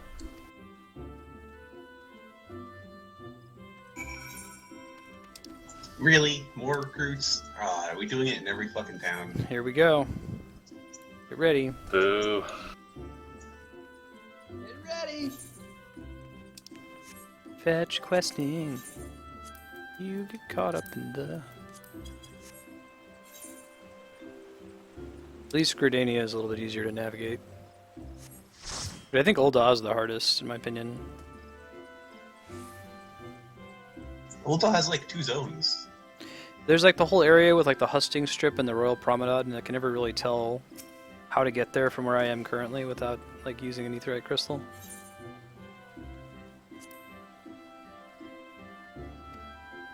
Of course I remember Loren. Oh, I remember this guy. Kind of. He was a dick that we had to chase down. This is part of the like Thancred sending us to deliver a message and then being there first. He was in that questline. Look at me, I'm Kami. I'm like Santa Claus, but only with bad news.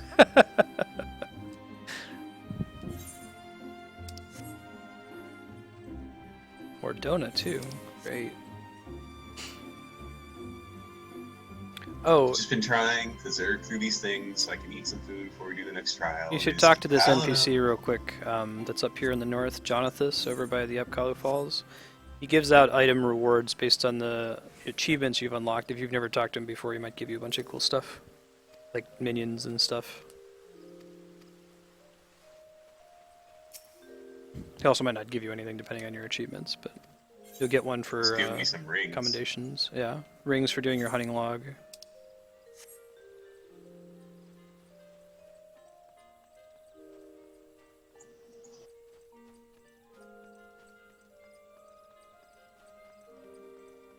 Oh, good guy whose name really sucks is in the Walking Eorzea. It's an elf problem in this game. Urethra, got it.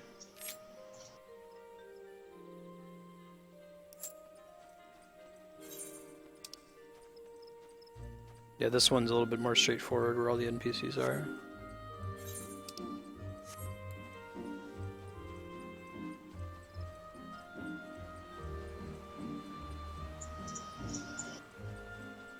Oh, cool. I got some cool looking rings that are way low item level. You're welcome. Thanks! I guess you can't really see your rings on a Lalafell, can you? Oh, well, I mean, I wouldn't really be able to see them over my gloves anyway, right? Oh, I suppose that's true.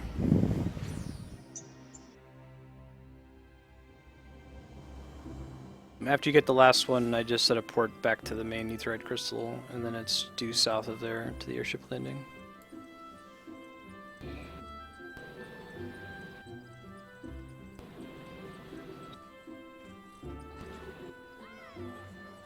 Like how Alphino goes to the airship landing, and as if that's how anyone in this game travels.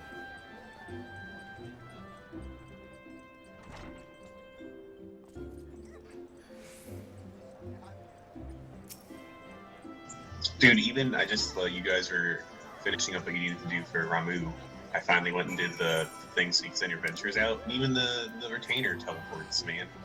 When you do the get my one little Lalafell lady retainer is gonna be dragged. I haven't decided what the other one's gonna be. Actually, I went to the gold saucer next because it's mini cackpot time. Let me throw those in real quick. I'll go to hold off. Mini cackpot time. Yeah, do 3 of them. Detour. Short detour, do it real fast. Always unscratch the middle one and then scratch the corners. Do you see 1, 2, 3? Great, pick it. You don't, then pick something else. Try to get 987. 987, yeah.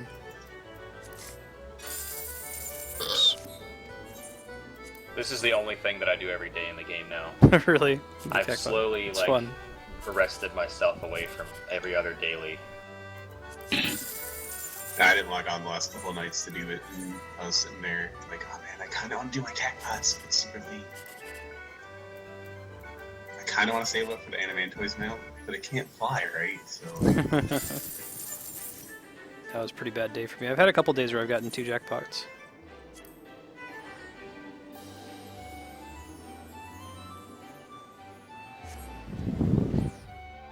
It's a satisfying minigame. Because like it's easy to solve, but you feel smart for solving it.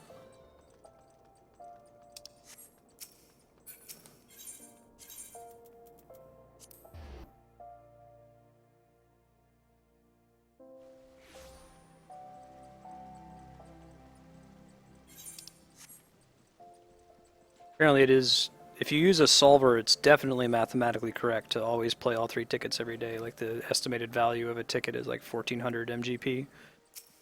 If you're not using a solver and just doing it in your head, you should still always play because you're always going to come out ahead, significantly ahead.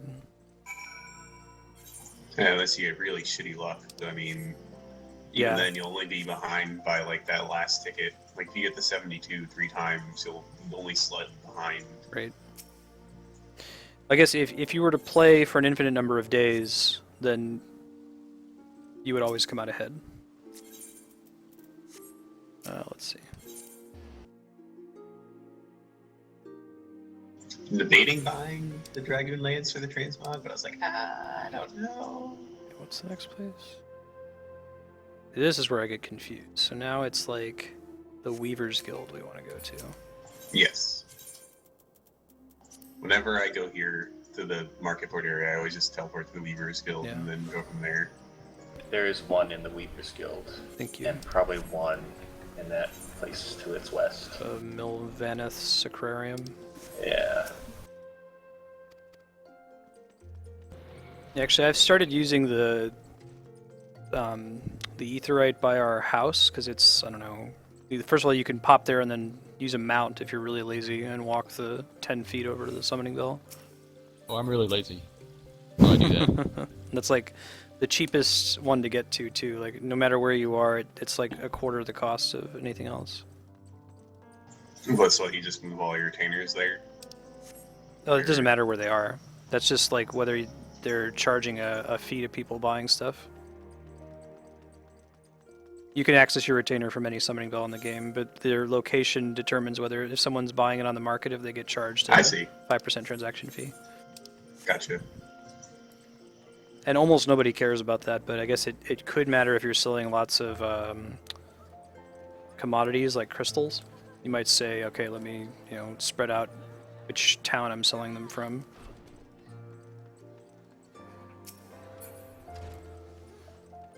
I just have both mine in New Grenada since I set them up, and I'm too lazy to. I haven't really moved them or worried about it.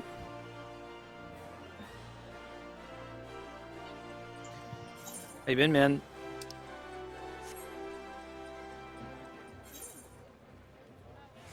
Okay, so now it's the Sapphire Avenue. There's the Weaver's Guild.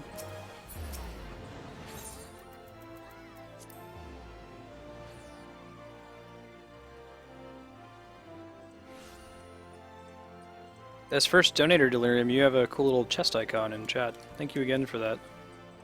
Recently taken all the money people have donated so far to chat and have reinvested it all at once into found a graphic designer who's going to help me out with business cards for packs and new panels that aren't ripping off sprites from Final Fantasy VI and Chrono Trigger and an avatar and a profile banner. I thought you were going to say you invested them all in penny stocks. Penny stock. He invested it all at the Taco Bell with Andrea. Yep. I could spend all that money pretty fast at Taco Bell, given how much Andrea likes it. What is this new thing they have that's supposed to be pretty good? The grilled stuffed nacho? No, I thought it was something else. So they But have it's like something with there's a like Captain crunch berries. That's it.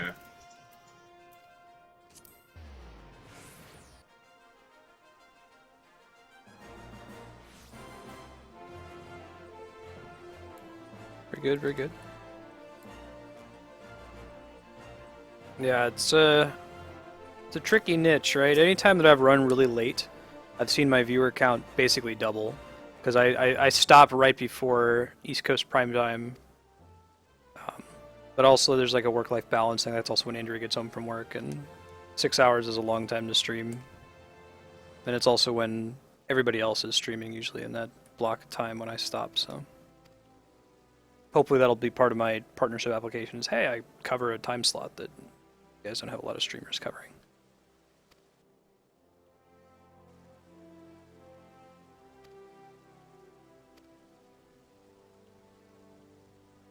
Yeah, I mean, you don't have to be primetime evening to be even the biggest person in the thing. Like, the biggest Destiny guy I know streams from early morning through, like, early afternoon. It's really... Sometimes he'll come on at night. Interesting. But it's mostly like a 9 till, like, 9 a.m. to 2 p.m. type thing for him. Because he has a wife and kids and stuff. I ran out of things to spend poetics on. Same. Spend them on seals and then convert your seals into cordials, maybe? Or those gathering tomes if you don't have them all at 60 yet, since they stack now. Yeah, I'm capped on seals right now. I need to pick up more ventures anyways. If you do your Beast Tribe dailies, like that you'll end up with net additional ventures even if you've bought more retainers. Here's a question.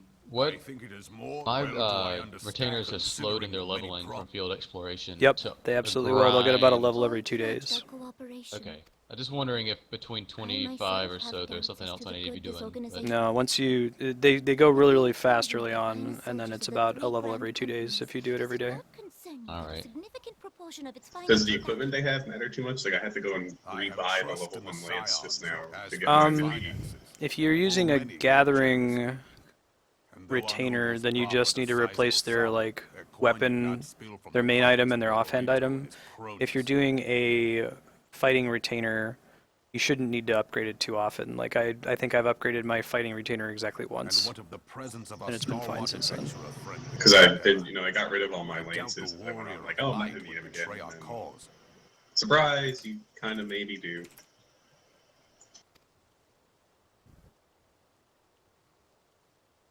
Yes, there is that, I suppose.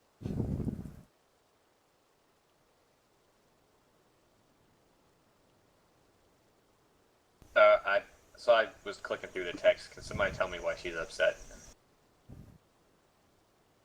I did the same thing.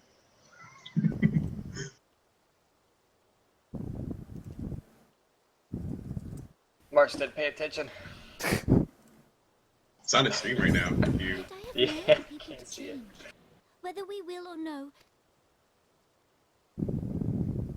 Number 2 is a big sprite that's this giant Donatello behind me that I don't know if I regret or not. It looks pretty sweet now, though, so. I have explored all avenues available to us, Your Grace. Oh, it's still the little asshole Lalafell. Yeah. Just mad that we can't do anything about him being an asshole. treason, and yet we can do nothing. She's like if lightning was a Lalafell. What good our government? Yeah. Worth the royal house? How deplorable this mockery of justice!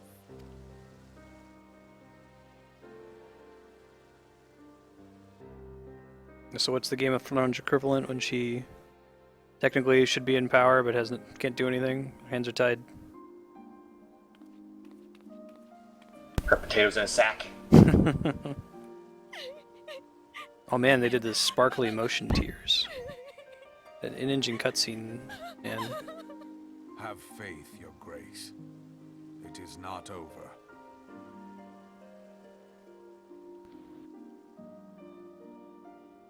if you check those out, Delirium, and you have questions for me later, let me know. Happy to help. I think I covered just about everything in the first video. The second video is more like a, do you want to see what really goes into making a big sprite? Like, please don't do this unless you know what you're in for. Did you ever make the super sped up video? I watched it, so I pulled up the video and held down Control and forward on the arrow so I could see it, but I haven't converted it to a GIF yet. I'll have to set aside some time for that. I want to do that because it would be a cool thing to post on our Beat Sprites.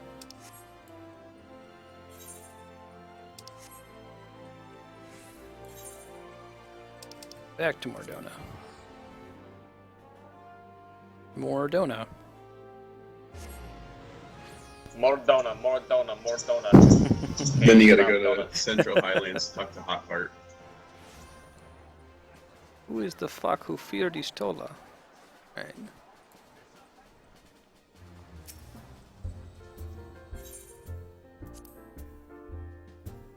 Awesome, man. Yeah, you can, if you want to make one of those specific sprites, I do like a Zelda, a Link, a Black Mage, and a Warrior of Light sprite. So if you wanted to, like, you could do one of those along with it or just make your own, but it'll tell you how to get the image software set up, how to get your grid lines, everything, you know.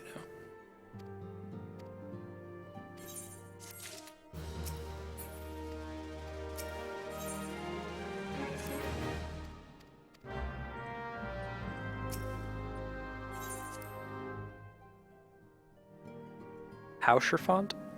Hot Heart. You're okay with us calling them the Ass Men? The Ass Men and Hot Heart.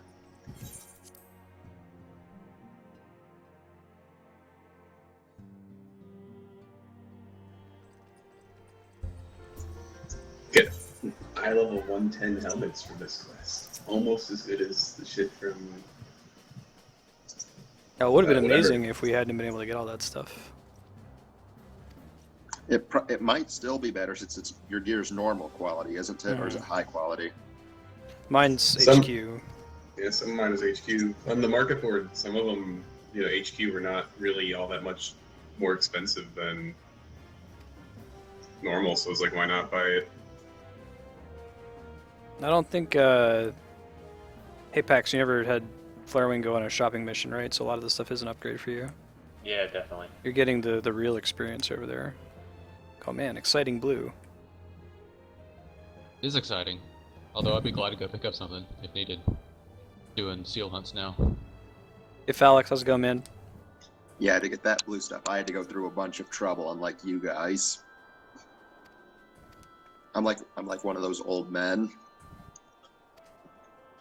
Get off my lawn. On one hand, I understand that, but on the other hand, you have to understand that's going to happen with these games, right? Oh, like, I know. I'm just making a joke, but yeah. No, I get it. Like I'm not so MMO oriented, but I play a lot of Destiny, which is space Diablo, sort of MMO light, and it's the same shit in that. Back in the day, the level cap was 30, and you have to work super hard to get it, have a lot of RNG, and then as soon as the next DLC came out, the vendors were selling stuff like a level ahead of that. So like everyone was running around with being level 31, and half the people had never even done the hard stuff to get. So I get it, man. Or like Diablo.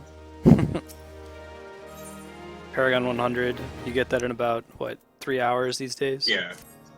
Back in the day, I spun so many spins, man. So many spins. Who's spinning and winning?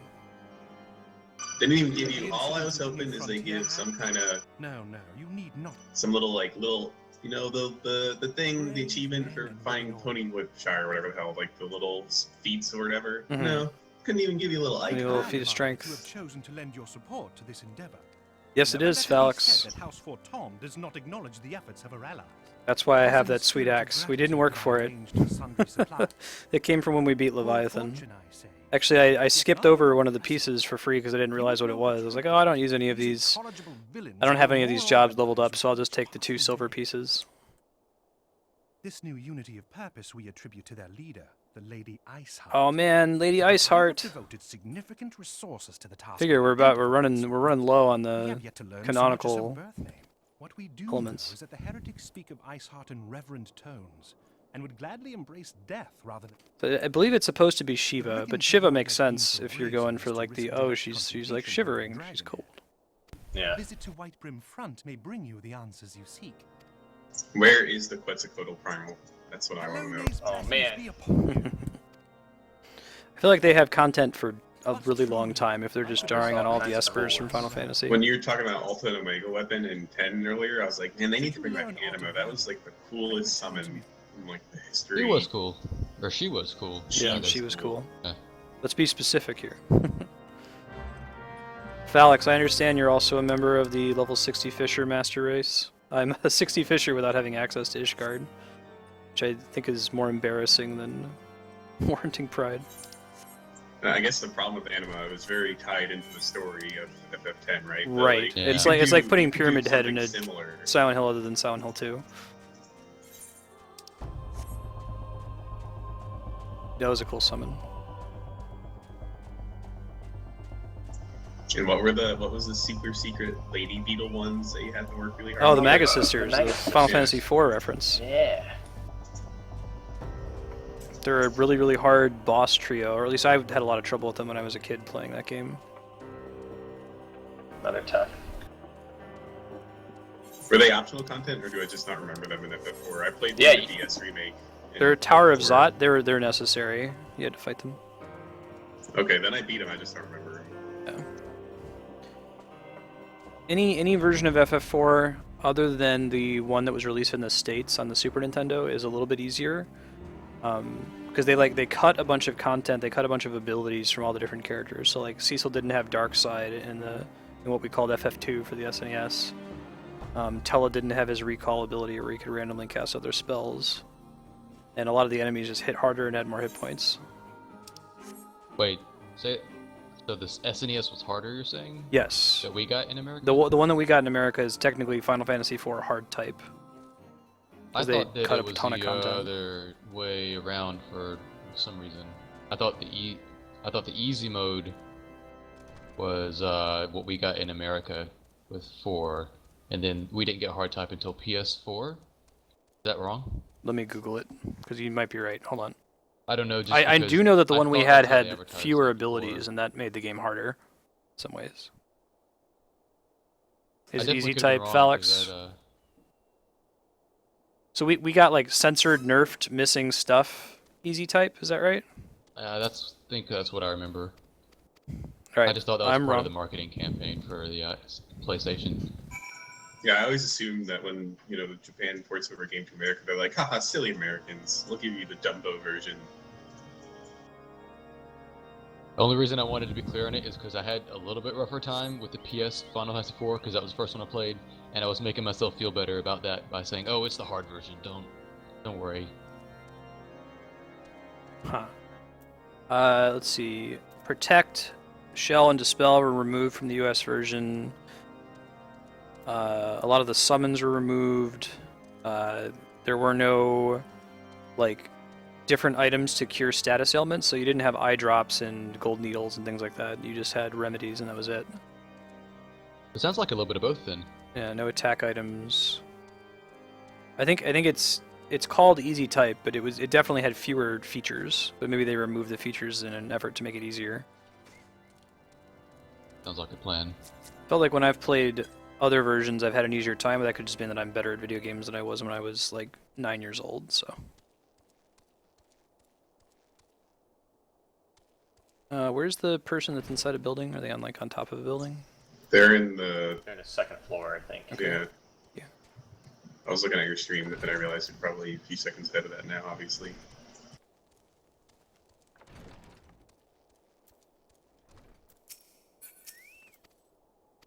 Hey Trey, see you again.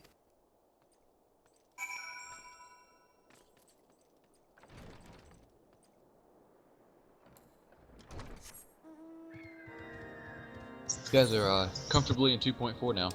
Get hype, you're getting close to the end. Alright.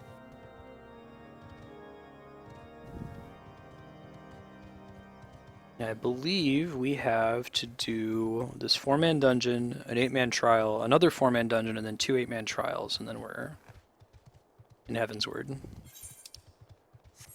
Yep. That's correct. Yay! I actually just did one of those on Trial Roulette, actually, so it's thing. Not that that matters in any way, shape, or form. Throwing it out. It's still showing up in the trial roulette, and people are doing it. Yeah, that's the most useful thing to get out of that. I mean, it seems like, every day I play, there's always people with a little sprout icon. Yeah. So if those people keep playing, there's always going to be people to do this stuff, kind of thing. I was hoping that'd be the case. I was telling the other guys earlier that I jumped on this game when I did, as soon as I had the time to, because I felt like I missed out on 11, because I came into it so late and nobody was doing the old content. Right. And I had heard it was some of the best MMO stories ever, and I didn't want to miss that a second time. So it looks like that didn't need to be such a quick decision, though. No, but there is something like Darkstar was saying, felt like an old man. There is something doing the content for the first time when it first comes out, when you don't have the gear for it, when you don't. Yeah. When it's not easy. Like I was saying, all those people who. Then I keep referring to Destiny because it's my MMO. But so the first raid in that, it caps at level 30, and back in the day you had to really work to hit level 30, and now you can go in as level 34, and the level scaling in that, it's mostly if the enemies are above you, it's bad. If you're above the enemies, it doesn't matter, kind of thing. But anyways, you go in now, and people demand people be 34 to go in and do it. It's like, no, we went in at level 29, and we had shitty guns, and we got it done. This is not how the game works, bro. Yeah. So there is something when you go in and you're doing stuff and the game's not handing you all these high level 110 stuff like they're doing for me in Marstead and Apex. Yeah, I'm really looking forward to when we're finally caught up, and like I was saying, the dream is to retire it on stream until there's a new patch, and then I'll get on and do the new patch for the first time where we're on the same page.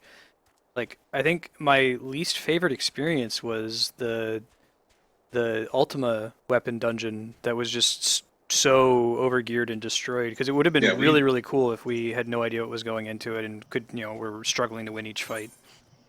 Yeah, we went through. It took us longer to go through Tamterra the first time. Yeah. I'm honestly wondering if the majority of the player base has had that experience of the Ultimate Weapon fight. Right, that's what I'm thinking. The people, I think that's the case. Mm-hmm. Does the Minstrel's Ballad version of it, is that significantly harder? Is that something to look forward to? It's harder. It's just the fight, 62 right? Or something. So it was a lot harder at the time. I don't know how faithful it is now. Well, if I'd run that, I'd want to do it with high level sync, I think. Yeah, I'd like to do that at some point. Same. I think the issue with Ultima hard mode is you occasionally run in. It has a forced tank swap on it. Right, yeah, that's where I learned to tank swap in this game. That fight. And when I've duty found it, I've had like warriors who don't have provoke. Right. Yeah, exactly. That's a common issue. Because Had to yeah, learn pretty much. somewhere. I think every extreme primal but one has a forced tank swap mechanic. There was a post on Reddit a couple weeks ago where some guy was like a level 50 conjurer before Heaven's Sword came out, and he was saying how he did all the things without ever getting his actual job, and almost all the Reddit comments are like, sure you can, but why? Why? No, we'll go ahead and do the next dungeon. We're definitely not going to make it to the next trial, though.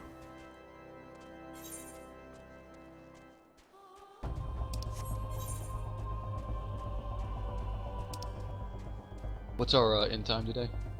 Hour and 15 minutes from now. Okay. What is Marstead speed, Kami?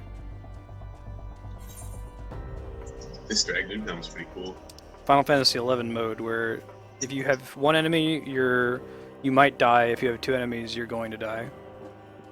Oh yeah, Kami did bring up a good point. I think the dungeon is like, I think the trial's pretty much right after the dungeon. Yeah. We can just try to see where we are as we get closer to time. Yeah, it says 6 quests here. So it said it was Ramu, and then 7 quests, and then 6 quests, and then the 4-man that we're coming up on. So that's 13. Then it says there's 6 more between the trial, or between the dungeon and the next trial. I would probably be fine going over a little today. I don't obviously want to volunteer you, especially if it's at the sake of, you setting up Dragon Age. I'm Yeah, just throwing it out there if we need to go a little over. I could probably I'd be go up okay to with 30 it. minutes early, or over. But I'm also perfectly fine calling it right at time. Okay. Not volunteering anyone else, kind of thing. Hey Pax, do you have anything going on? No, I can go over a bit. I'll try to keep it not more than 30 minutes. I'm actually not super interested in like the dungeon is what I care about, not the trial. Yeah. So if we do the dungeon and it's time to quit, I don't mind quitting. Like I don't. If there's not a big reason to just push and do one more thing, we can just do that next time. That makes sense. Well, let's Sure. see. Let's We'll see see what what time time it it is when is. the dungeon is. Yeah. We could also just do the dungeon and then do another 4-man hard mode dungeon. I agree. I think I prefer the dungeons to the trials right now. Aside from like the cool, Final Fantasy hype in the trials. Indeed. Of all the highlands, that towering wall so inhospitable has... Unfortunately, the Hildebrand trial is 8-man, but I think the tone of the content when you get to it won't spoil the fun. I mean, even if you just queue up for it solo, you'll have a good time in it. Yeah, I'll Mechanics. probably work on unlocking that trial soon, kind of Given the thing. glowing So reports the new commander has garnered thus far, I am since it certain seems he like can it's be not, relied upon to 3 take appropriate hours to action. unlock the next thing, I'll probably stop Though trying to Iceheart's get ahead of true you guys at identity this yet point. eludes us. You have Oh gosh, I wonder what provided us Iceheart's with identity is. on the matter of the stolen So eluded. Come on, guys, catch up. Haven't you played the other Final Fantasy games?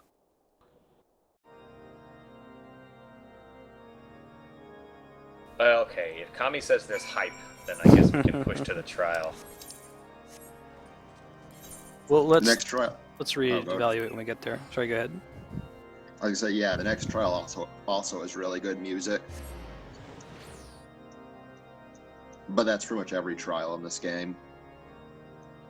Actually, of us, I think I am the least okay with pushing over time because like Andrew really wants to do this Dragon Age thing. She'll be okay with it if we go about 30 minutes. No, then, Yeah. like I said, don't. I'd rather you guys get to play that kind of thing. Yeah. Lion helmet. Asymmetrical, no. Don't do the asymmetrical thing.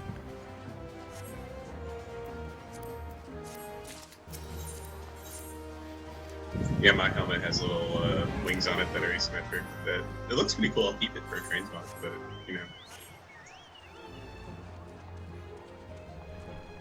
Are any of these guys in buildings? I haven't found one in the building yet. I found 4 of them so far, but now I'm starting to worry that they might be.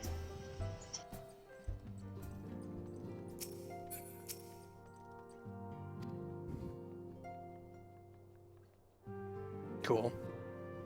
Well, okay, fine, Kami. That all sounds fucking awesome. The Leviathan mechanics are pretty great. Despite it being very easy for us. It was really neat to have simulate the boat rising up and falling down and people getting knocked over to one edge. If you think about how they had to simulate that in the engine, it's not just magic that they're able to do that.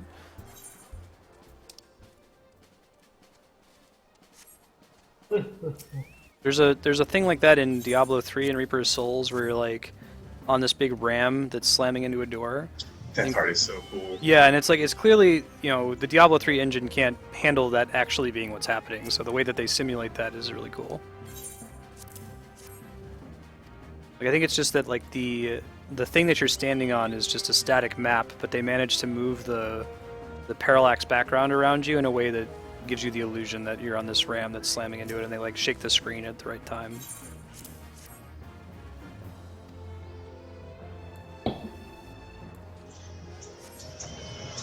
I asked yesterday, but I don't know if you saw, Kami. Have you ever played Path of Exile? Since you play a lot of Diablo. Toon Link, not wearing his gear. Oh, because he's in What? He's in crafting gear at the moment. It's okay. We can forgive him for crafting every now and then. Well, it's like in Spirit Tracks where Toon Link starts off as a trained conductor. Mhm. He has a job. He has to feed his family. Speaking of jobs, as soon as Shenmue's release date is announced, I will be playing the first 2 games leading up into it. Oh my god, I need one more of these people. I can't find them. I can't find the last one either. Maybe they're in a house. Did you get the one that's all the way on the Laurentius is way up in the... Yeah, I got him. I think I know who it is. It's over by... Oh, never mind. I think that's Laurentius. I'm definitely interested in watching Shenmue. Haven't had that experience. Oh, dude, it's so boring. It's so awesome. It's the most boring, awesome game ever made.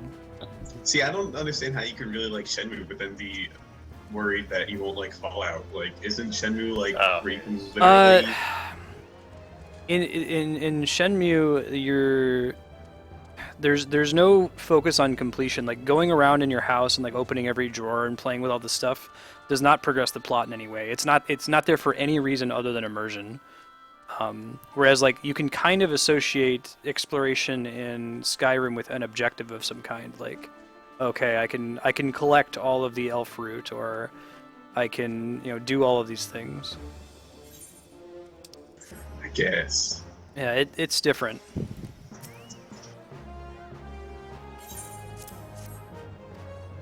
Oh yeah, small request for if you guys do the trial tonight, don't progress the main story off stream.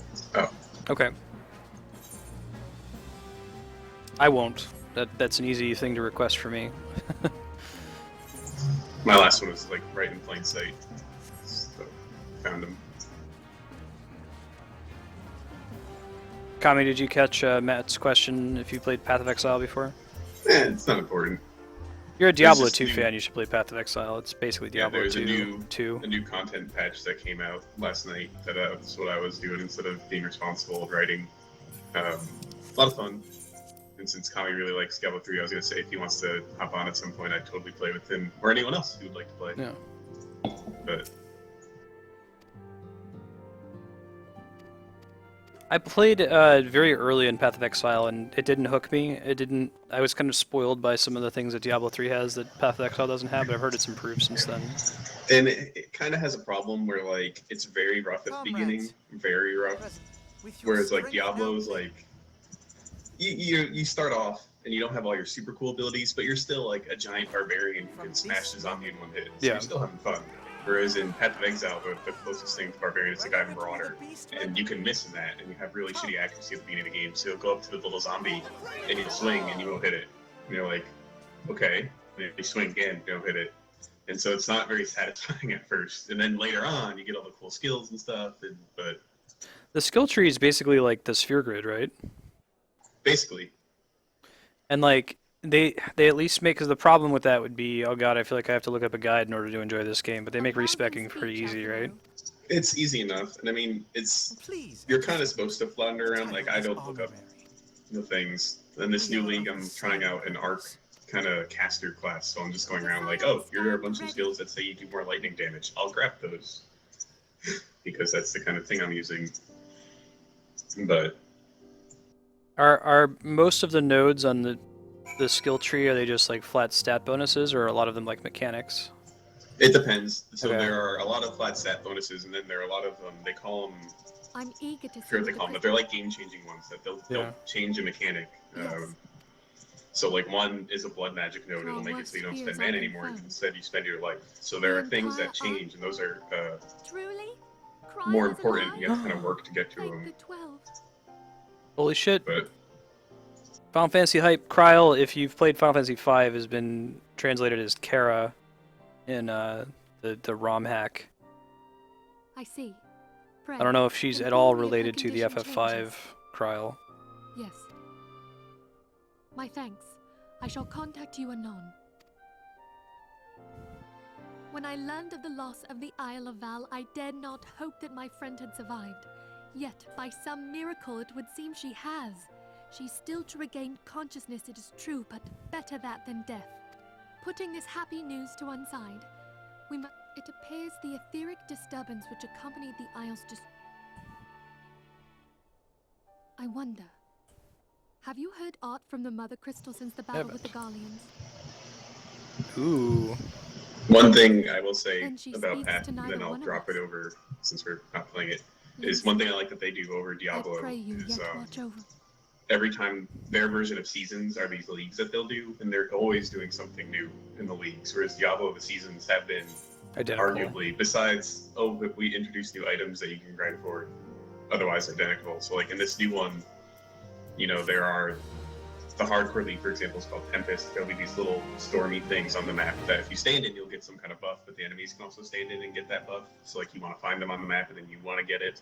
And like they'll incorporate all the stuff from all the old leagues into the new leagues, kind of thing. So like they had a league where they introduced these things called strong boxes. They're like resplendent chests, but you can reroll the affixes on them. So like you could find one and it will say, oh, it's guarded by 3 packs of monsters and it contains identified items. You can re-roll it to say, oh no, now I contain items of a higher item level. Like you can use your currency, since that whole game's about using your currency, on the chest to kind of get a chest that was really cool and then open it. And so like now those strong boxes are in the new leagues. So like I just wish Diablo would kind of have that kind of, this is a free-to-play game that has more innovation on a month-to-month basis. I could see them doing something cool where like, okay, this season like cold damage does double damage across the board, and like if cold for whatever reason just mechanically is not favored as a build, see what like legendaries people put together and use in that kind of a system. Yeah. That said, I am super excited about the cube. I think that will make things, at least for a little while, more interesting, and then people will figure out what the best cube plus set for each class is. And yeah, it's asshole Pope. So this is Ishgard that we're seeing now, I think. That I'm seeing now.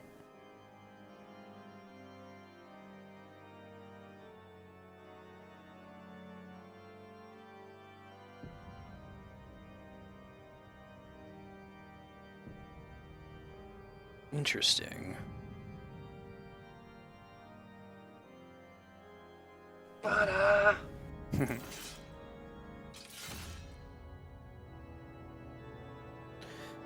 Yeah, so the streamlining thing, I like it both ways. If you think about it, like, okay, if you give somebody 100 skills and over time the meta is going to develop that only 5 of those skills are viable, then yeah, just only give you 5 skills, don't give you 100 skills. And yet, there's something to be said, it's fun discovering what the good skills are. Because I'm definitely a Johnny player. It sucks for the Spike player who just Googles what's the best build to play as, so that I can win the game as fast as possible.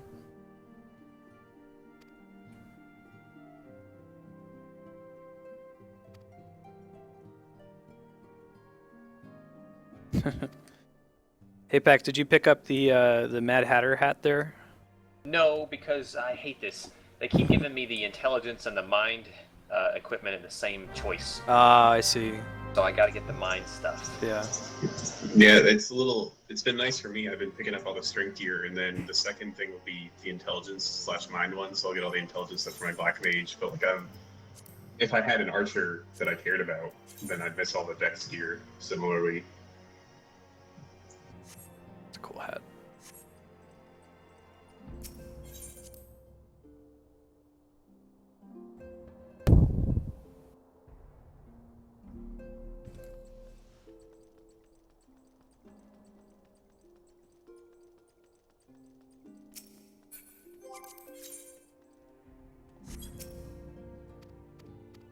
Get our cool Defender of Eorzea title now. Alright. Because we walked around and recruited some people. I don't know how we got it just there.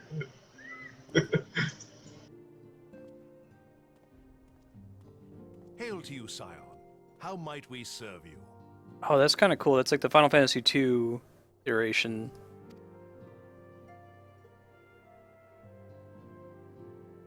Commander I like the Levin idea of here rewarding will you for serve us. absolutely anything that you do. It's hard to These do are it in a way welcome that's tidings indeed.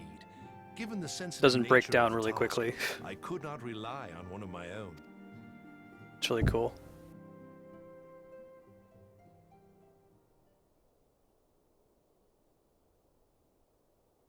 That which I'm about to How tell close you are we to this dungeon? Do you know? Anyone? I keep thinking we're like, we gotta be like one quest away, like when we saw that lady off in the distance. They notified And us then of the presence of a here we are, Guardian 3 agent quests within later. Following some discreet inquiries, alas, the man was not our We agent. can't be expected to enter into a but cold one of many area. men in the agent's employ. We're gonna have to go like collect furs or something. You probably want some mittens before you go We off. pressed the traitor for a name, but he had none to give. We'll need a nice hot He meal was, first. however, Yeah. certain that this ivy had Yeah, coiled no, itself you around got it exactly every right. part of the We'll have to immortal prepare it for flames. ourselves though, and it better be a would seem gourmet our meal. quarry joined the These conspirators are the vines by which he learns our secrets, all without exposing himself. It won't Our be punchable easy faces. to identify the ivy amidst this tangled mass of subterfuge, but we have a tendril in our hands, and we shall follow it all the way to the gnarled root. I can't stand the voice actor for this Reborn guy or whatever. Yeah, That's it's the what same pronouncce guy. his name. Much as I would prefer to The proceed guy with voices due Ilbert is the same guy discretion, as Raban. circumstances But he's demand just that this so, matter be I don't know. settled post-haste. I'm always going to talk like this. Garlemald's war of succession nears its end, and it is feared that the Empire will soon resume its march on Eorzea. He's the same guy. He actually kind of looks like him too. He's the guy who voiced Heinkel in Bravely Default, the Knight Asterisk Bearer. We can ill afford to have traitors in our midst. We must begin by apprising General Reborn of our. I've been slowly working my way through hard mode in that ever since I took my trip to California. And remain on jealous. hand to see that things go smoothly. I really should do started a game. beating Link Between Worlds, but I needed a game to play in the airplane that was a little more low maintenance, so I picked that. Aware that an investigation is underway. I've been playing And through if Link that is Between the Worlds case, on hard hero mode ever we since must be I went to prepared for Europe. anything, Nice. while taking care not to How? betray What is our hero mode? purposes Because I think I have it by unlocked in seeming my prepared. console. I'll have to do that when I play it on Oh stream. man, it's like you do half the damage and everyone does twice as much damage to you. Awesome. It basically means that you get one shot until you get several heart pieces, Mm-hmm. and then you get like 3 shots pretty easily. So like, I don't know, it's really tough until you get the second armor in the flipped world, and then it's like playing normal Zelda. Yeah. Or normal Right. Link Between Worlds. Yeah, Catherine tried it and didn't like it. I guess the Raubon guy is also Xehanort in Kingdom Hearts 2. That's not Christopher Lee and not Billy Zane Ansem.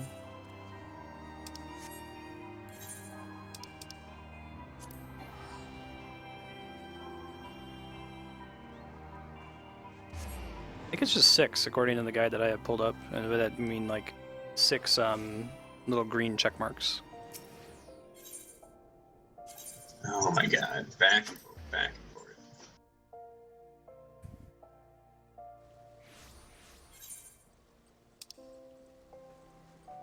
So what, does he walk around like, hello, governor?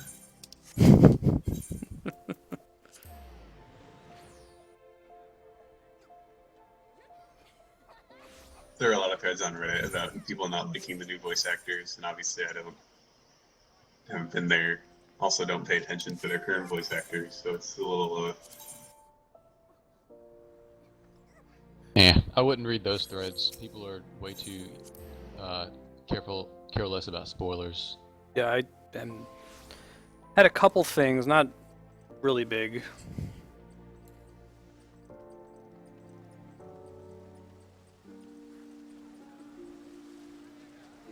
I see what you guys meant about Minfilia getting a little bit better in this part, but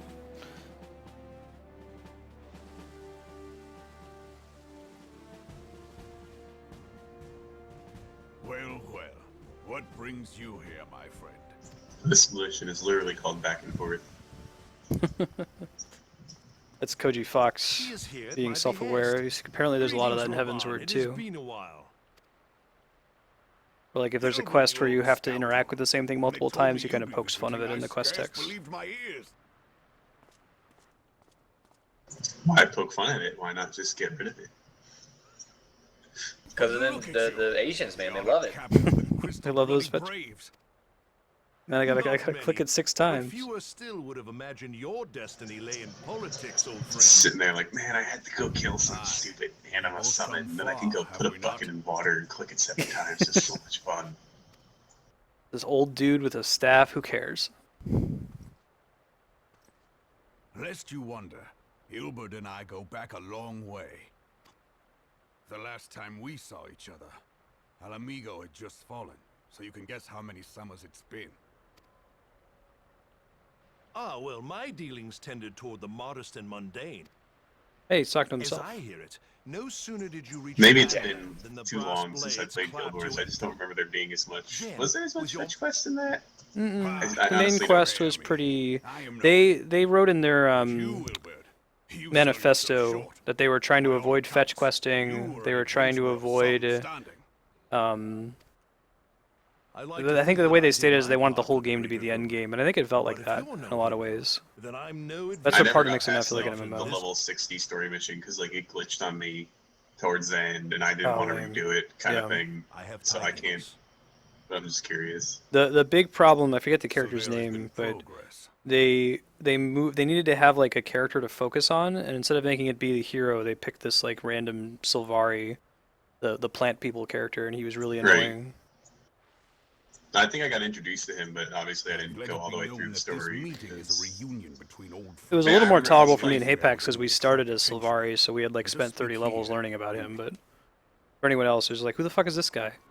Traherne, that's him. I felt like an idiot too because I was playing engineer and I hated water combat, and then someone was like, "Oh no, you just chuck grenades underwater," and I was like, "Oh my god, this is the best! I want to do nothing but water combat now." So it is we who have... Teleji Adeleji's machinations have shaken Ul'dah to her foundations.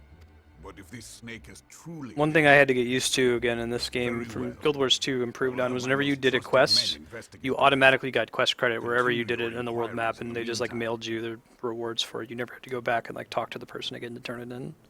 It does me well to see you again, old friend. When next we meet. Apparently the Chinese market, they launched in China maybe a year ago. They really hated the game because it wasn't grindy enough. So they had to like make a second version of Guild Wars 2 for the Chinese market that added extra grind into the game. I don't get it.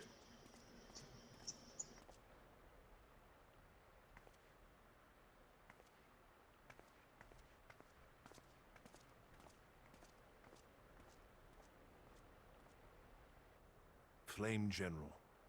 You wear the mantle well, old friend.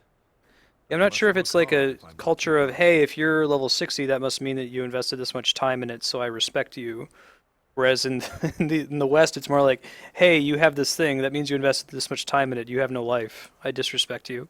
Well, it would seem your services were not required after all. I dare say we have Roban's prudence to thank for that. Still, I was glad of your presence. Like, would a Japanese player walk around saying, I've got all crafts at 50, and everyone be like, whoa, nice, man. Whereas I'm like, yeah, I kind of have all crafts at 50. See, like, I'm okay with things being grindy, but when it's grindy in a way that it's fun, like, so maybe an example that's not super good, but like in Call of Duty, there's a lot of camos for guns that you have to grind to get, but you do it by shooting people in the face, which is what you're doing for most of the rest of the game. Like, it sometimes will make you play slightly different, but it's not like, oh, hey, now you gotta go fishing in Call of Duty to get, like, you get what I'm saying? Yeah.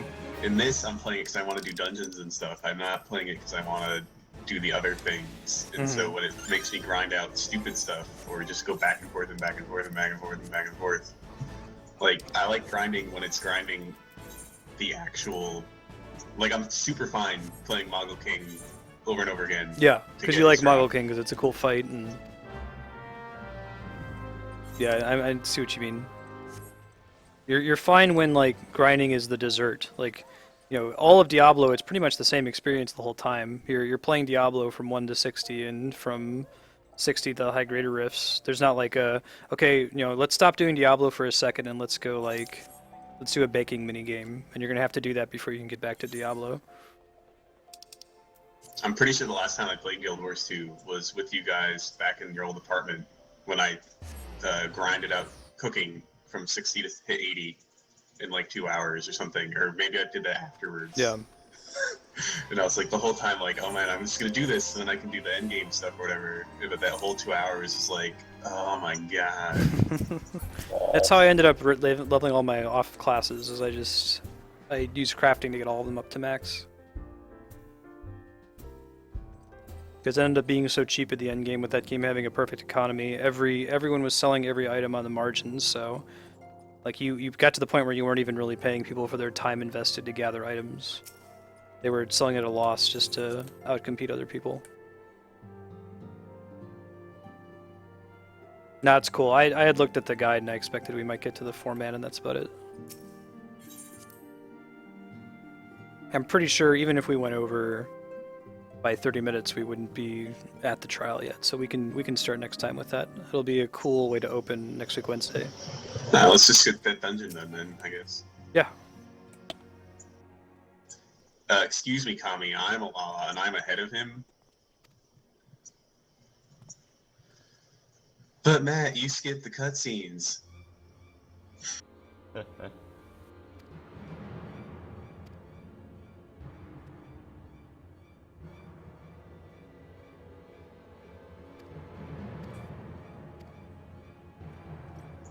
Oh look, and here's Pat, also ahead of Dylan. Yeah, I'm the furthest behind with my long Rogadin legs. Yeah, it's okay.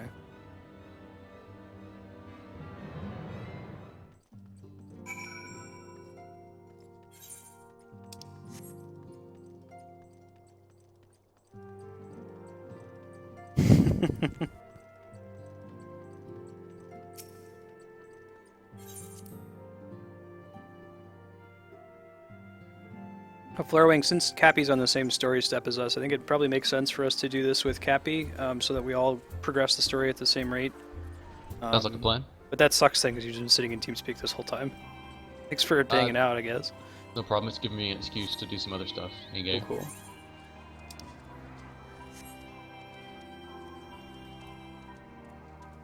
Optional 5-man dungeons. I'm talking with Katie and Rick. If they catch up to us, then we'll have a static 8-man. That would be really cool. Then I would really enjoy those trials, because we wouldn't have to, ask what the mechanics are. How many 4-mans are in Heavensward? I don't know if you want to know that. But Okay. There's a handful. Yeah. Okay. It seems like there's a lot of focus in these patches on 8-mans. Yeah, they're completely done now with 4-man trials. You'll never see them again. Mm-hmm. Unless you go in as an undersized party, but that's besides the point. Yeah.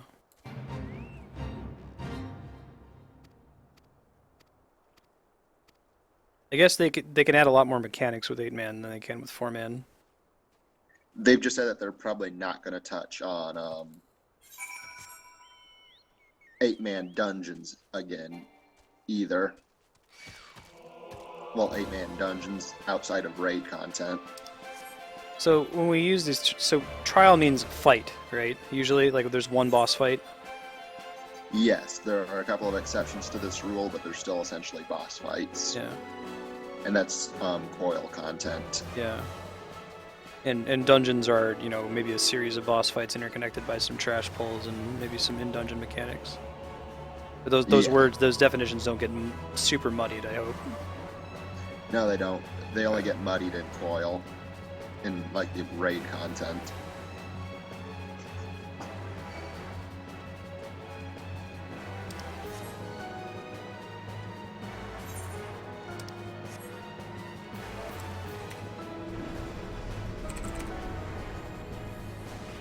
Yeah, coil doesn't count as a trial, but they're considered raids, I guess.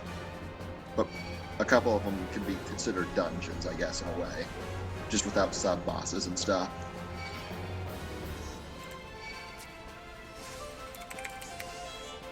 Oh, they took out impossible to gauge. Oh well.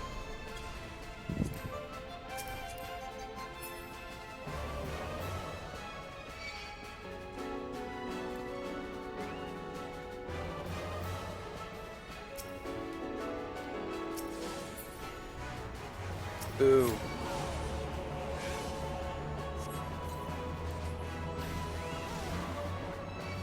Living La Vida Boko. His beak is devil red.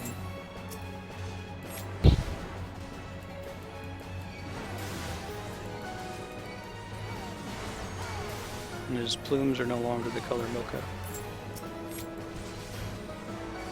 Been working on this for a while, have you? No, it's all off the dome. I would have come up with something better than his beak is no longer the color, or his plumes are no longer the color.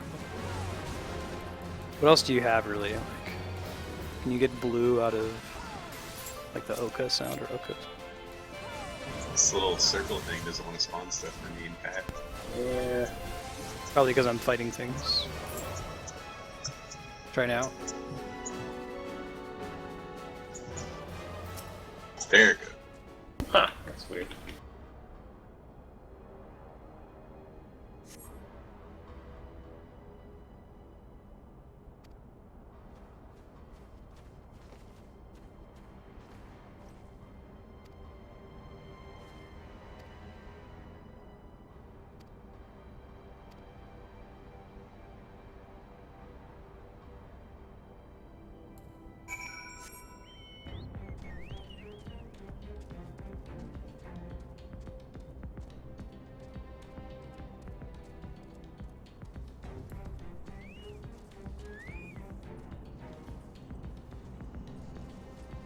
Yeah, now I'm having it. Let's see if I can catch up to you guys, and I'll come back to the first through.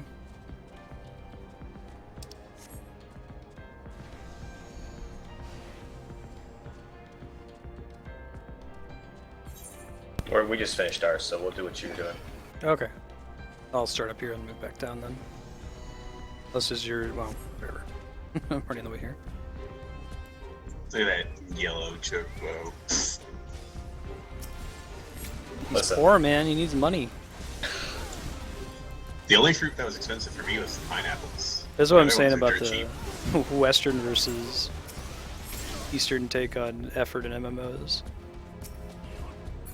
Like, yeah, I got a colored chocobo. I'm sorry. I feel bad.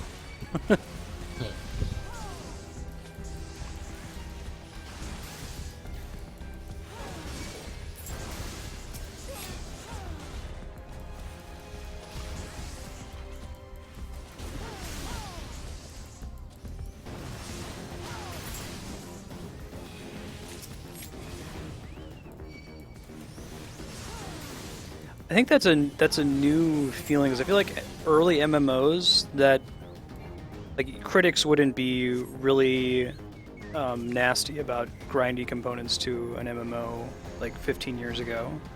I think that feeling has developed in the West over time.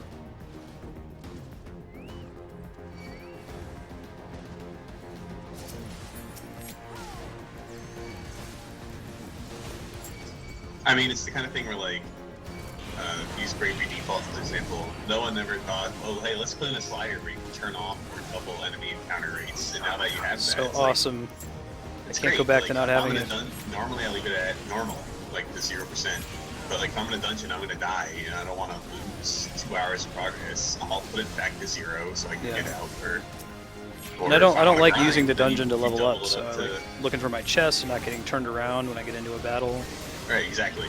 Like I'll clear a floor, and then if I still see there's a chest left that I haven't found with a little ability, turn it off for a second, and like I'm not gonna turn it off the whole time, but you know it's nice to have that option. Or when you literally just want to grind, then you double it so you don't have to run around as much. That leave is amazing, Kami. If you click his link in a sec.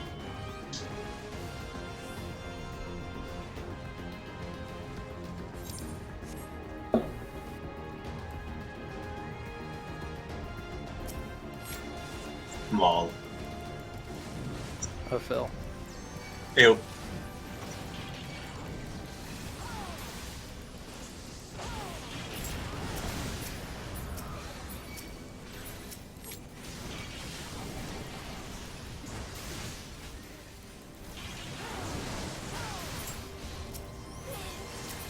Anyway, my point is, you know, once someone innovates, then you might think back like, oh god, why did we accept Yeah, this that's a good way for to so put it. long? And if kind they of make thing. another game that ignores the innovation, you're like, what the hell's wrong with you? Didn't you see that? I've been thinking about that with Earthbound for the longest time, with the whole like, when you encounter an enemy that's way underneath your level, you just win instantly and get the experience and the drop. It's like, why hasn't every RPG done that since Earthbound did that? For me, it's even more annoying, like, because so Call of Duty has the 2 developer cycle, now it's 3 developers, and so like one developer is really good about updating user interface and coming up with cool things, and the next developer will completely ignore it because they don't share. They're just, and it's like, why? Yeah. Like, it's just the same name game. Why can't they share that kind of stuff? Mm-hmm.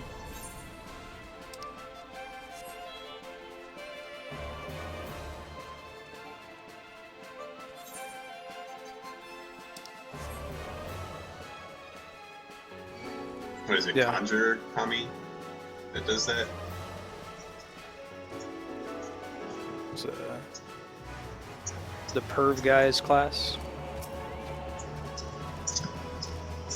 What do you mean? He's a great character. He's funny.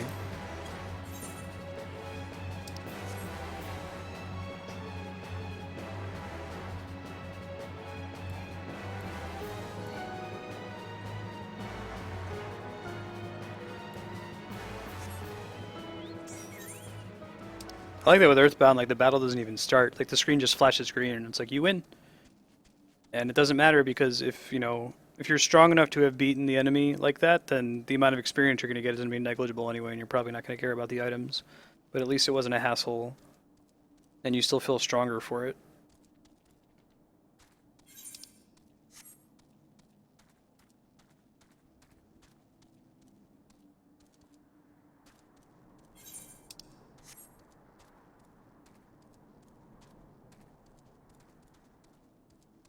I think that the problem is that a lot of that stuff needs to be, they need to think about that from the ground up, like in the design stages, we call it, or the requirement stages in the project lifecycle. They can't do it in the middle of testing or in the middle of the development and say, oh, I think I want to add this feature in. That's actually been kind of the problem with Guild Wars 2, is that they had this really great design, this requirement where they're like, okay, we want to get rid of the Holy Trinity because we don't like having to sit around and wait to get into content because you chose to play as a tank or you chose to play as a damage dealer. But the problem was that they didn't also include, they're like, okay, well, if there's no tanks, that means there's no aggro mechanics. And you can't really design interesting encounters if there's not some kind of predictable aggro mechanic. Dragon Age was kind of built from the ground up with a similar kind of thing in mind. They didn't like healing magic. It felt like you always had to bring a healing mage. And it's kind of true in Dragon Age 1 and 2. So instead, like, you kind of saw tanks build up that guard mechanic, and there are barriers that will put a shield over you, but you don't really heal except for the potions. Although it does kind of introduce a kind of similar thing, though, where you really need a barrier mage, and you still need a tank to get guard, but it's not... You can see what they were trying to do. Yeah. No, I thought that the guard mechanic was really smart. Like, a tank should be tanky on their own for the most part.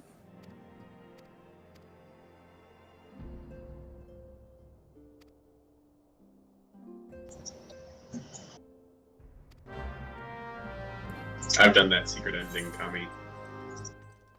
I haven't done the real ending yet. Only played the game for a couple hours, but I did the secret ending. I think when I beat Silent Hill 2, I'm gonna like stream the YouTube video of the dog ending, since I won't be able to do that live. That's the real end. That's the canon ending. I've never played any of the Silent Hill games. Have you seen the dog ending before? Like on, it's been posted on Reddit a couple times. Yeah, I've seen it. I've never played them either. I had a friend who was really into them, so whenever I'd go over, he'd have it on the screen, so I've seen a lot of the important fights. And I'm glad, I mean, it kind of ruined the viewer experience for the Pyramid Head fight, because I knew that you couldn't actually fight him. You just had to yakety sax run around in circles for 5 minutes. If I didn't know that, good God, that would have been horrifying.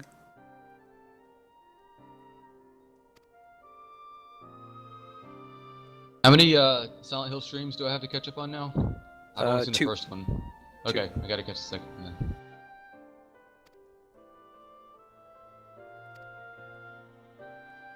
I picked a really bad stopping time. I stopped right before the first appearance of Pyramid Head. Well, I definitely saw him on the first stream. Yeah. Oh, right. So the first like cutscene appearance, as opposed to like, oh, he's just kind of like, standing there checking you out, buddy. There between the bars. Fucker. Then he's gone the next time you're through, which is I think interesting because, hey, now you don't know where he is. It was kind of okay when you knew where he was. What makes Silent Hill 2 great is the negative space, and just good horror in general is what's not there. Like, when you come back into that same room later, it's playing this like really loud, because like Akira Yamaoka, the composer, likes to do the really percussive soundtrack. So there's this like banging drum sound. You're like, Jesus Christ, what's in here? And there's nothing there. There's nothing there. But the fact that it's playing the music and you think there's something there, fucks with you so badly. Whereas bad horror games, if there's crazy music, then there must be crazy monster, and it's, you know, whatever, you deal with it, you move on.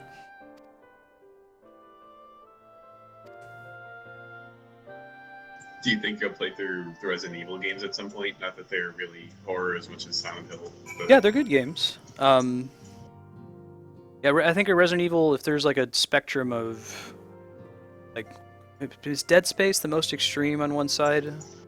Like Dead Space to Silent Hill. Resident Evil is probably more on the Dead Space side. It's more action. Yeah, later on especially, but. Which is fine. Like there's a place. I love Alien and I love Aliens, so. You should definitely at least do Resident Evil 4. I've heard Resident Evil 4 is really great. It's probably one of the best games, like, of all time. Mm-hmm.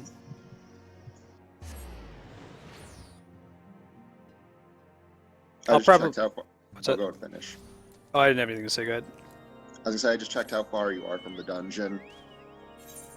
You're still, I think, 4 or 5 quests away. Jesus. I thought we were. Yeah, we saw Shiva off in the distance, and we're like, here we go, next mission. I mean, part of what you're running into is that this was all, like, the only new story content for 2.4 that people got. So they're waiting for 3 months, and then they're like, hey, let's give you a whole bunch of story that you can experience. Sure, and they advertised, hey, here's a bunch of story content, maybe you'll get a new trial, here's maybe a new wing at this raid or something. You know, it was part of a package of significant stuff, and this was what the story focused on, is that part of the package. So doing it all at once, it is kind of a lot. But if it all came out, too, it wouldn't have been that big of a deal. Like, oh, this just came out, let me do this hour of story real quick, and then, you know, end it with a bang and do the dungeon or the trial or whatever. But again, take what I say with a grain of salt, because I'm much more patient with these things than I think most people are. This dude is hella a gatekeeper. He's not just a gatekeeper. Gatekeeper. He's unique among NPCs, I think, in having his title be in all caps.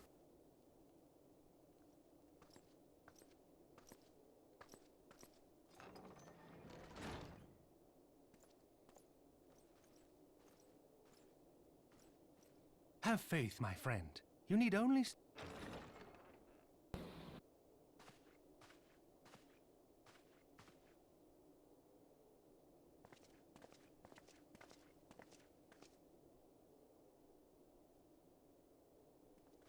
I'll have cool armor. Commander Levin, It is both an honor and a pleasure to meet you. I am Emmerich, Lord Commander of the Temple Knights. I know this guy's voice actor. Who is this guy?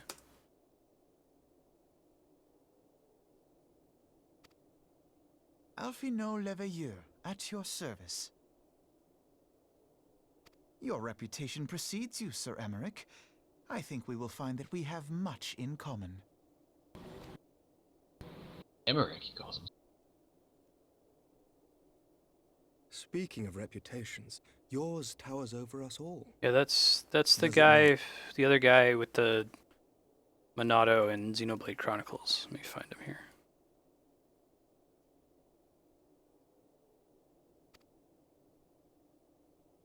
It does indeed, Lord Commander. Blake Ritson.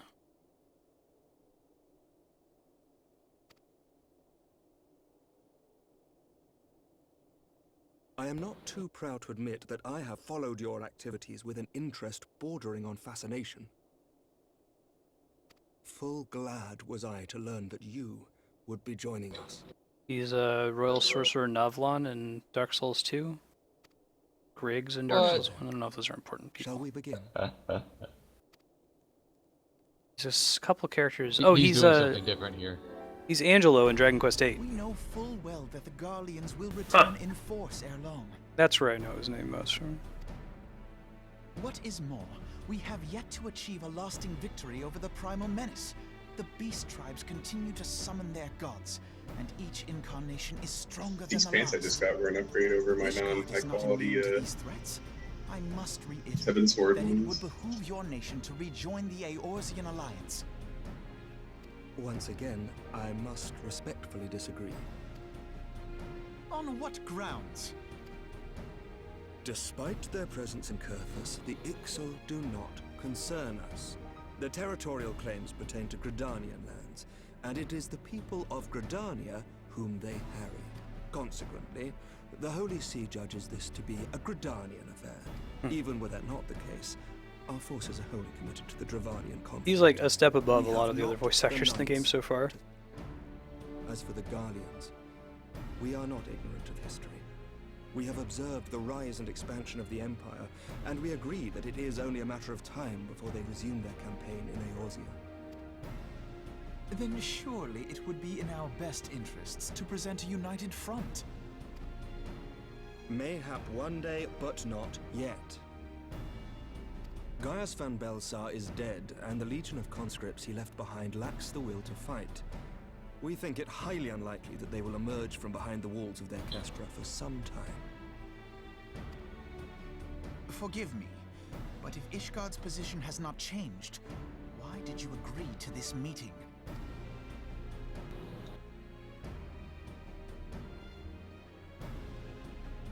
It was not only as a representative of Ishgard that I came here. Pardon? It is not within my power to change Ishgardian policy, regardless of my personal feelings. How old There is however, Alphino? one area Like, I don't know about the concerns lifespans have and been like raised sizes over of the supplies Elven House or Fulton Elezen. has offered to revenants. 7. These have led Pretty much. I can ensure that the shipments continue unabated. I know he's meant to be young. That's all that I know off Sir the top of my Emmerich, head. We would be in your debt. No, you would not. It's weird seeing him at all these like diplomatic discussions. I still don't even know why he's important. I don't pay attention to anything. He's Louis Sua's grandson. Have since observed If you watch the old opening cinematic where like Bahamut's getting summoned and meteors falling and all this horrible shit's happening and Bahamut's about to kill everybody, Louis Sua is this elf guy that like stops Bahamut and his staff breaks. So he's like this important hero from Legacy days. The fallen guardian of Silvertear Falls? That's absurd. Wait, how does he say astrologians? Full many times have I gazed upon Wait, did someone say that? He says that. He says astrologian.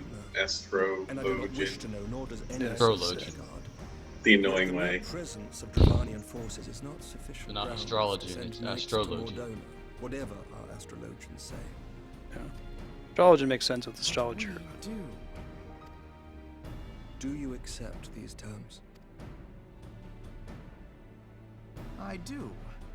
I will see that you are kept abreast of any developments. Like Eorzea? I regret that we could not come to a similar agreement on other matters, but I understand I have trouble that with you are not at liberty French to words make and such names. I feel like you just have to pick 3 letters and then just kind of breathily mumble through them. Alphana. Eorzea.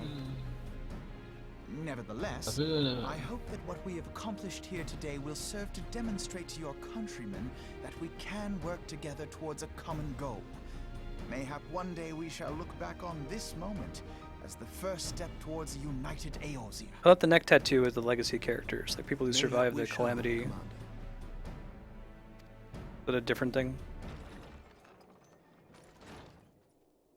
What is the meaning of this? The caravan, my lord. Never paid attention to tattoos.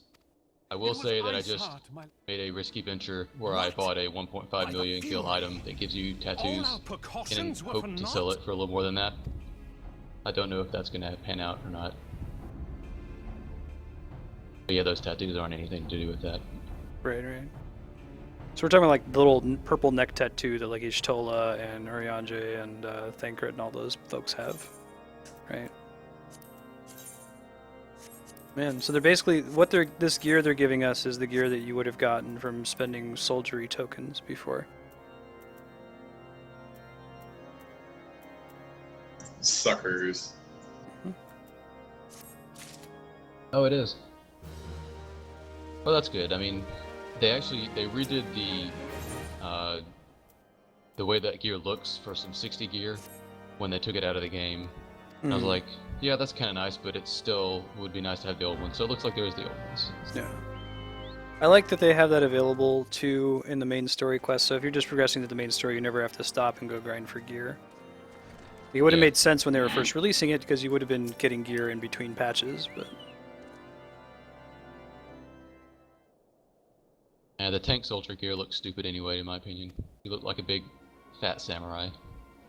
yeah, I've looked at all the gear on the market board, and I don't like any of it better than what I have equipped right now. So get used to the Melali Marstead appearance. You've looked like that since like you're level 12. Like level 12. I haven't found anything that I like better, man. I like the Ironworks gear. I'd switch to that, except that I want to be able to dye it, and I have to like augment it by running that raid. You should obviously just get the high Allahan gear. That stuff looks pretty sweet. I think that's everybody's favorite. I don't have it. But of course, you have to farm. The tank body only drops from turn 9, so. That's what I figured. Yeah. This next thing is actually closer to Mordona, Port there. Easier said than done. We'll do level 60 undersized party. I don't like the warrior artifact gear. Not a fan. Now you got like gear inertia, man. You're so used to it. I think the warrior artifact gear is the only warrior specific gear I like on you guys. I don't think it's bad looking gear. I just don't like it on my character. It's got kind of an asymmetrical thing going on, which isn't my style. It's more. Yeah, I've got long hair on my avatar, and neck clips do just about every gear I have. So yeah, I've thought about switching it to ponytail to try to fix that problem. I also can't see earrings. Yeah, I don't really like. In terms of gear, I don't like the law gear, the law tank gear. I'm not a fan so far either. But I mean, what can you do? At least they're giving me a glamour system. I've played MMOs where that was not the case. Yeah. So I feel like it's hard to complain too hard.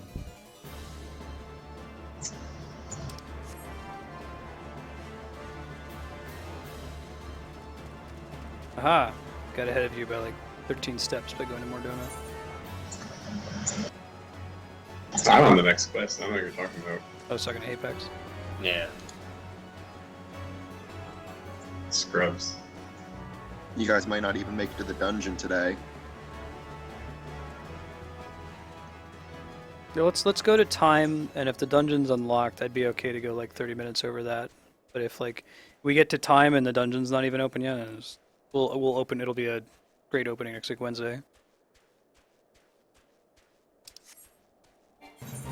And Cappy, of course, I mean, don't wait up on us if you want to progress through the content. If you're around, though, and want to join us for some of the 8-man stuff that you've already done before, certainly happy to have you. Okay, cool. We'll probably, I'll miss most of Wednesday, so I can always do that again with you at a different time. Sounds good. I'll be around. Cool, man.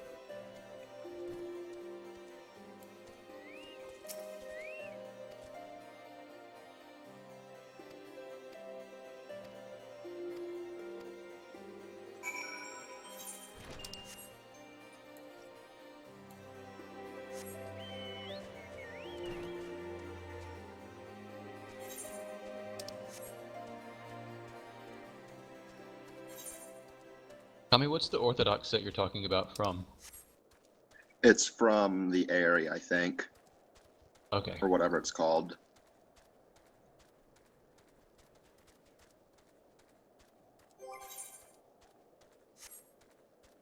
I used to do this with transmogs and like Diablo as well. I think my final monk set almost always just used gear that you would get in the first, 10 or 15 levels. I just like the look of it better.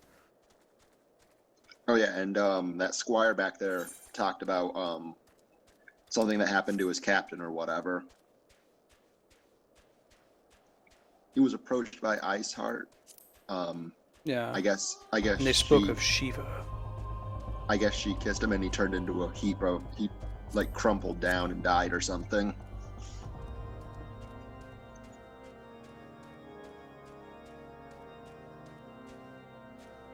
I kind of like the tanking set before that, though, as well. I think it's the Sky Raider set or something.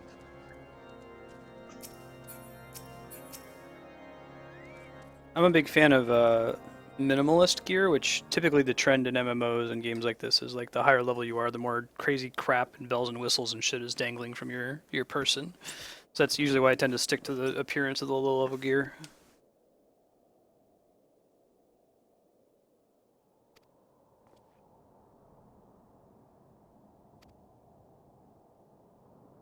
Oh man, the Enchiridion.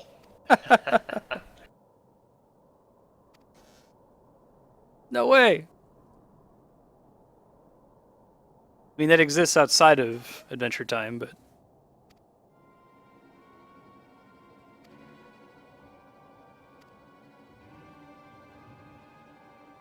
Diamond Forge.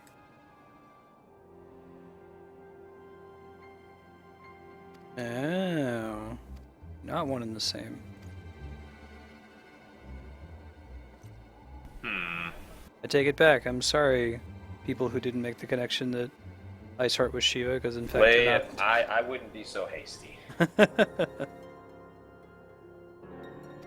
We saw that chick off in the distance in early cutscene. Maybe that's like her Earthbound form.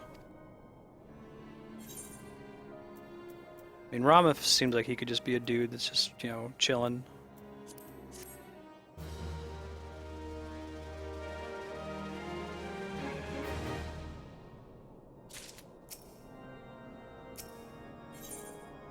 Rama's like the chillinest random old dude in Final Fantasy IX. When you do the little quest to get the ability to summon him. Isn't he like a little old Master Roshi type character in that Yeah, game? he is. And then like after you finish the quest, then he turns into badass, long beard, big staff, right. flowing robes.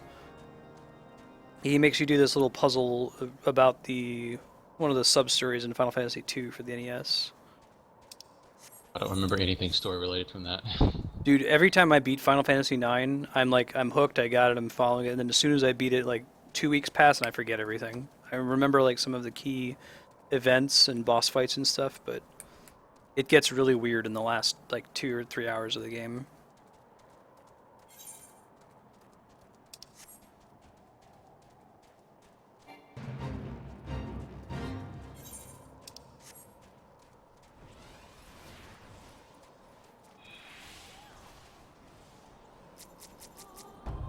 That's one thing in 6 that has always made me I was about to think. say, I think 6 is the one that has the most consistent presentation.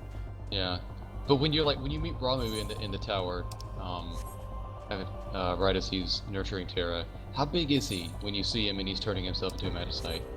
Like, is he your size like the Avatar implies, or is he like This 13 feet huge, high, towering or is, dude. like, when you summon him, it's hard to tell too because he's a different kind of he's an Amino avatar instead of a player avatar. Right.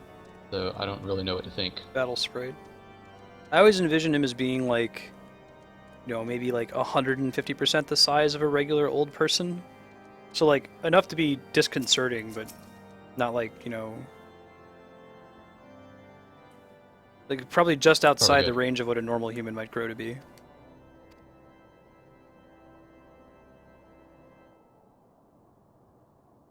That's a pretty cool set. Actually, I kind of like that. Asymmetry aside.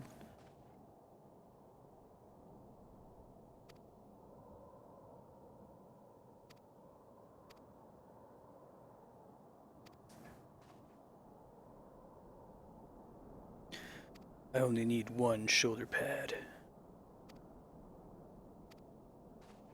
My other shoulder's good. Oh, there's a badass sword.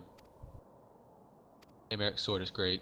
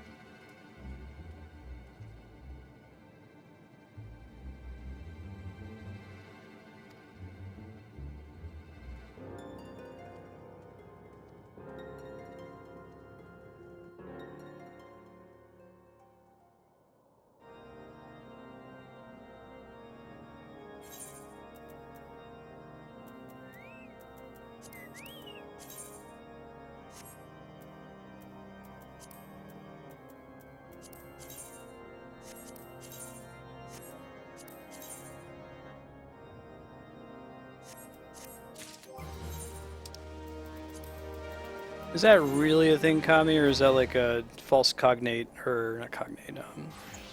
I would say, wouldn't the false arm etymology. that has a shield on it, why would it need a shoulder pad? The one that doesn't have a shield would need the shoulder pad.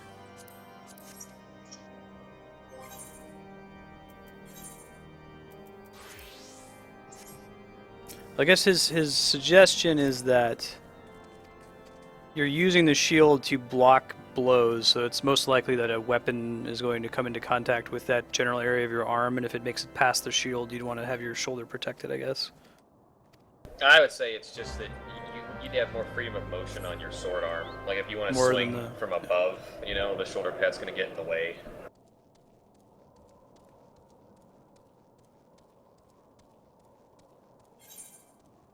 I guess I don't know very much about actual medieval, like, armor.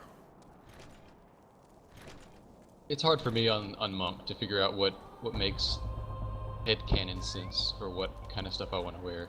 Yeah. Right? Because as a monk, you're using your fists to hit Ifrit, right? I mean. Yeah, so Mongol gloves.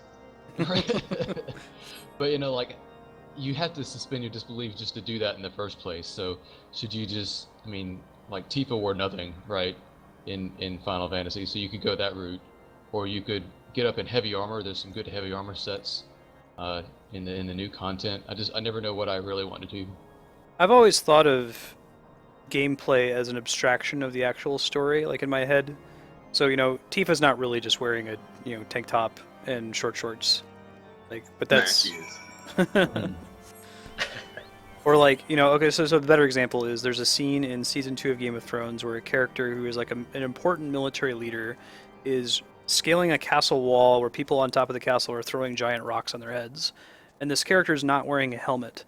Like, and you can like flip your shit and be like, why is he wearing blah, blah, blah. It's like, no, this is a storyline abstraction. It's a TV show. We need to be able to see the actor's face so that he can emote with us. Like, he's, like, if you think about the story in your mind's eye, he's actually wearing a helmet. He's in full armor. Like, this isn't something we need to flip out about. Or maybe that character was such a man that they didn't need a helmet. Right. Did you guys see the director of that episode and what he said on Reddit? Mm-hmm. I don't know. Could be a troll. Could be a troll. Well, they've also said outright things about the other thing that happens in the final episode that are almost certainly, are certainly false. I don't know. I've for a long time been on the side of things that what it looks like happens. That it's actually just over. There's And nothing to that's follow it, up. man. Maybe. Okay. I don't know. That would be So that would be the that's- best possible. That's the Like if they're girl gonna way to do subvert it, the right? trope, yeah. That's, I mean, what that would effectively do is give its own justification for why they introduced the new material in the new battle, basically, right? The only reason I think I disagree, Apex, is because of the placement and focus of the prologue of that book. Like it seems so pointless unless if something's gonna happen with that. No, I agree 100%. Like when I say Yeah. I think this, I understand. You that, just and I want that don't- No, actually, I don't want it to be, Uh-huh. and I don't. But I'm like steeling myself against it happening. Yeah. By saying, "Now, come on, man. You know what he'd do is he would set that thing up and then not have it happen." Yeah, exactly, Kami. That too, as far as the show. Also, you should check out. There's a subreddit called R. Kit Harrington. That's just like pictures of the actor today because of his contract. There's like an update every Yeah. so often. I mean, if the show is going to troll us with the thing that they did in the preview for episode 10, they can troll us with a lot of things. Like they would, true. you know what I'm saying? Like they could go to great lengths.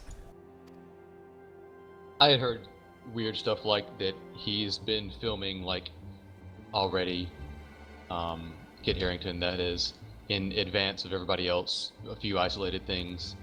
I don't think there's any truth to the rumors, but that would be one way to do it. Like if everybody's going to be watching the cast filming next few months when they start or whenever it is, and they don't see him, well, it's because he's already done his shit with the 2 or 3 actors that are still hanging around. Right, and yeah, I'm with you. But I mean, there's ways to be done, but I don't know. We'll see. It is a dragon. Just kind of chilling dragon. More like a wyvern. Wyvern, wyvern, wyvern.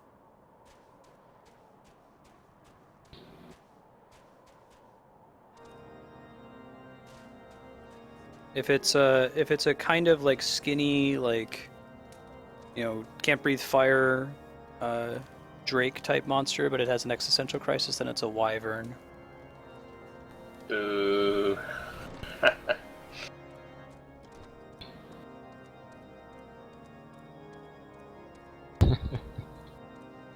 That's 2 on the nose. Yeah.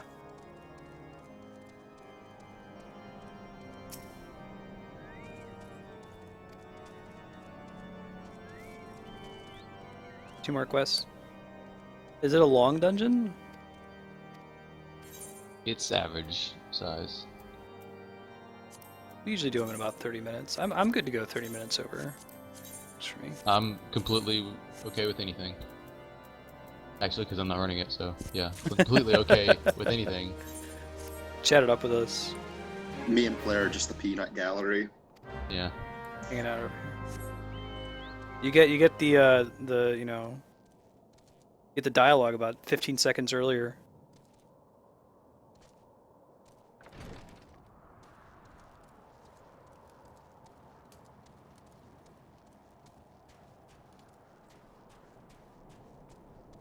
Bolt to the Spriggans. Okay, in the interest of time, just this once. Though we don't really have a lot of AoE. Does oh no, Bard has pretty good AoE, right?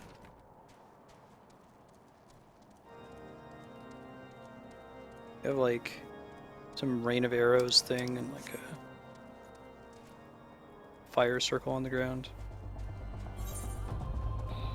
Yeah, it's pretty good. It's hard to maintain though.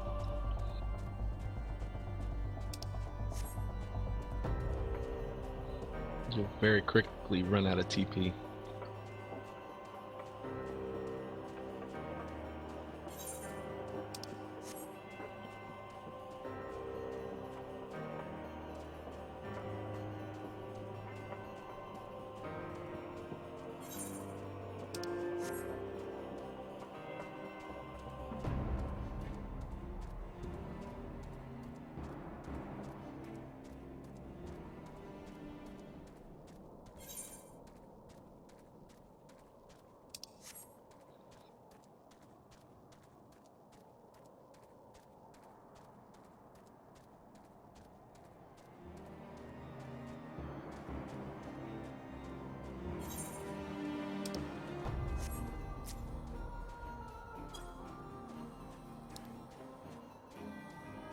don't think I've bumped into these giants before. They're one of the farm targets in OC 11.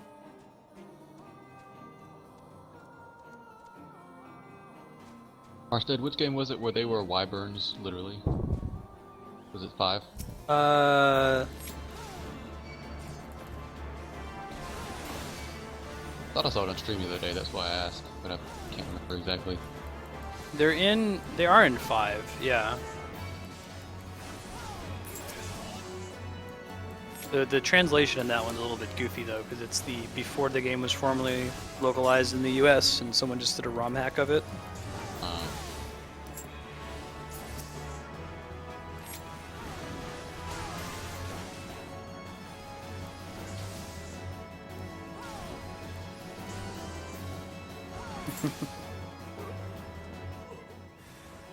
I think if you're being really pedantic, Wyvern is a cousin of a dragon that's not intelligent.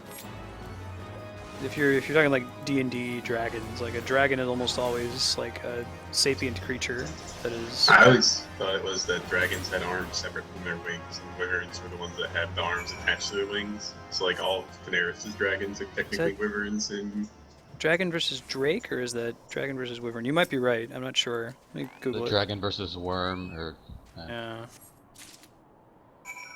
I learned in that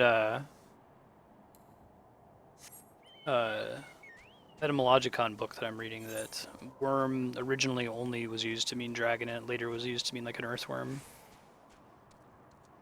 I unlocked the dungeon, so I'm gonna take a 2-minute break. If you think, are we gonna try to do it, or? Yeah, let's. You guys all down with that?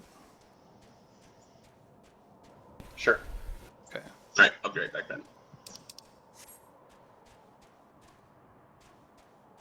We'll do that, and then I'll shut down stream for about 20-30 minutes or so. I gotta set up a bunch of stuff, change some things around in OBS, and test it out to make sure that the levels are okay, and then we can start Dragon Age.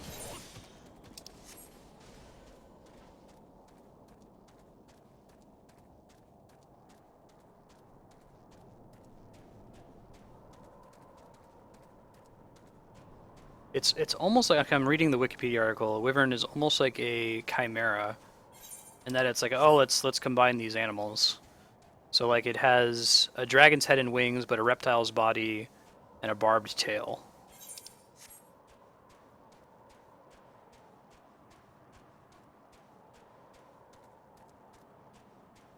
They usually have like a venom association.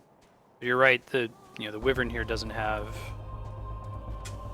arms. I can't Google Drake without getting the wrapper. Okay, so the wyvern does have wings. Yeah. Okay.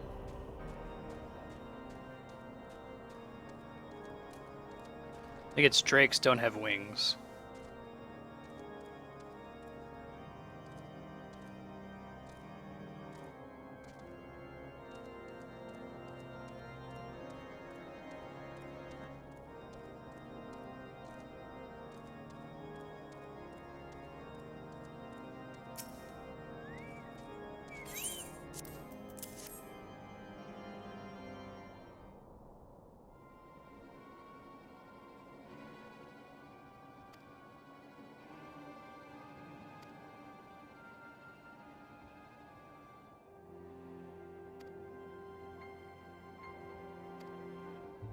Apex, do you have the Lustrate skill on your Scholar? Is that a 50 skill?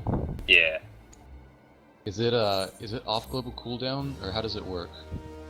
I don't know. It's instant cast. I don't think it's off global cooldown, but it uses my my ether flow stacks. So it's on. Oh, yeah. okay. So all of those are on a different cooldown. I see. So I have to have those up, and then I can pop it.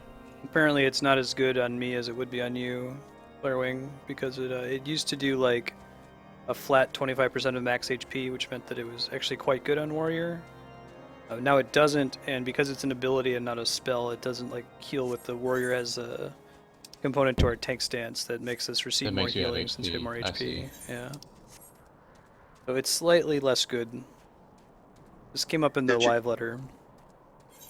I think they changed it because you could cheese so many mechanics with it. Mm-hmm. Yeah, because like right now with Defiance on, I have like 12,000 hit points, so that would have been redonkulous. I'm interested to see what happens when Paybax gets up to the higher levels of Scholar, because it looks interesting to play with the tactics that they get. But I haven't heard a lot of people talk about it. All I hear is left straight. And I'm just wondering if it's people not utilizing the class to its potential yet, or if it's like Paladin where they're happy, so we're not saying anything, so nothing gets changed. You know? Right. Which I don't know if that's true. That's just the impression People are I'm saying getting. Scholar is the strongest class in the game, has the highest skill cap, and is the best Yeah. healer right now. I think Dragoon is the best DPS, people are saying. Mostly because of me. Yeah, all on your own.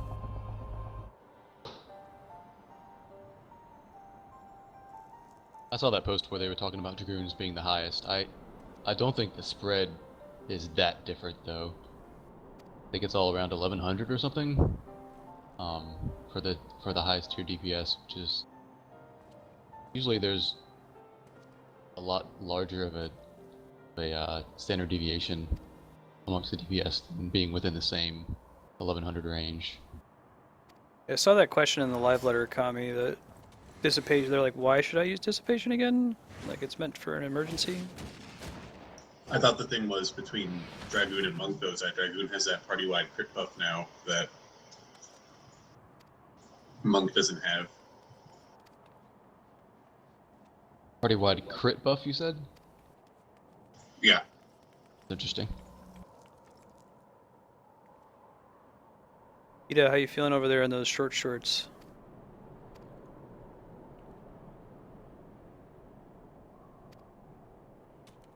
Because Alphino has a goofy Kuja shirt too.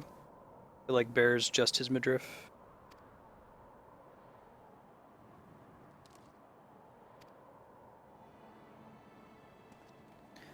Hey TMG, good to see you again.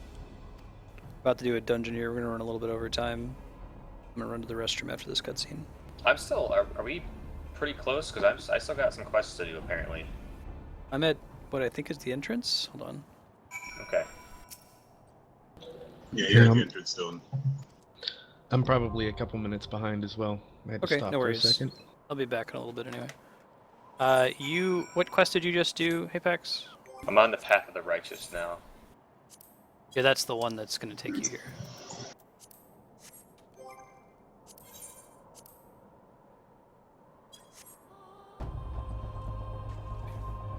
Throw up a BRB, I'll be right back. Oh yeah, I'm very happy with how I'm feeling about Monk and how Monk is looking right now. I think we're in a good place. I'm excited to get Monk to 60, but I just figured I'd stick with Dragoon since... Oh, I mean, honestly, I'm impressed with how quick you've got 350s now, so I think that's entirely feasible.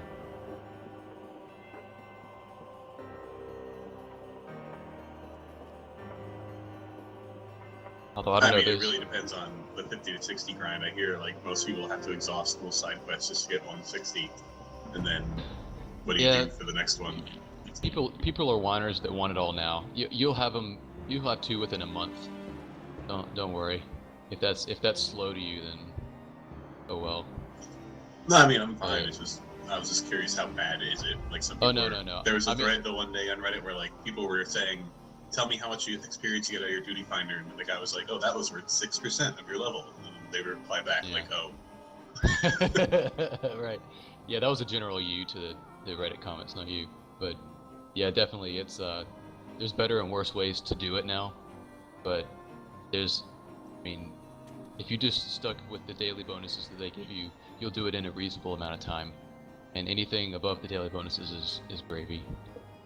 I don't think it's anywhere near what leveling in 11 was, or leveling in any pre-WoW MMO or anything like that. Everybody's just like, it's my money and I want it now, kind of mentality. So. Alright, I am back. You guys are just getting here, so if you guys need to take a quick break, go for it.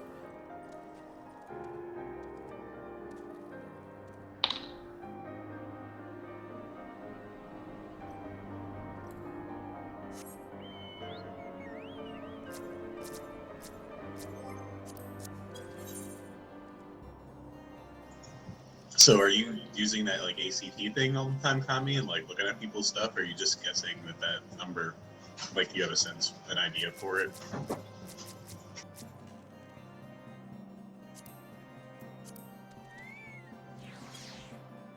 Webcam Marstead. Thanks.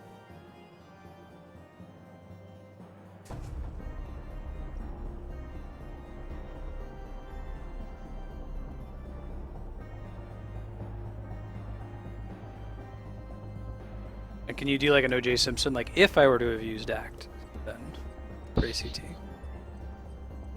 That's how Yoshi P is. He says he doesn't care if you use it, just don't bring it up in game. Yeah. Yeah. Well, it's interesting what he was talking about in relation to the support classes, where he was like, you know what, I think our DPS meters are better than you guys' as whatever you end up using. He pretty much acknowledged the existence officially, which maybe he's done before or not, but he's like, yeah, those meters everybody's using, they're not accurate. We have ones on the team, and we're looking at it. We're judging how good bards actually are.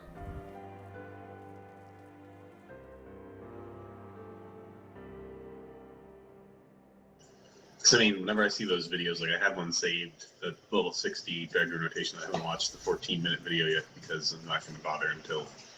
But anyway, so it's 4 minutes of a guy just slapping on a training nubby, doing the rotation over and over again to get their number. And I know no real fight is obviously like that. So like it's like how much faith you put in. Oh, Dragoon can do blah blah blah DPS. Well, you don't have any mechanics of it. Training dummy. Catch.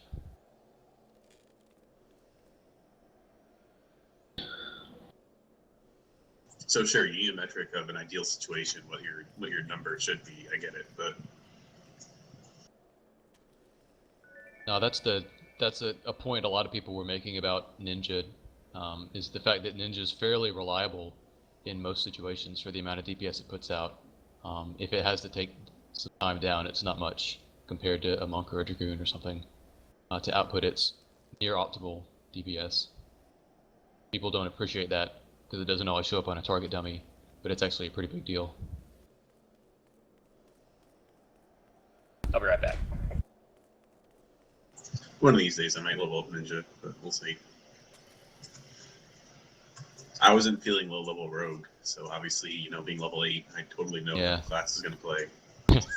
I mean, I'm horrible about that myself. I felt that way about Dragoon and Black Mage, Monk, even at low levels. It was just you get a bunch of low level skills, and it just felt like all the Rogue ones are like, when am I going to use this? Like they get you the one where you can dodge something once every 2 minutes or something. I don't remember exactly. And at level 8, when am I going to use that? Like, why can't you put that later? Give me another attack or something. It definitely helps with the new classes. Yeah, the new Paladin's classes that the start same. at 30 is nice to have a ton of stuff to play with immediately. Paladin's like, I don't know, level 7 or something. You get this skill that makes you when you receive healing from another player, the amount of healing is increased. It's like, cool. Yeah. That's going to become a thing in many levels. Man, Convalescence is outstanding at in-game. It's one of the best buffs, but it's just not a big deal at level 7 or whatever.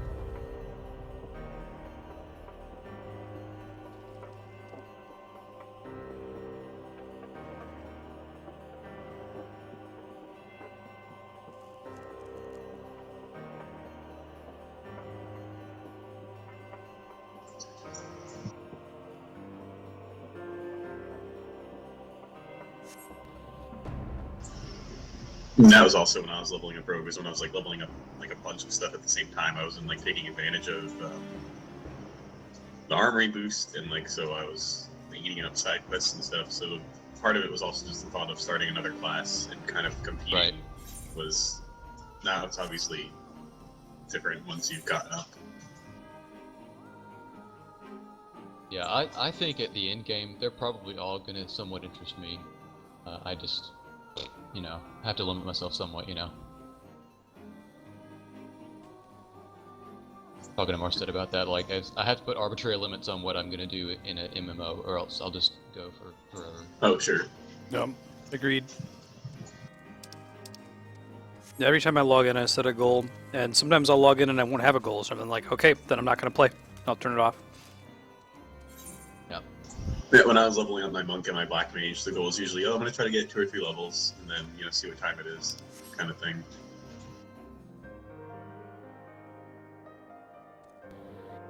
I haven't put those two together yet, but I imagine it's great. I'm happy doing several thousands of HP heals, even plainly.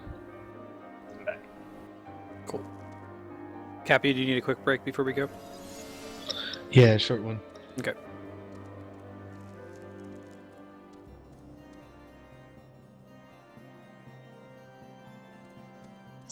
I'll be back in 1. Pretty good.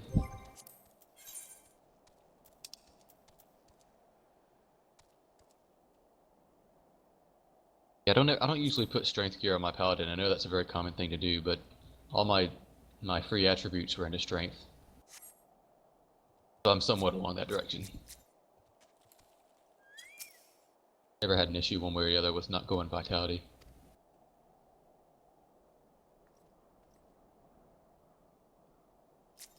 I got messed up the other day. We joined a party with someone whose name was Viewing Cutscene. Yeah. Oh, I know that guy. I think he's in my free company. Nice. He popped into a duty finder mission. I was like, wait, what? Oh.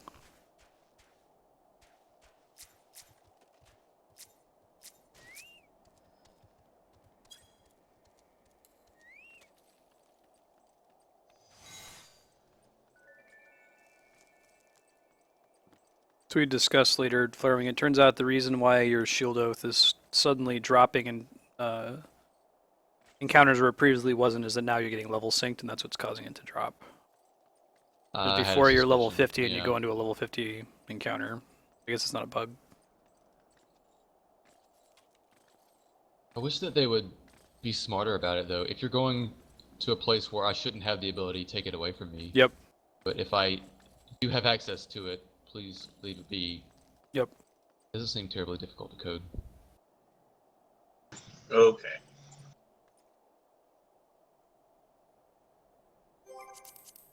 Put this up for when Cappy gets back.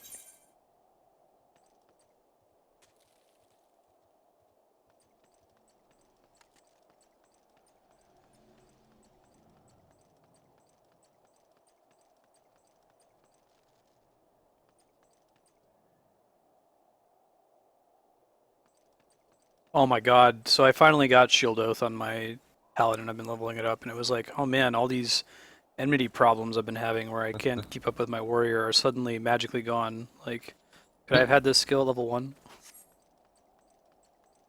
What level do you get Shield Oath at? 40. 40? Great.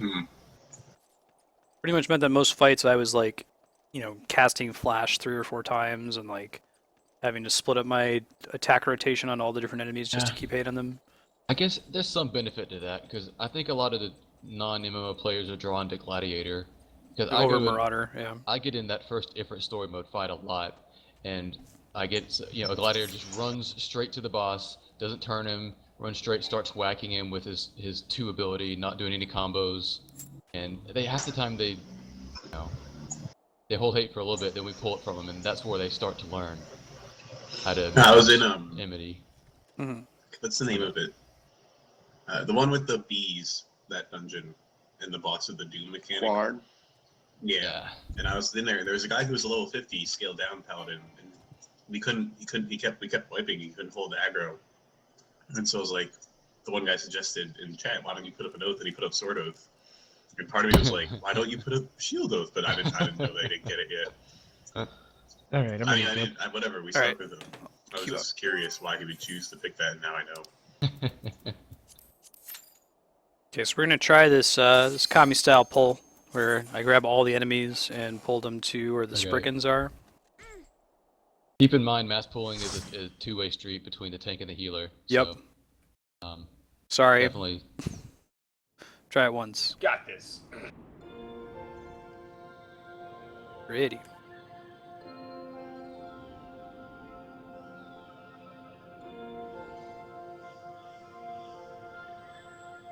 Yeah, Kami, I've multiple times in Ifrit. I don't think people read quest text.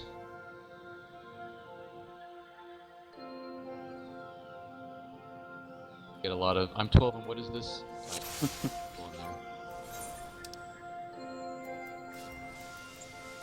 One of you guys is new to this duty? What the fuck? You should rage quit. Log out now and just never come back. I can't believe that's a shitty way to leave. Just throw my computer out the window.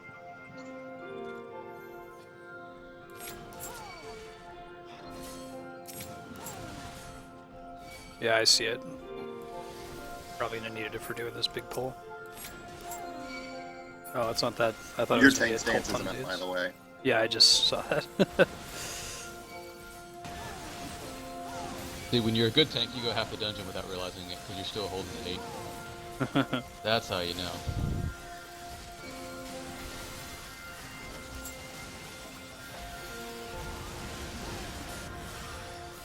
So, Kami, is your point like every time, like pull everything to the next set of Spriggans, or is this just the pull you're talking about? Or to give this is to calibrate how many enemies we can handle. I think is what he means. Yeah, it's a pretty common way to do it. You take the first couple of groups, something that you probably should be able to handle. See how it goes. That's not too bad. A lot of times your healer will tell you, straight up, hey, I can take more than that. Man, I wish I remembered how far I got in beta. Since it was Kami. I did Lancer in beta, and I feel like I got like level 10-ish. I don't remember like some of the. Sorry if I cut you off there, Darkstar. Oh, it's fine. Go ahead and finish. I'm done now. I was gonna say, I don't mind speed pulling, but if the tank's speed pulling something in like one of the level 60 dungeons, and they're the things in the level 60 dungeon hit really hard. There's a huge difference in gear in the 60 dungeons too. Like if you're a fresh 145, 150, it's a huge difference if you've got even a handful of 170 pieces on you. So that's how they designed it basically, and it's clearly you're gonna have a rough time if they try to pull shit when they first get to the dungeon.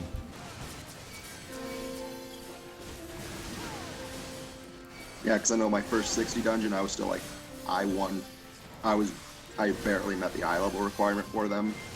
Yeah, same. And the thing just kept pulling and pulling and pulling. I'm like Marstead. I pull very, very, very carefully, if at all an option.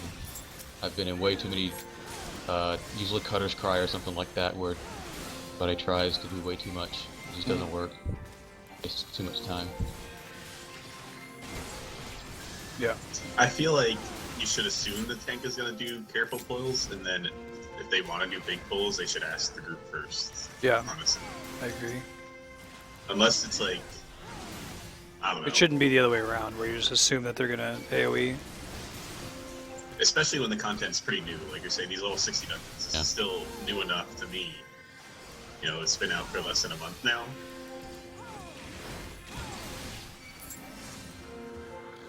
So Marstead, has Kami or Flare Ring told you what you get if you tank 200 high-level instances?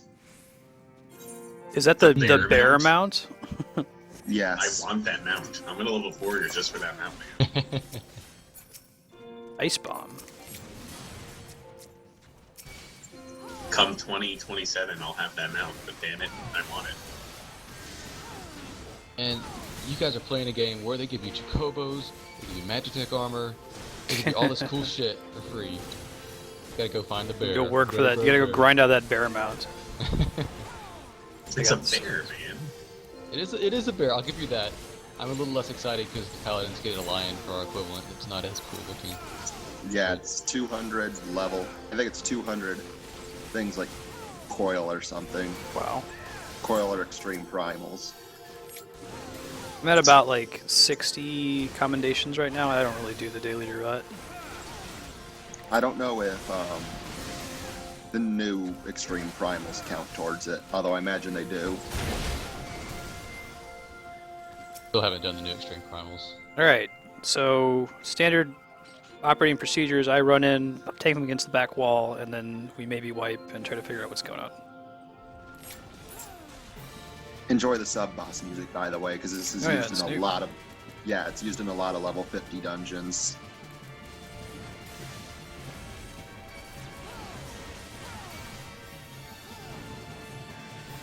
Snowdrift. Spawn to Frostbomb.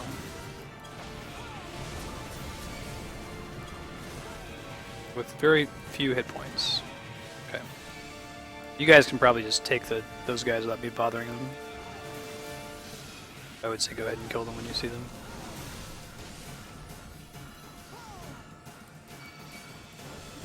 Hopefully.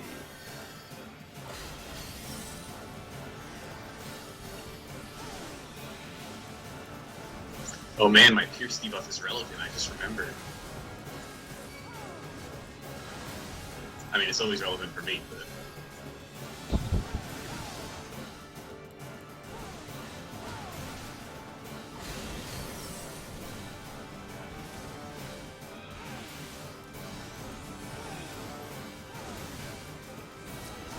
Bomb.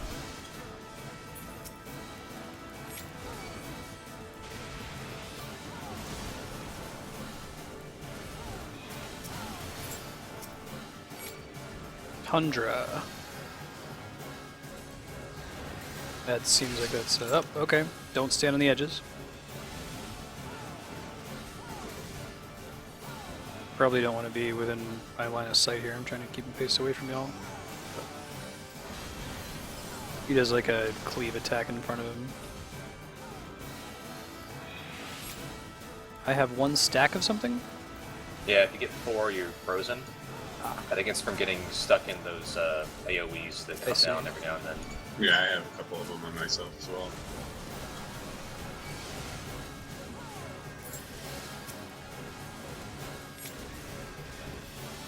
Okay. Big. Oh, and a frozen stack. Okay.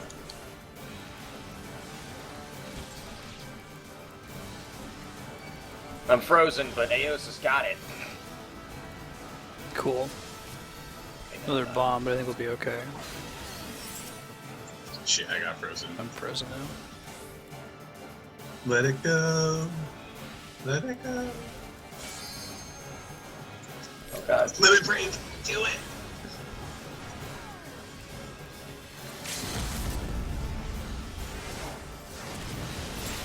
GG. I think we got that one. Huh. I'm just gonna pass on this theme. Yeah, I'll put it in the company chest. Unintentionally beating the mechanics? How do we unintentionally... What were we supposed to do there? I thought that was pretty straightforward. You could avoid getting... You could get a stack of... You can, die, or not get a stack during Snowdrift or whatever it's called. I don't remember the name. It's the one where... It's, yeah, by moving. By moving or doing an action.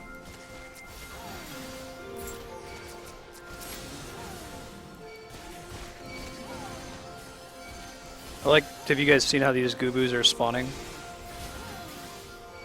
See the next one. The giant snowballs that drop them. Pretty cool.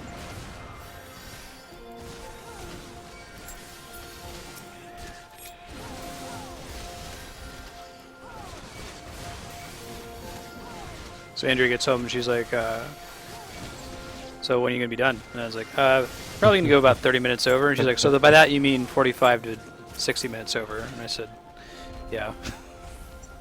Well, it's the male equivalent of when are you going to be ready to go out? My girlfriend was literally, hey, I'm only going to come in and change for 20 minutes. Okay. Remember, hey, it's time for dinner. No, I gotta save first. No, you don't. No, I gotta save first. You gotta let me save. Don't fight them on the bridge. Fight them away from this bridge. Oh, okay. Getting a dot. I see. Thank you. I'll just go pull some more ads.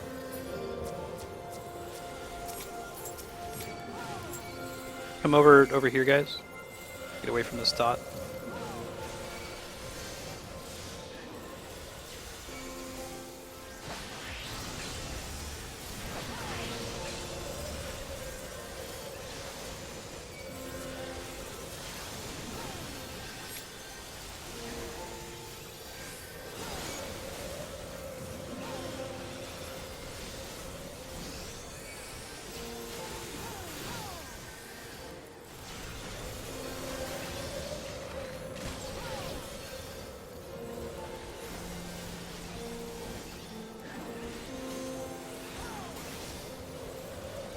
heals.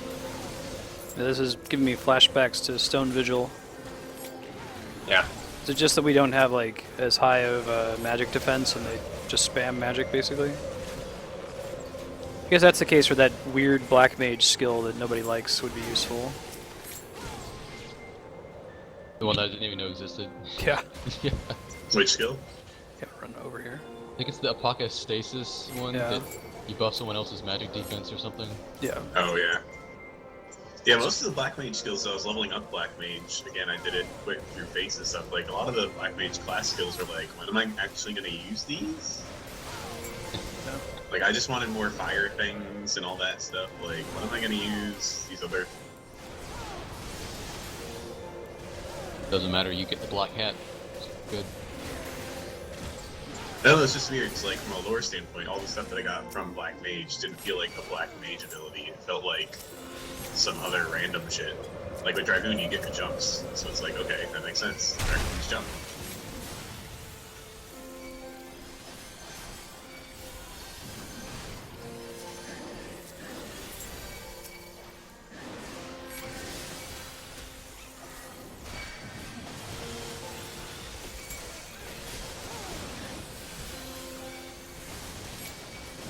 Cappy, do you have any way to restore TP to me? Yeah, it's just the cost of DPS for me. Cool. You need it? If you would, just for a little bit, then I should be okay. I probably should have waited before pulling these mobs. I'm almost out. Eat that there ninja. That's what we need.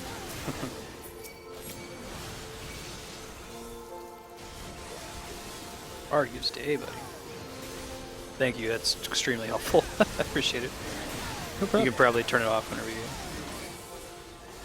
I was just at the point where I had so little TP I couldn't do my rotation.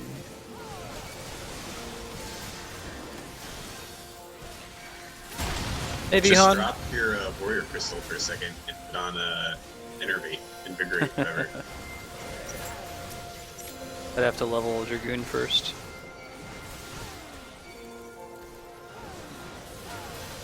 Oh, I didn't realize... That's cool. Fun. I see mine up in the corner. I didn't realize that I was only showing HP and MP. Yeah, that seems silly that it's not been there, or at least toggleable. Oh, cool. Yeti. I like his graphic. Yeah, he just looks like he's chilling here. I want a Chilling pet out. that looks like that. Like that size, though. Yeah. Follows you I wanna around. ride it. I'm sure he eats Lalafels, though. Meh. Spriggan.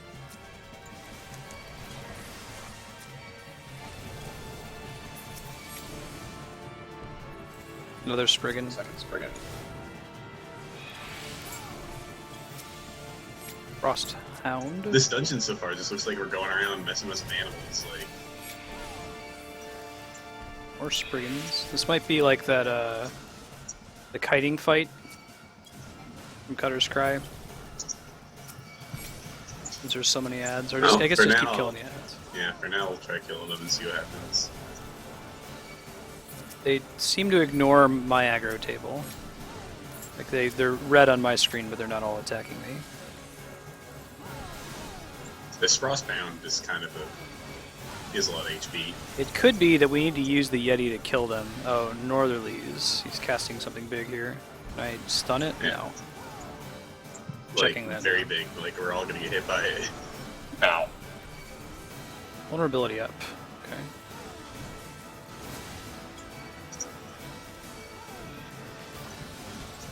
I'm wondering if like you can like pull the ads in front of his attacks or something and that'll hurt them. I feel like if we wipe this time, next time me and Cappy... Ah, that is it. Yeah, totally. So when he uses Frozen, you see how the one is a snowball now? That's really cool. So we want when he uses that big, very tight cone, we want to get the ads in front of him. Let me see if I can get. The aggro Spriggans on aren't... My point is the Spriggans aren't really... They're super easy to kill. You Yeah. want to try to grab the Frostbound one, though. That's the Right. one I think you should try to grab. Okay. is all. Oh, and we're not really DPSing the boss, so it'd be better if we focused on him, probably. Yeah. Yeah, I'm could- gonna switch. I'll ignore the Spriggans and only DPS the Frostbound for now. We might be able to do something about the snowballs. Like maybe they help us in some way. Yeah, here's the Frost Hound. Frostbound. Yeah, so he's got aggro on me, but doesn't seem like he wants to follow me. I think we might have it backwards. He was just in the AoE of that, and it didn't do anything. Well, let's kill the Frostbound. Okay. I feel like we need to focus him down. It seems like, I don't know if it's coincidence, but both times Yeti's done a big thing, the Frostbound is around. Sure. I probably can't take that next hit now that we've got the next big AoE, now that we have vulnerability. Okay. I think that's the DPS check. Yeah. I think it's that if you go around killing all the Spriggans, you're going to have a bad time. So the tank tries to gather them up and get them killed by the attack turning into snowballs. Or can we hide behind the snowballs when he does Oh, this? that's a smart idea. I don't know. Those don't No, that's smart. That's smart. Let's try that. The snowballs have to do something. He makes them bigger. They get bigger. Okay, I think you're right. So we don't want to kill the ads. We want to snowball them.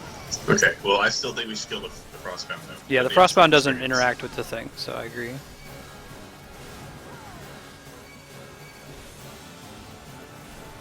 I'm going to try to turn him to face the ads. Okay, try to get behind the snowball, see if it helps.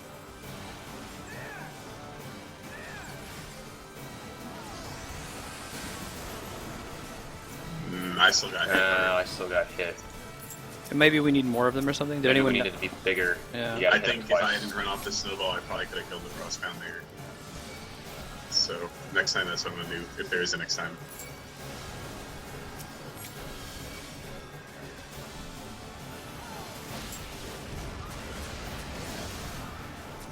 There's got to be a different way to deal damage to the Yeti. He's not dying. Yeah. Like get a debuff stack on him or something. We can try busting the snowballs once they get really big. We probably want him to always be hitting the same general Yeah, area I with would these aim things. at a snowball and see how big it can get. Yeah.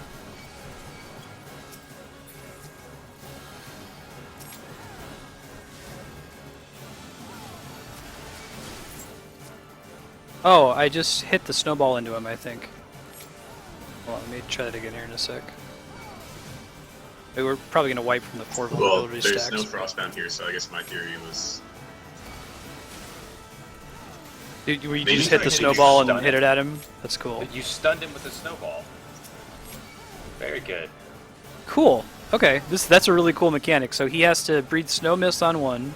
He has to make it into a snowball, and then when it's a snowball, you hit it, and it knocks it in the direction that you're hitting it from. So you can stop his attack. That's a really cool mechanic. Okay, so we're gonna let that snowball get a little bit bigger. Let me see if I can pull him so he's not standing right on top of it. Hold on. Crap. Hopefully he uses it one more time. I think we need the snowball to be big.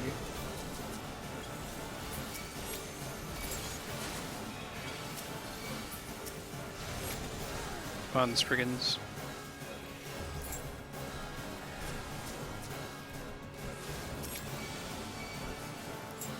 Try to turn him on this one here. But if you stun him even once, then the stacks drop down and it's reasonable again. Yeah, yeah. So I don't think we're going to get him this time. I can hit him with this snowball, but... Oh, a little snowball is enough. I guess the big snowball just does extra damage to him.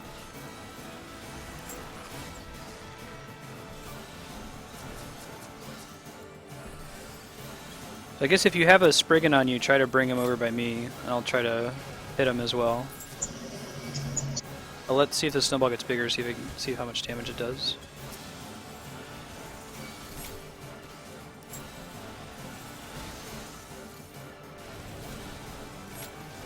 Oh, that pro Spriggan kiting. Oh, feels good.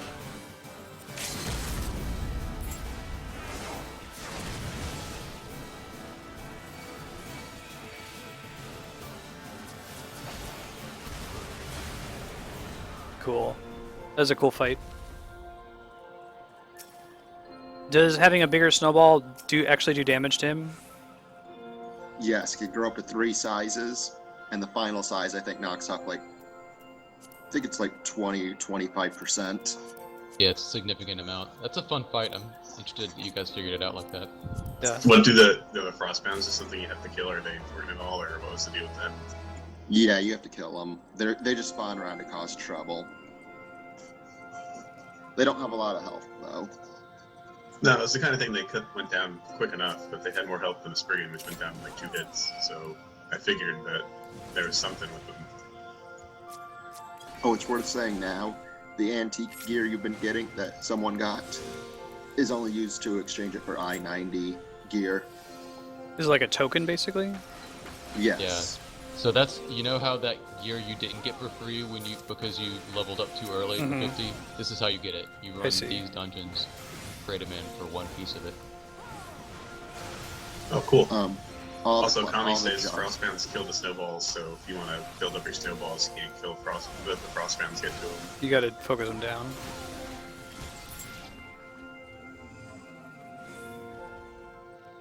Yeah, I felt like his cone AoE was way too tight to not have some kind of mechanic involving the enemies. Pretty cool though. So which gear is that? That like green pair of boots that we found earlier that had no stats? That's what you trade? I see. Yeah, you Gotcha. traded in for I-90 gear, which you also get from doing your job quest, so... Your level 50 job quest, so... Right. Good to know. I think it's pretty much useless now. That's not the dyeable artifact gear, is it? No, it's not. Okay.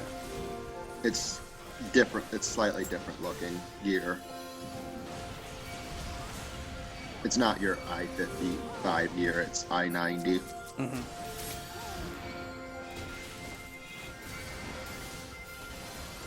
This dude just tried to elbow drop me. Does that ice mist actually have any risk of like the healer gets hit by it as well, or he just kind of pulls it into that conal AoE and then moves out of it so that they're right behind him? If someone gets hit by the ice mist, they just get frozen for a bit. Okay.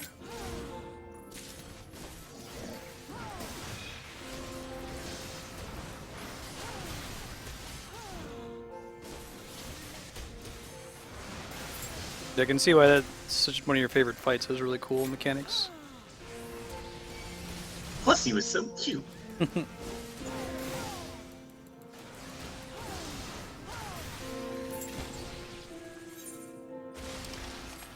I think there's a mini Yeti minion. Hybrid Gator.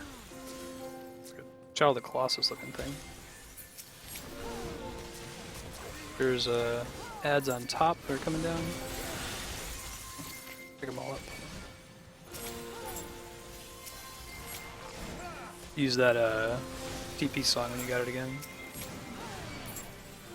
Oh, for optional dungeons that you might do in the next stream, you might want to do Stone Vigil hard mode. Oh yeah? It's kind of appropriate for Heaven's Ward. Cool. Oh man, I finally used my elusive jump to get aggro off me and give it back to Dylan. Nice. Wait, does it transfer aggro to me? Well, it halves the enemy you have. The same exact. But I was focusing on the gator while you were pulling stuff, so it switched to me, and I was like, let me try this. And Interesting. when I did that, it switched back to you. I was wondering if it had, like, because the ninja has a mechanic now where they can actually gain some enmity and then give it to the tank. Nah, I can't do that, but I can reduce mine every once in a while. Look out for this thing's bullshit. I don't know if they all do that, but... I forget that skill exists, and so when I remember it does, and I can use it appropriately, it feels smart. Nice.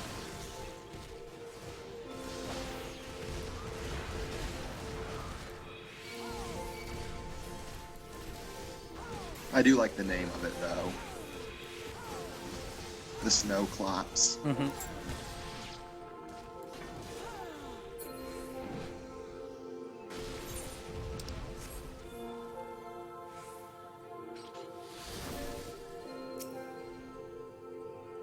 Historically, these Avis things have hit pretty hard.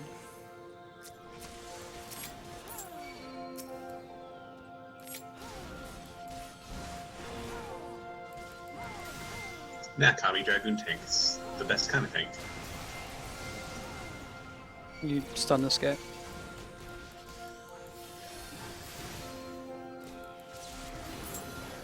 Oops, stun something, but I think it's the wrong one. I think when he finishes casting that, he summons or turns into one of these Dove Avises.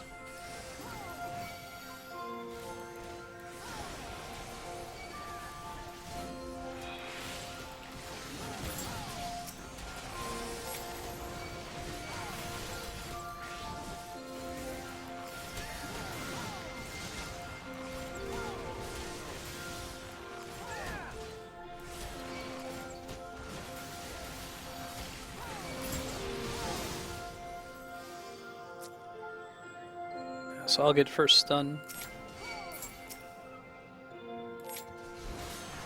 Stun's on cooldown. I'll call it out when we need it again. Yeah, I can stun. Wait, so you're stunning the Harrier? Yeah. Too? He casts a really long skill called Dragon's Blood that if he gets it off, he turns into a Dove Avis. Gotcha. We're up on the last boss. Pull coming.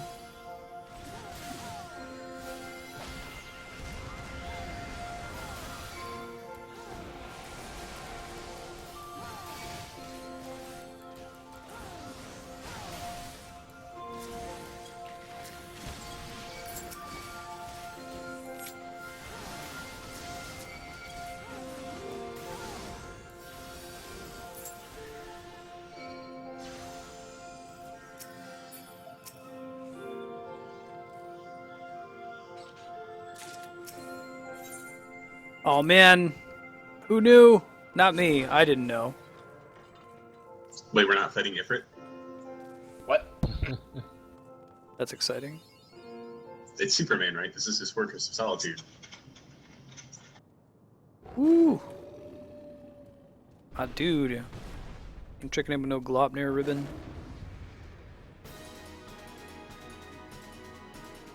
Great son of Loki or greatest son of Loki?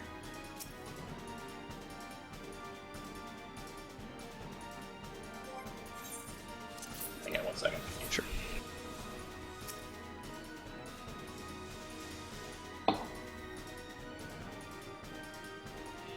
Okay.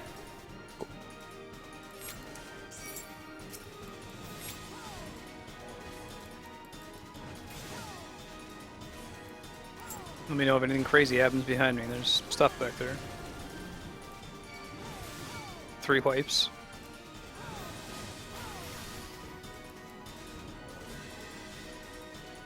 Thousand-Year Storm.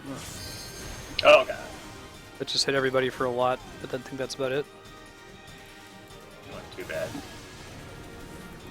Okay, he does a Heavensward Howl, so don't stand in front of him unless you're me.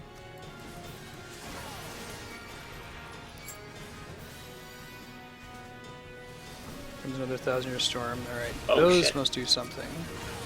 Ooh, okay. Calls down the spikes and then they later, he like, telekinesis. Directional, yeah.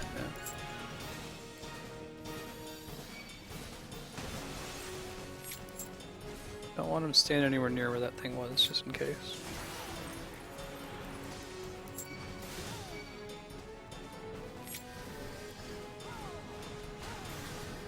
And it doesn't give you a lot of time to react to that too. Lunar Cry. Yeah. Not being stunned. Interrupted. Oh, we probably had to. Freeze, body Yeah. encased in ice. He did Lunar Cry. It probably has something to do with the remaining ice pillar that we have to hide behind. Be my guess. Hold on. Did that hit all of us? Yeah. Because none of us were hiding, I think. The fact that one of the pillars remains is suspicious. Yeah, I Thousand-Year agree. Storm. So let's try to go move in the direction of the last pillar here. I think he's going to use the Lunar Cry again here soon. Just going to keep him here. I have to be in front of him. Okay, he didn't use it that Broke time. it.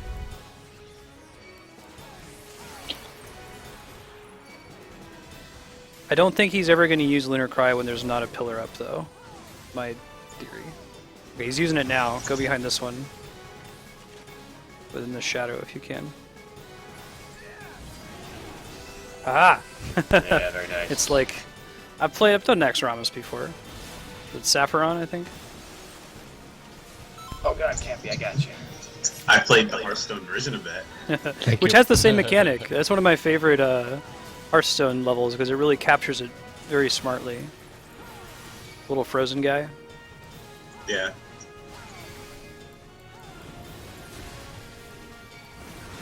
Okay. He's not using Lunar Cry right now, so... But be ready to go by that pillar. I think he might alternate.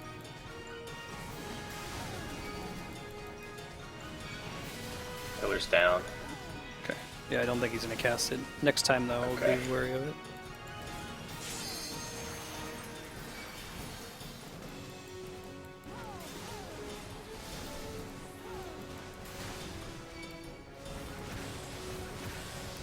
go by the next one. He's casting Lunar Cry now. Shit, I didn't do it in time. Cool, I'll hold him, keep him off you guys. I'm down. This We is have our gonna be limit rough. break. I can do this. We can do this. If I get unfrozen. Going for it. So I gotta use my my Phoenix down, but it's not usable in combat.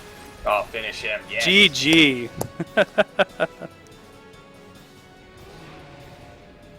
That was fun. Yeah, I think just that last Lunar Cry, we should have anticipated that every other time he summons pillars, he does a Lunar Cry. We should get by that last pillar right away. We were close. Me and Pat, I guess, who got hit. Just couldn't hit like the last 3 feet kind of thing. That's what happened to me the first time around.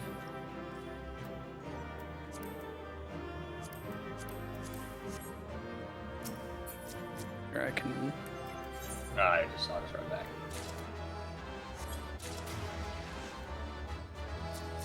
Cool. I'll put the loot from this dungeon there. That was a really cool dungeon.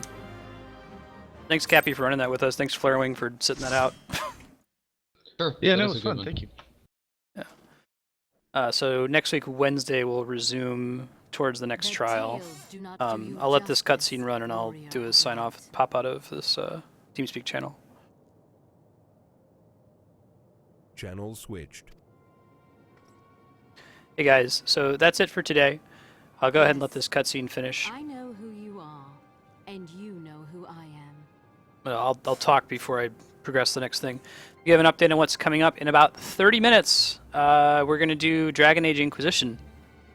Me and Andrea doing our blind playthrough. Andrea will be controlling first. I have to shut the stream down in order to get all of the microphones and stuff hooked up so that we can play in here and you guys aren't getting much of feedback. But stay tuned. You'll see it go live again in about 30 minutes from now. I'll do another formal sign-off after that. If you're here for Final Fantasy XIV, there will be more main story quest blind playthrough starting next week Wednesday at 3 o'clock Pacific until 7:30 Pacific, and we tend to do that Wednesday nights and Saturday mornings. You can check down in the schedule for some of the other games. I'll go over them in greater detail when we finish the Dragon Age Inquisition playthrough. So let me finish this cutscene out, and we'll see you in a bit. Thanks for hanging out today. Channel switched. I was given the name Izel, but I earned the name Iceheart.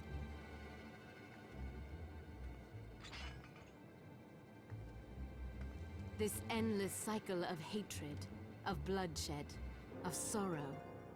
You would see it continue, O noble warrior of light. I would not. I will not. I will bring an end to this war between dragon and man, no matter the cost. In time, you will come to understand that what we do for the greater good. For Eorzea, for Hydaelyn.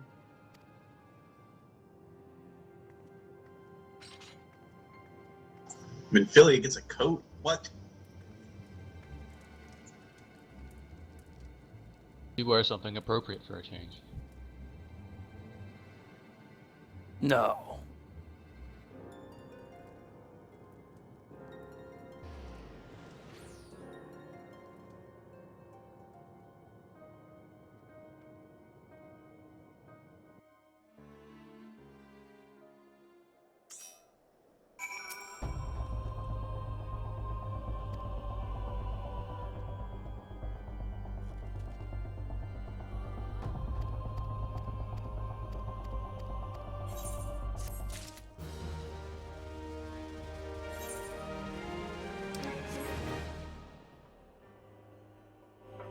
Cool, guys. Thanks again. It looks like there's not actually really all that many quests between here and Shiva. If you do them offline, just shoot me a message in the Google group so I can catch up too. Otherwise, we'll just do them on Wednesday night. And then I'll be back on Twitch here in about 20-30 minutes as we set up for Dragon Age. Sounds good, man. Good night, guys. Good afternoon. Have a good weekend. There we go.